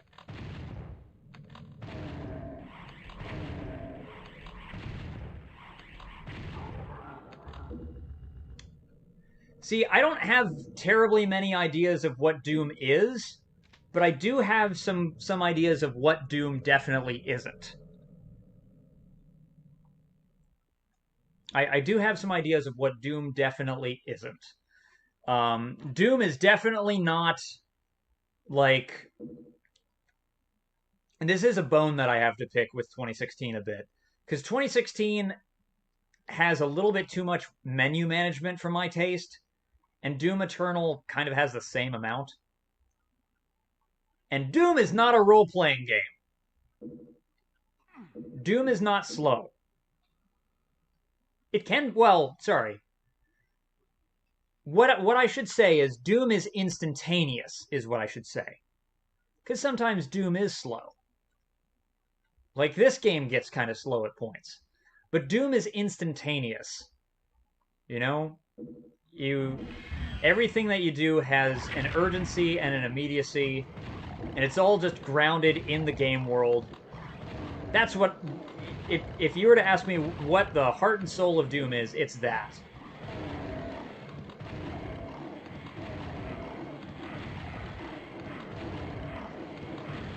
But, so the weapon upgrade system in Doom 2016, that didn't feel very much like Doom to me. Still didn't feel like it in Doom Eternal. People complain about the platforming in Doom Eternal, and I don't care. I'm fine with platforming. Platforming doesn't really bother me in shooters the way that it bothers a lot of other people. They're like, oh, this game feels more like Quake than Doom. And it's like, okay, fine. You know Quake is a fucking masterpiece, right? Quake is incredibly fun. Doom would have felt more like Quake if they had the ability to give you jumping and shit at the time. Like, that doesn't hold water to me. But the menus and stuff, that doesn't feel very much like Doom. And also, like, Doom only tells you the things that it needs to tell you. Like your ammo, whether or not you have certain keys, right? So, I feel like cluttering up the HUD with bright weapon pickups and with the glory kill highlights, I feel like that doesn't really feel like Doom. That gets in the way. But it doesn't smother it, because I feel like 2016 and Eternal are both incredibly frantic games, and they feel good.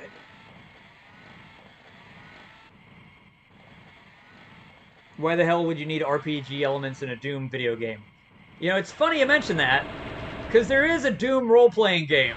And I've heard it's not bad. I haven't played it, but I kind of want to check it out just to see what it's like. But,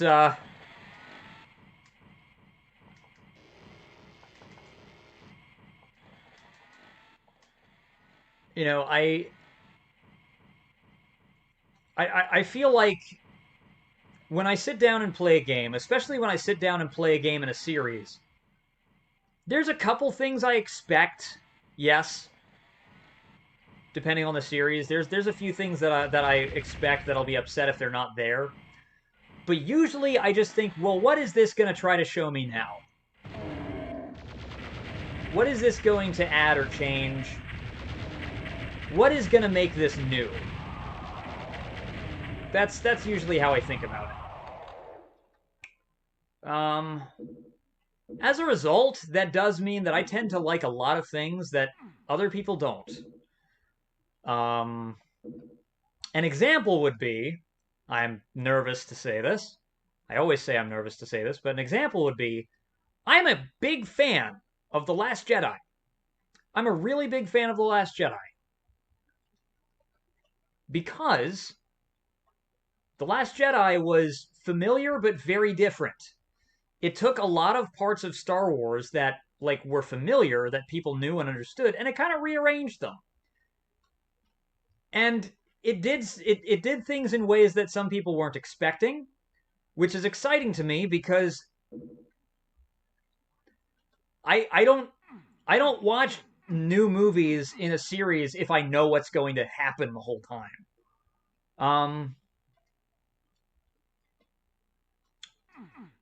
But people get really really serious with their opinions on The Last Jedi. So all I will say is, if you don't like The Last Jedi, and you just heard me say that, and you have a lot of things to say about it, I promise you I've already heard them. And it doesn't change things for me. And if you do like The Last Jedi, nice. That's it. That's, I think, the safest way I can present that opinion.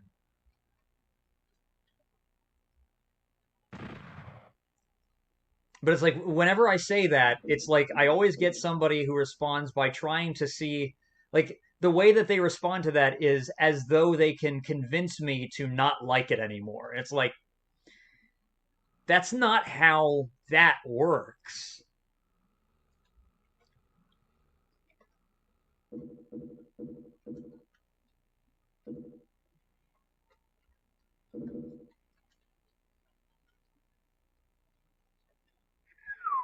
Almost midnight. Yeah, it is almost midnight. 1 minute. 1 minute to midnight. Oh shit, I just got shot. You do like Last Jedi, but you also do not like RPG elements in Doom game. Cheers. You know, I like Doom 2016 and I like Doom Eternal, but I don't like the RPG elements in those games.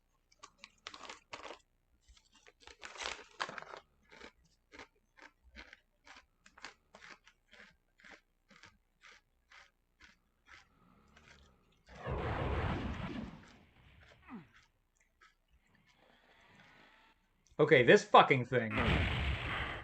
That sucked.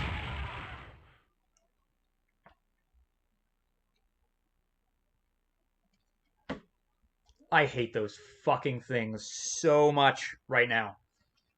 So much. Jesus. Whose idea was mounted turrets in this game? Who's responsible for this? Whose ass do I have to fucking kick?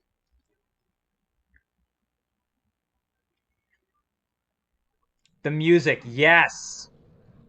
The Midnight Riders music. Dude, I loved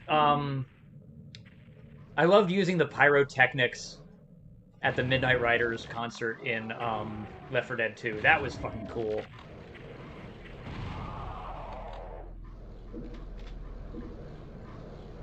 The hand that threatens doom.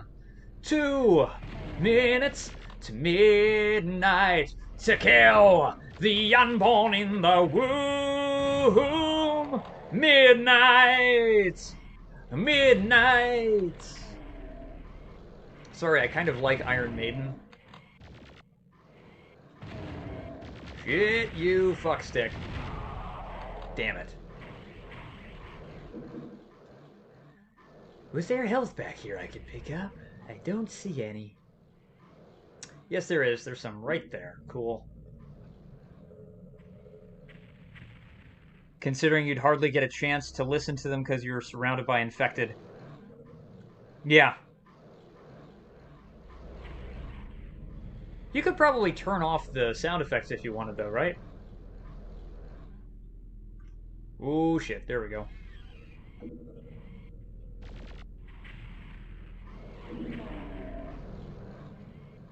I love a good video game soundtrack. Boom.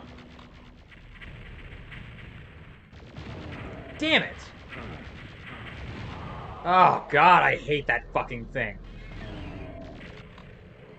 I'm gonna die, probably. Fuck this shit. Oh my God. I'm going nuts. I'm going absolutely fucking nuts. Why are we still here? Just to suffer?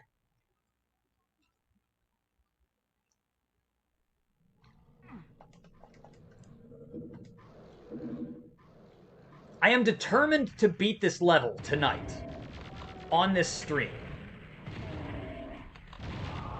However, I will say that as soon as I beat this level, I am ending the fucking stream.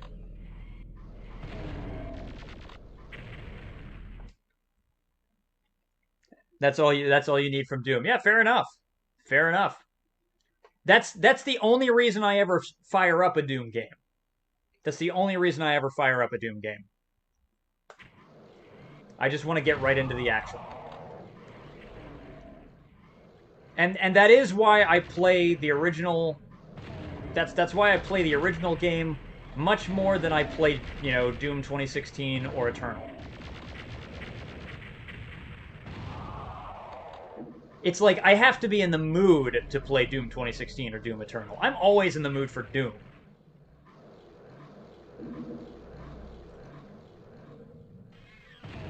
Although this game's testing my fucking patience. Oh, fucking die, you slunt.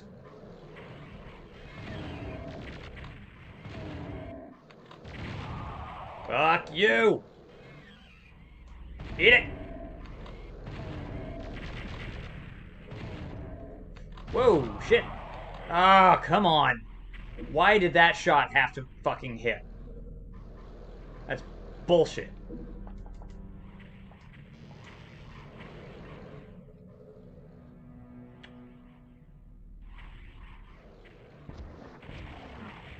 Fuck. Oh!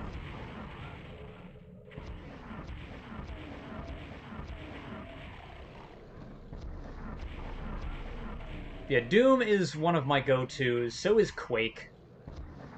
Just when I want to fire up a game and just get right into the action. Although I've played Doom so many times that I'm actually more likely to fire up Quake at this point. Also, I just love Quake's movement.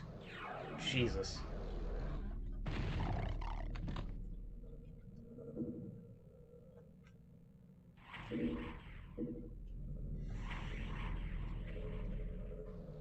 Oh, shit.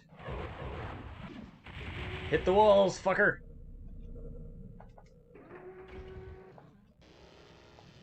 Ah, yes. This asshole. Die. Thank you. Okay, that room with the pinkies, I need to, like, not underestimate that room, because that room will fucking kill me if I'm not careful.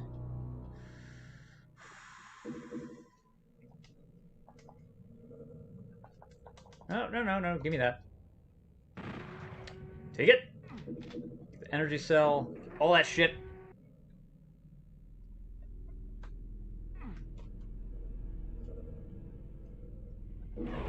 Oh, fuck. Okay, you're in. That got dicey.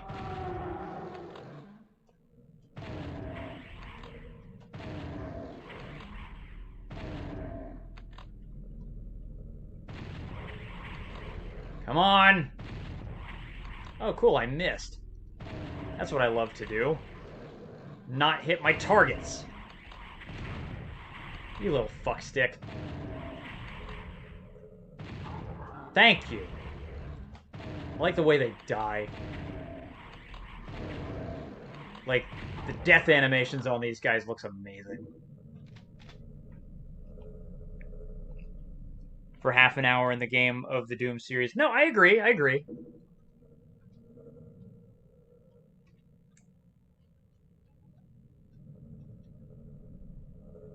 Like, I agree with you, I just like those games anyway.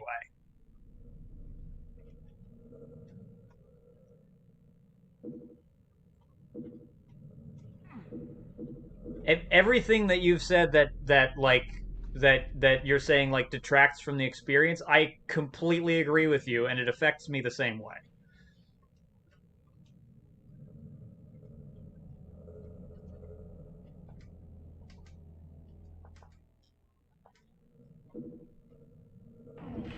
Oh shit. I think the difference is that they aren't deal breakers for me. They're still bad. They're still bad design choices, but they haven't broken the experience for me. I just think that the games would be better if those things were not there. Oh shit. Oh shit. Oh my fucking god. What the fuck did I do? God fucking damn it. This fucking room. I don't have a life anymore. I don't have a life anymore. I just...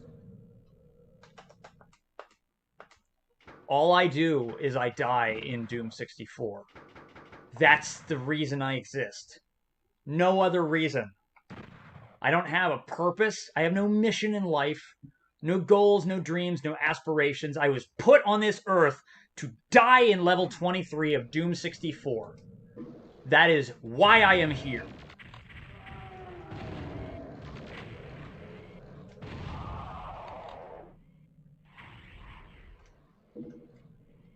If I beat this level, it will be spitting in the face of God.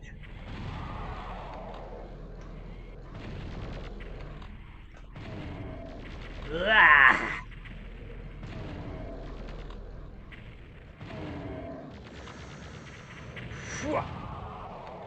Come on.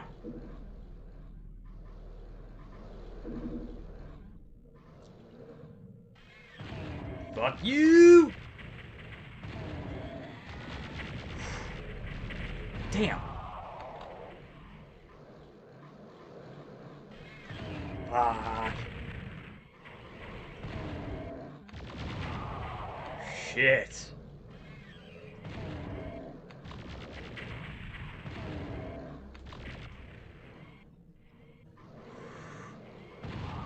Got it.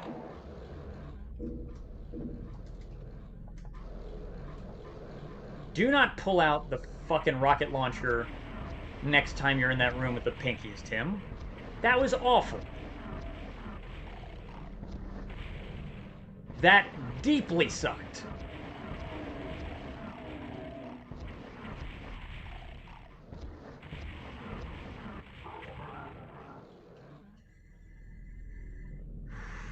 Oh.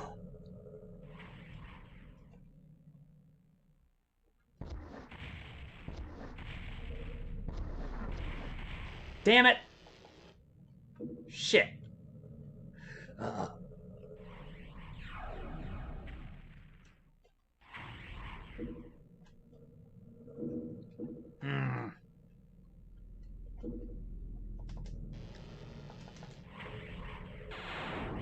Oh, come on.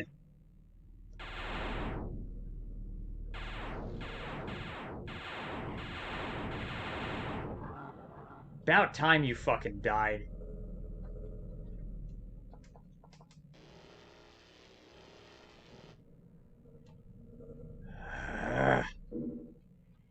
Go. Get up. Flip the switch, go back down. Do a dance and turn around. I'll take that. I need all the shotgun shells I can find at this point. Oh, good. 2 more.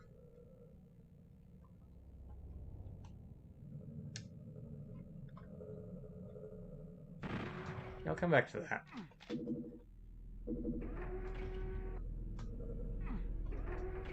Oh, no, wait. Gotta go this way. Run. Okay. Yeah, okay, these fucking guys.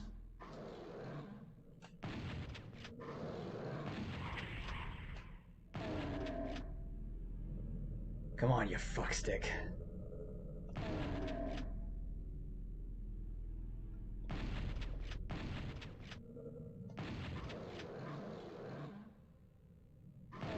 Jesus, I'm annoyed.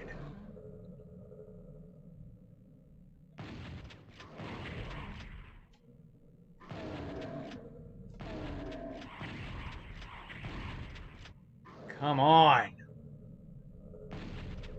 Can't you see I'm trying to door fight you like a coward?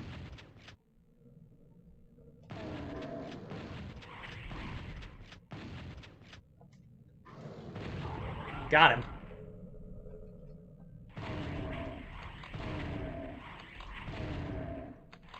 That makes getting the one remaining Baron a lot easier. Asshole.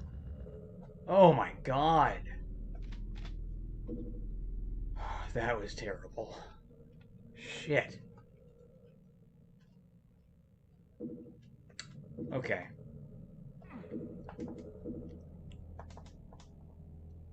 Ugh.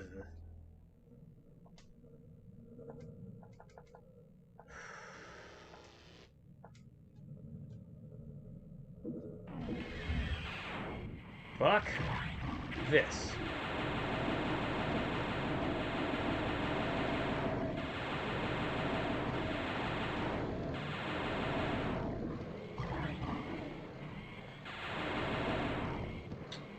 Okay.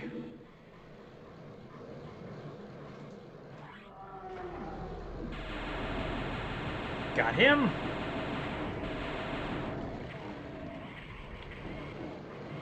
Oh, yes. Please infight for me.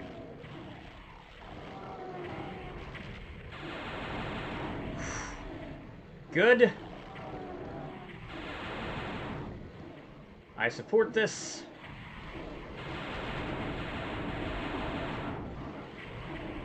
Whoa, shit.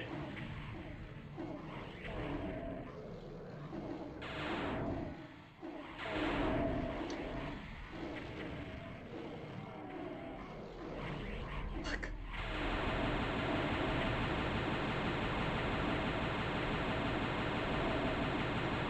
Jesus, die. Come on. Oh my god, okay. This guy's getting chainsawed. I just have no respect left for this little fuckstick.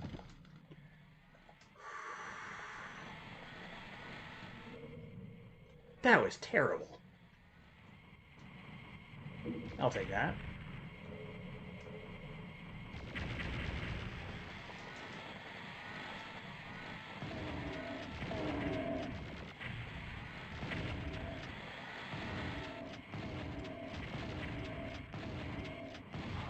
Yeah.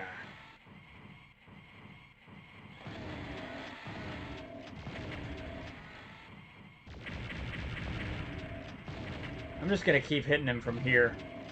Looks like he can't do shit. Good. Fuck. Found the cheese spots. Good.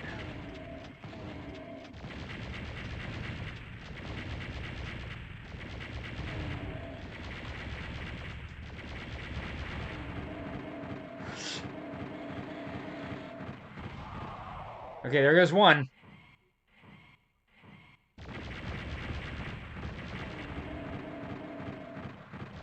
Beautiful. You're dead. Come on, fucker.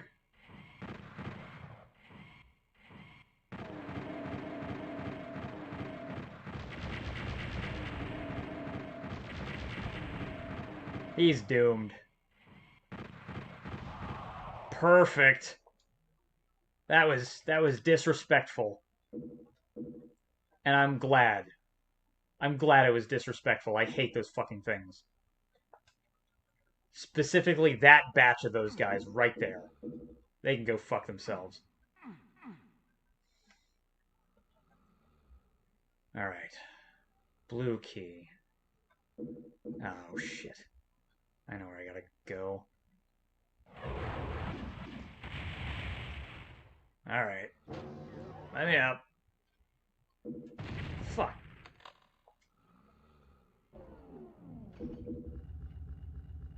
Okay. Down we go.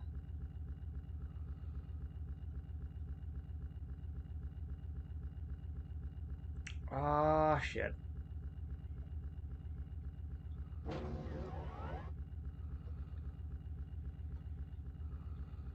Hmm.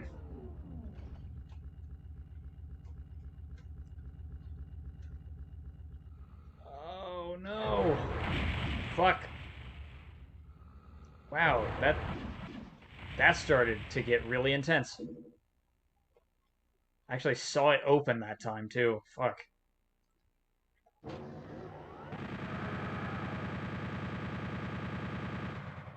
Yeah, I'm not about that. Oh, great.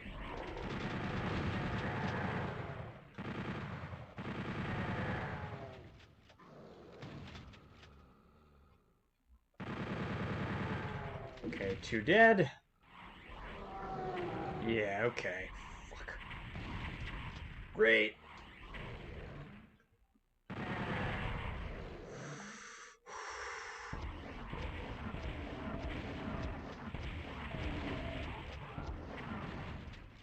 This guy. Come on, man. Knock it off.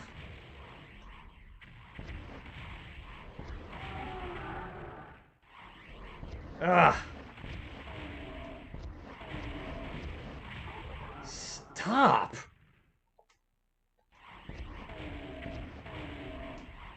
Oh my god. Sit down. Shut up. Of course. Oh, and you can't shoot them until they finish materializing. That's just fucked. Please die. Thank you, asshole. Oh. Oh no, I seem to be all alone. Well, if I beat this game by myself, I beat this game by myself.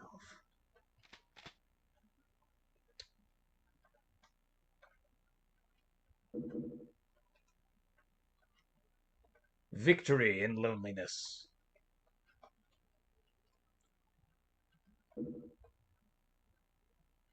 Loneliness in victory?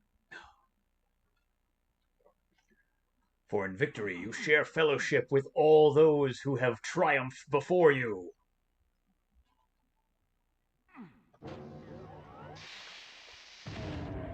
And other shit I say to make myself feel better.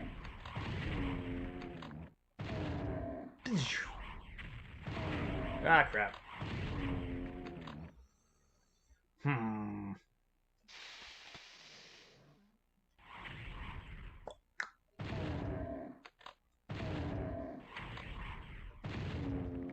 Alrighty. Whoa. Oh. He thought he was slick. Nope. You're gonna die, son.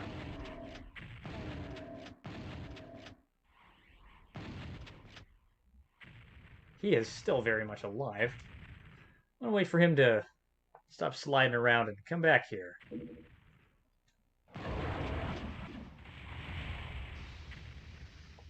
Oh my. Look at that. I hate my life. I hate my life so much. I can't believe that. I can't fucking believe that. I was fine until the goddamn fucking missile. And then I wasn't fine anymore. Then the missile ruined my shit. So that's fine. That's fine. I'm just gonna do what I've been doing. I'm gonna load level 23 again. For the umptieth time. Fucking thing.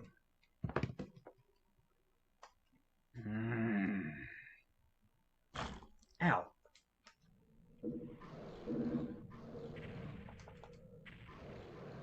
Who needs dreams, goals, and aspirations? Who needs any of that when you have level 23 Unholy Temple of Doom 64? Why think about the future when you can be trapped in this fucking moat forever?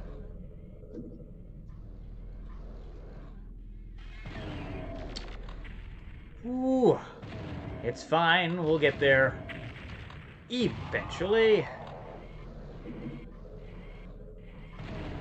Ah. Oh, I missed. How exciting. Alright. Let's go back, get this. Cool. Now I can grab the blue healths.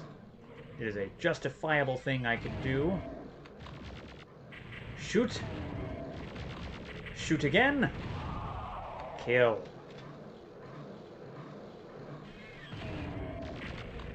The best part is when they're dead.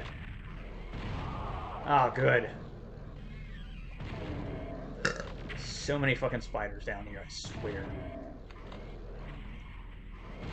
Alright, cool. That is all the spider masterminds outside. Now, for some rockets. Whoa, fuck you.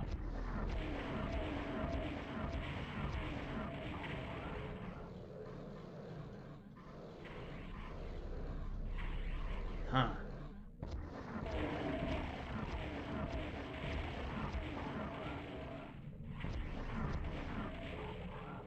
Is anyone still... Yeah, he's still alive.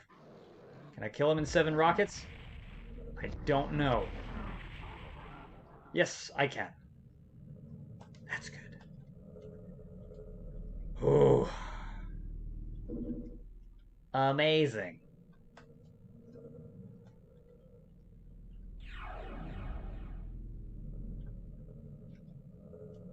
Let's get a few more. Some cells, that's always good.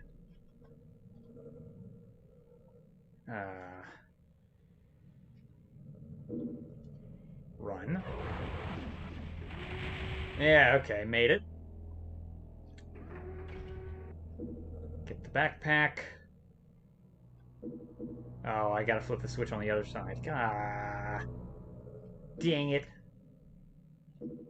That's fine. There, found it.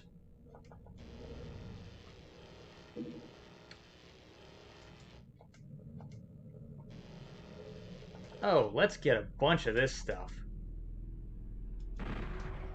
Yeah. Perfect. Run. Okay. Now.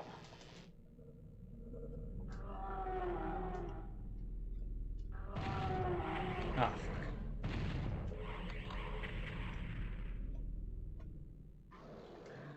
I'm gonna kill him from here. I'm gonna use this gun for a change. I feel like I haven't given this gun nearly enough love.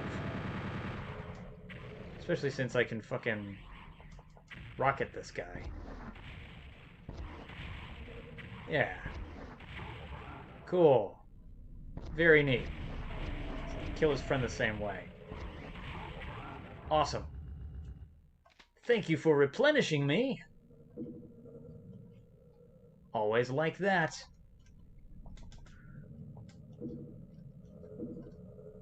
And this fucking shit. This fucking shit always... Yeah, I need the unmaker for this part.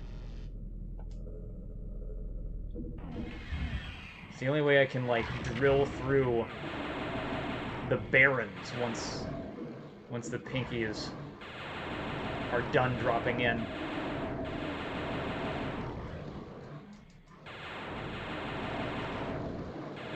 Oh, shit. Yeah. Yep, there they are. Fuck. Oh, they hit hard. You motherfuckers. Shit.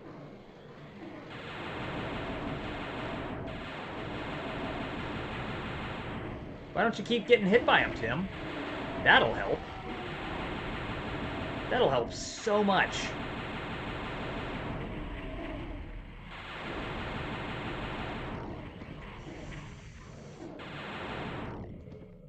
Oh, God. Ah, 99. Okay. Fuck this thing. Alright. I'm actually gonna go ahead and kill this last guy with a super shotgun. Because I can. Because it's finally safe to. Yeesh. Okay. Ah.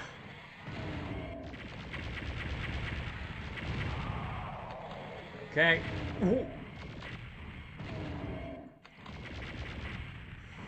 That makes me fucking nervous. Cool. Who else is in here? He is. Neat. I think I should jump the moat. So that I don't get hit by the homing missiles. Those homing missiles just, like, waiting there to ruin my life.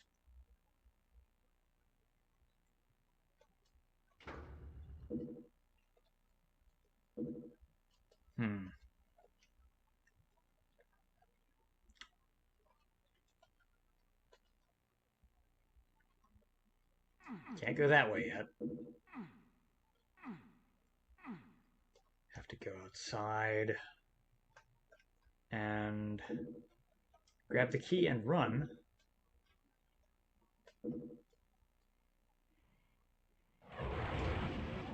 Yeah, that works. Fuck! Oh my god. Stupid thing. Okay. Alright.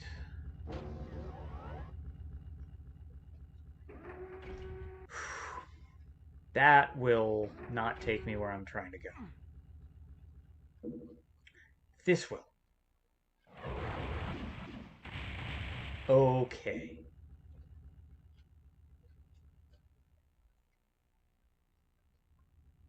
Nope, wrong one. How's the red key go? Right here. Ah. Figured it out. Okay. God damn, stop. Yeah, it's fucking everywhere. Jeez.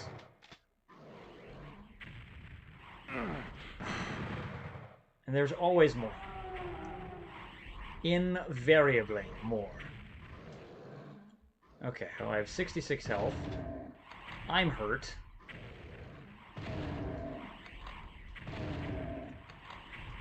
Die, please. You asshole. Damn it! I did take one in the face. That is not something I meant to do.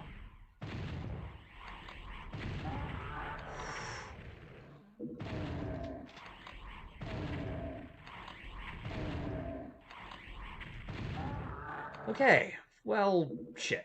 Is there enough health in this arena to protect me from this shit? No. Also, the demons. The demons show up when you try to pick up the keys. Neat. Oh, fuck. Oh my god, is my filter off? Oh no, the filter's on. Oh, I think I know what the problem is. Hold on. No, the brightness is all the way up. Nope, the room is just that dark. Cool. By cool, I mean that's fucking annoying.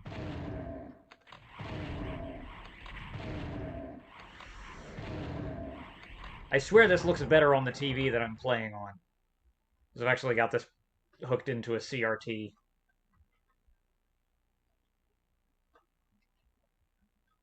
but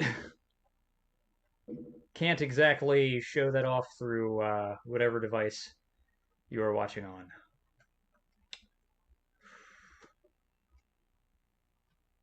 Cannot get the full 1997 living room effect here.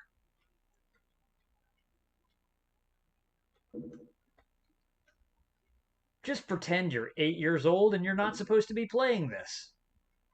And it'll come out about the same. Okay, shit. Gotta go this way. And kill all the Caco demons.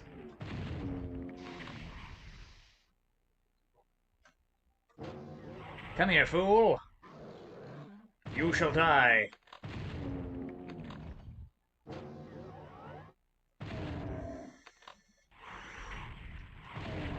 Oh. Yes, oh, fuck you. Who else is here? He is. Cool, let's kill him. Oh, he's gonna climb. He's special.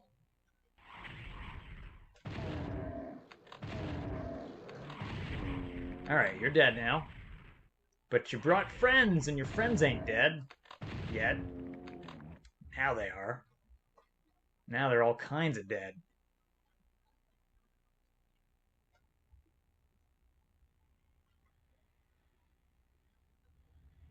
Run, please.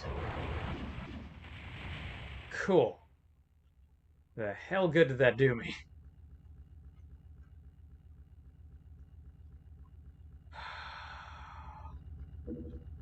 Oh, yellow key. Right. Right. I have to go this way now. Oh, God. That's right.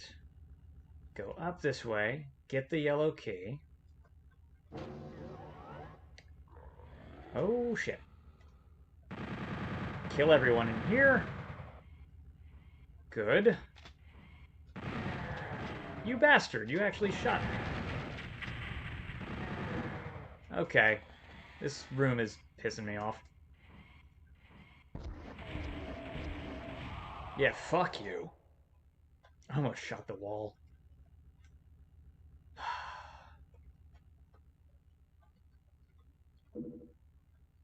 Now you're supposed to press these switches in different orders. And for the life of me, I don't remember what order is supposed to be what. So I'm going to look this one up first. What order are you? You are red, blue, yellow. Okay. Gonna flip the switch in the order red, blue, yellow.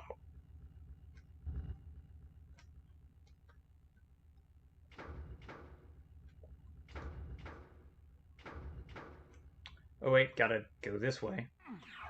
Neat. Red, blue, yellow. Switch pressed.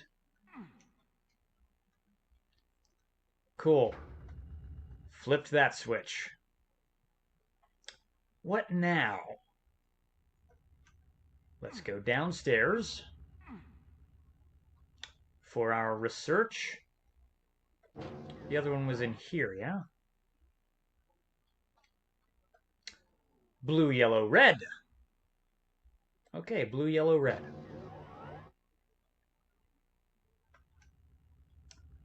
Blue, yellow, red. Wrong way. Blue, yellow, red.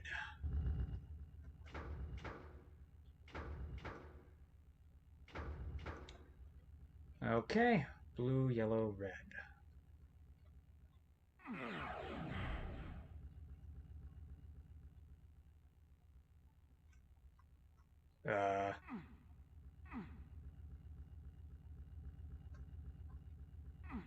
Oh yeah, blue, yellow, red. Okay. Where's the fucking switch? There it is. Got it. Okay. The last one will probably be what? It's going to start with yellow, I think. But it's the other two colors that make it unclear, so we have to go look. Let's go find it. Yellow, red, blue. Yellow, red, blue. Okay. Let's go take care of it.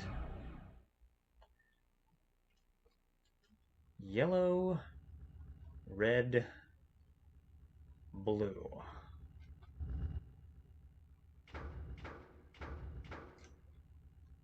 Fuck.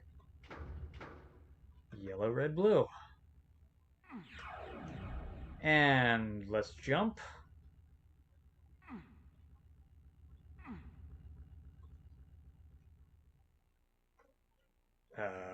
There's the way out. Okay.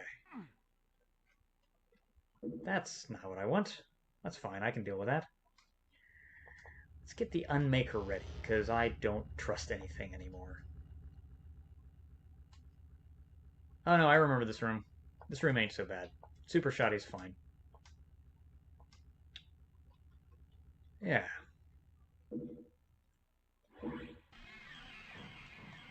Yep.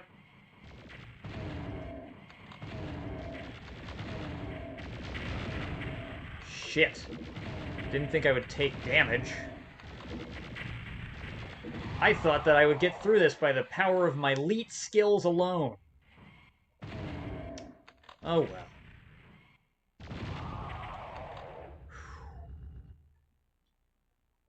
This game will bust your balls even if you have balls of steel.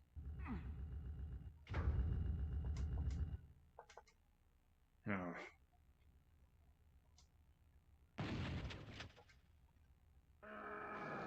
Ah, yes. Fuck.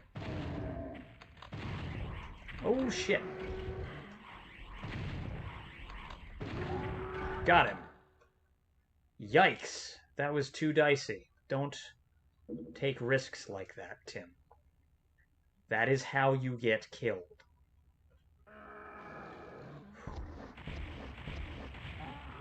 That's better. Better safe than sorry.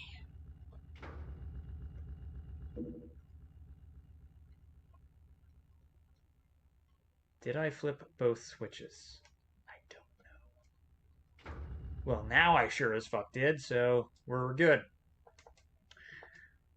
Unmaker, please.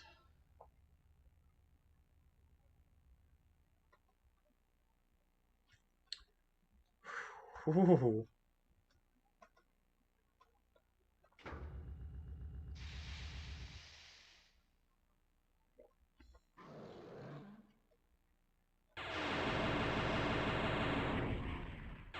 Goodbye. You're dead. Now what am I missing? That. Whoop. Yep. Honestly, wasn't too bad that time. Yeah.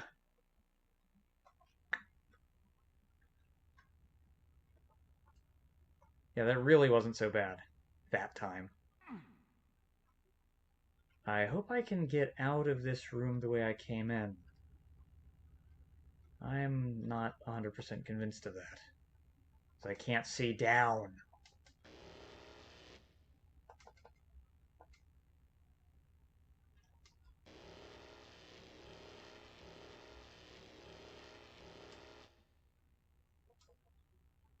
Hmm.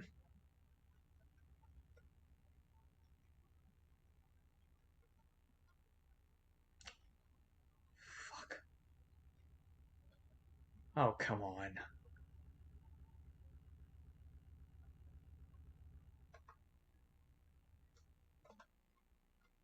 What?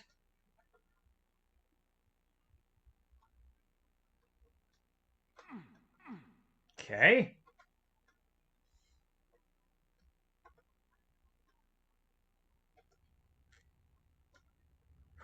Okay, well, I made it there, so that's good.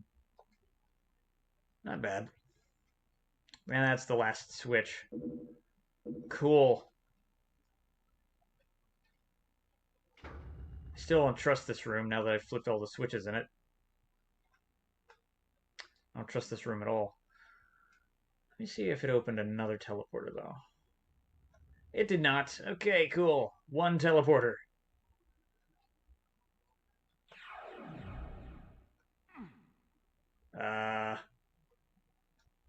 Well, fuck. Okay. I think the way out is the way in. Yes, it in fact is. Cool. Alright. Made it out. Didn't die. Yet. I do not trust this room. I do not trust this room in Doom. I would not trust it with a spoon. I would not trust it with a spoon. I do not trust this room in Doom.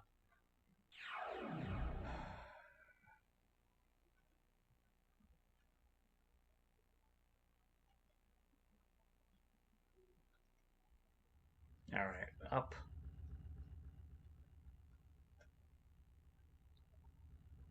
Shit. Wrong way. Also the wrong way. What the fuck is the right way? Oh, wait a minute. That's right. Down. It's in the red key room. That's where I gotta go. Sorry.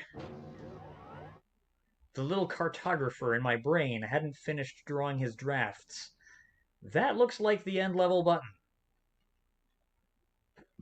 Let's literally do a victory lap.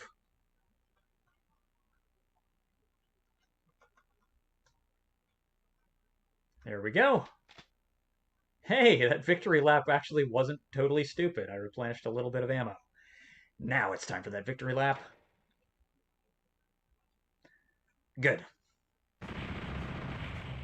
Unholy Temple finished. Thank fuck. Jesus Christ, that was brutal. Entering no escape? Fascinating. Let me save the game. Please. Nothing would give me more pleasure right now than to save the game. Why would you look at that? It's a miracle. It's a Christmas miracle. All right.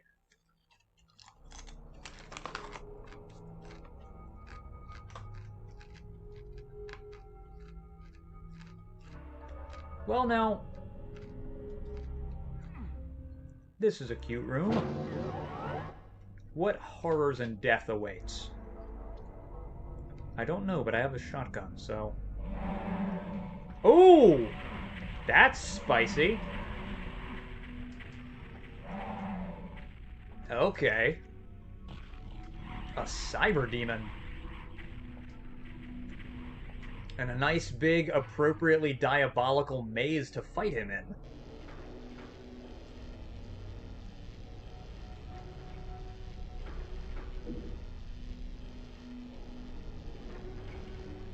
Huh.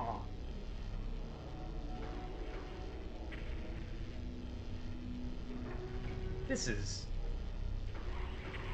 is something else. Alright. Huh. Well, you die. And so do you. I feel like I could just lure imps in here all day. What's this one do? I don't know. I couldn't see it. But there's the cyber demon, so fuck that.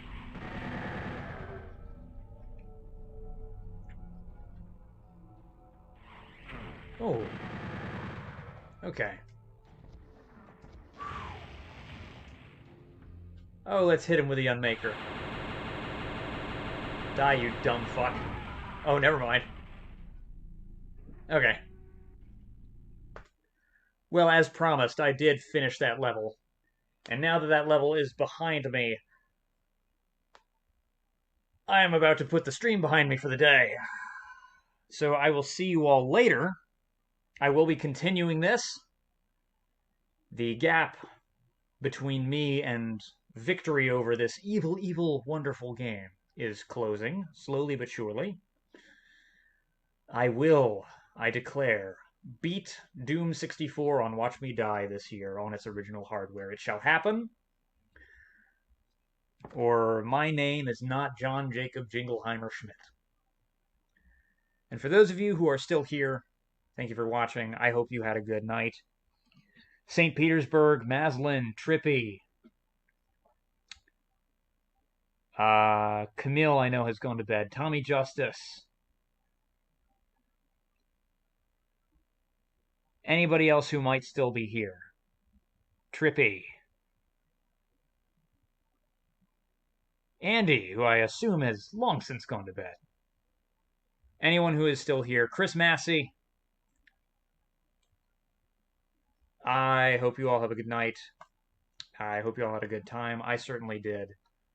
And I look forward to the next time I hang out with you guys. It'll be sometime next week. New video 2 days from now.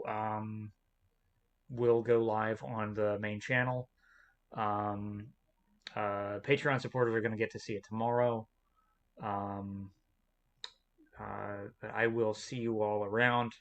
You have a good night, and thank you very much for watching. Be safe out there. And I love and care about you all.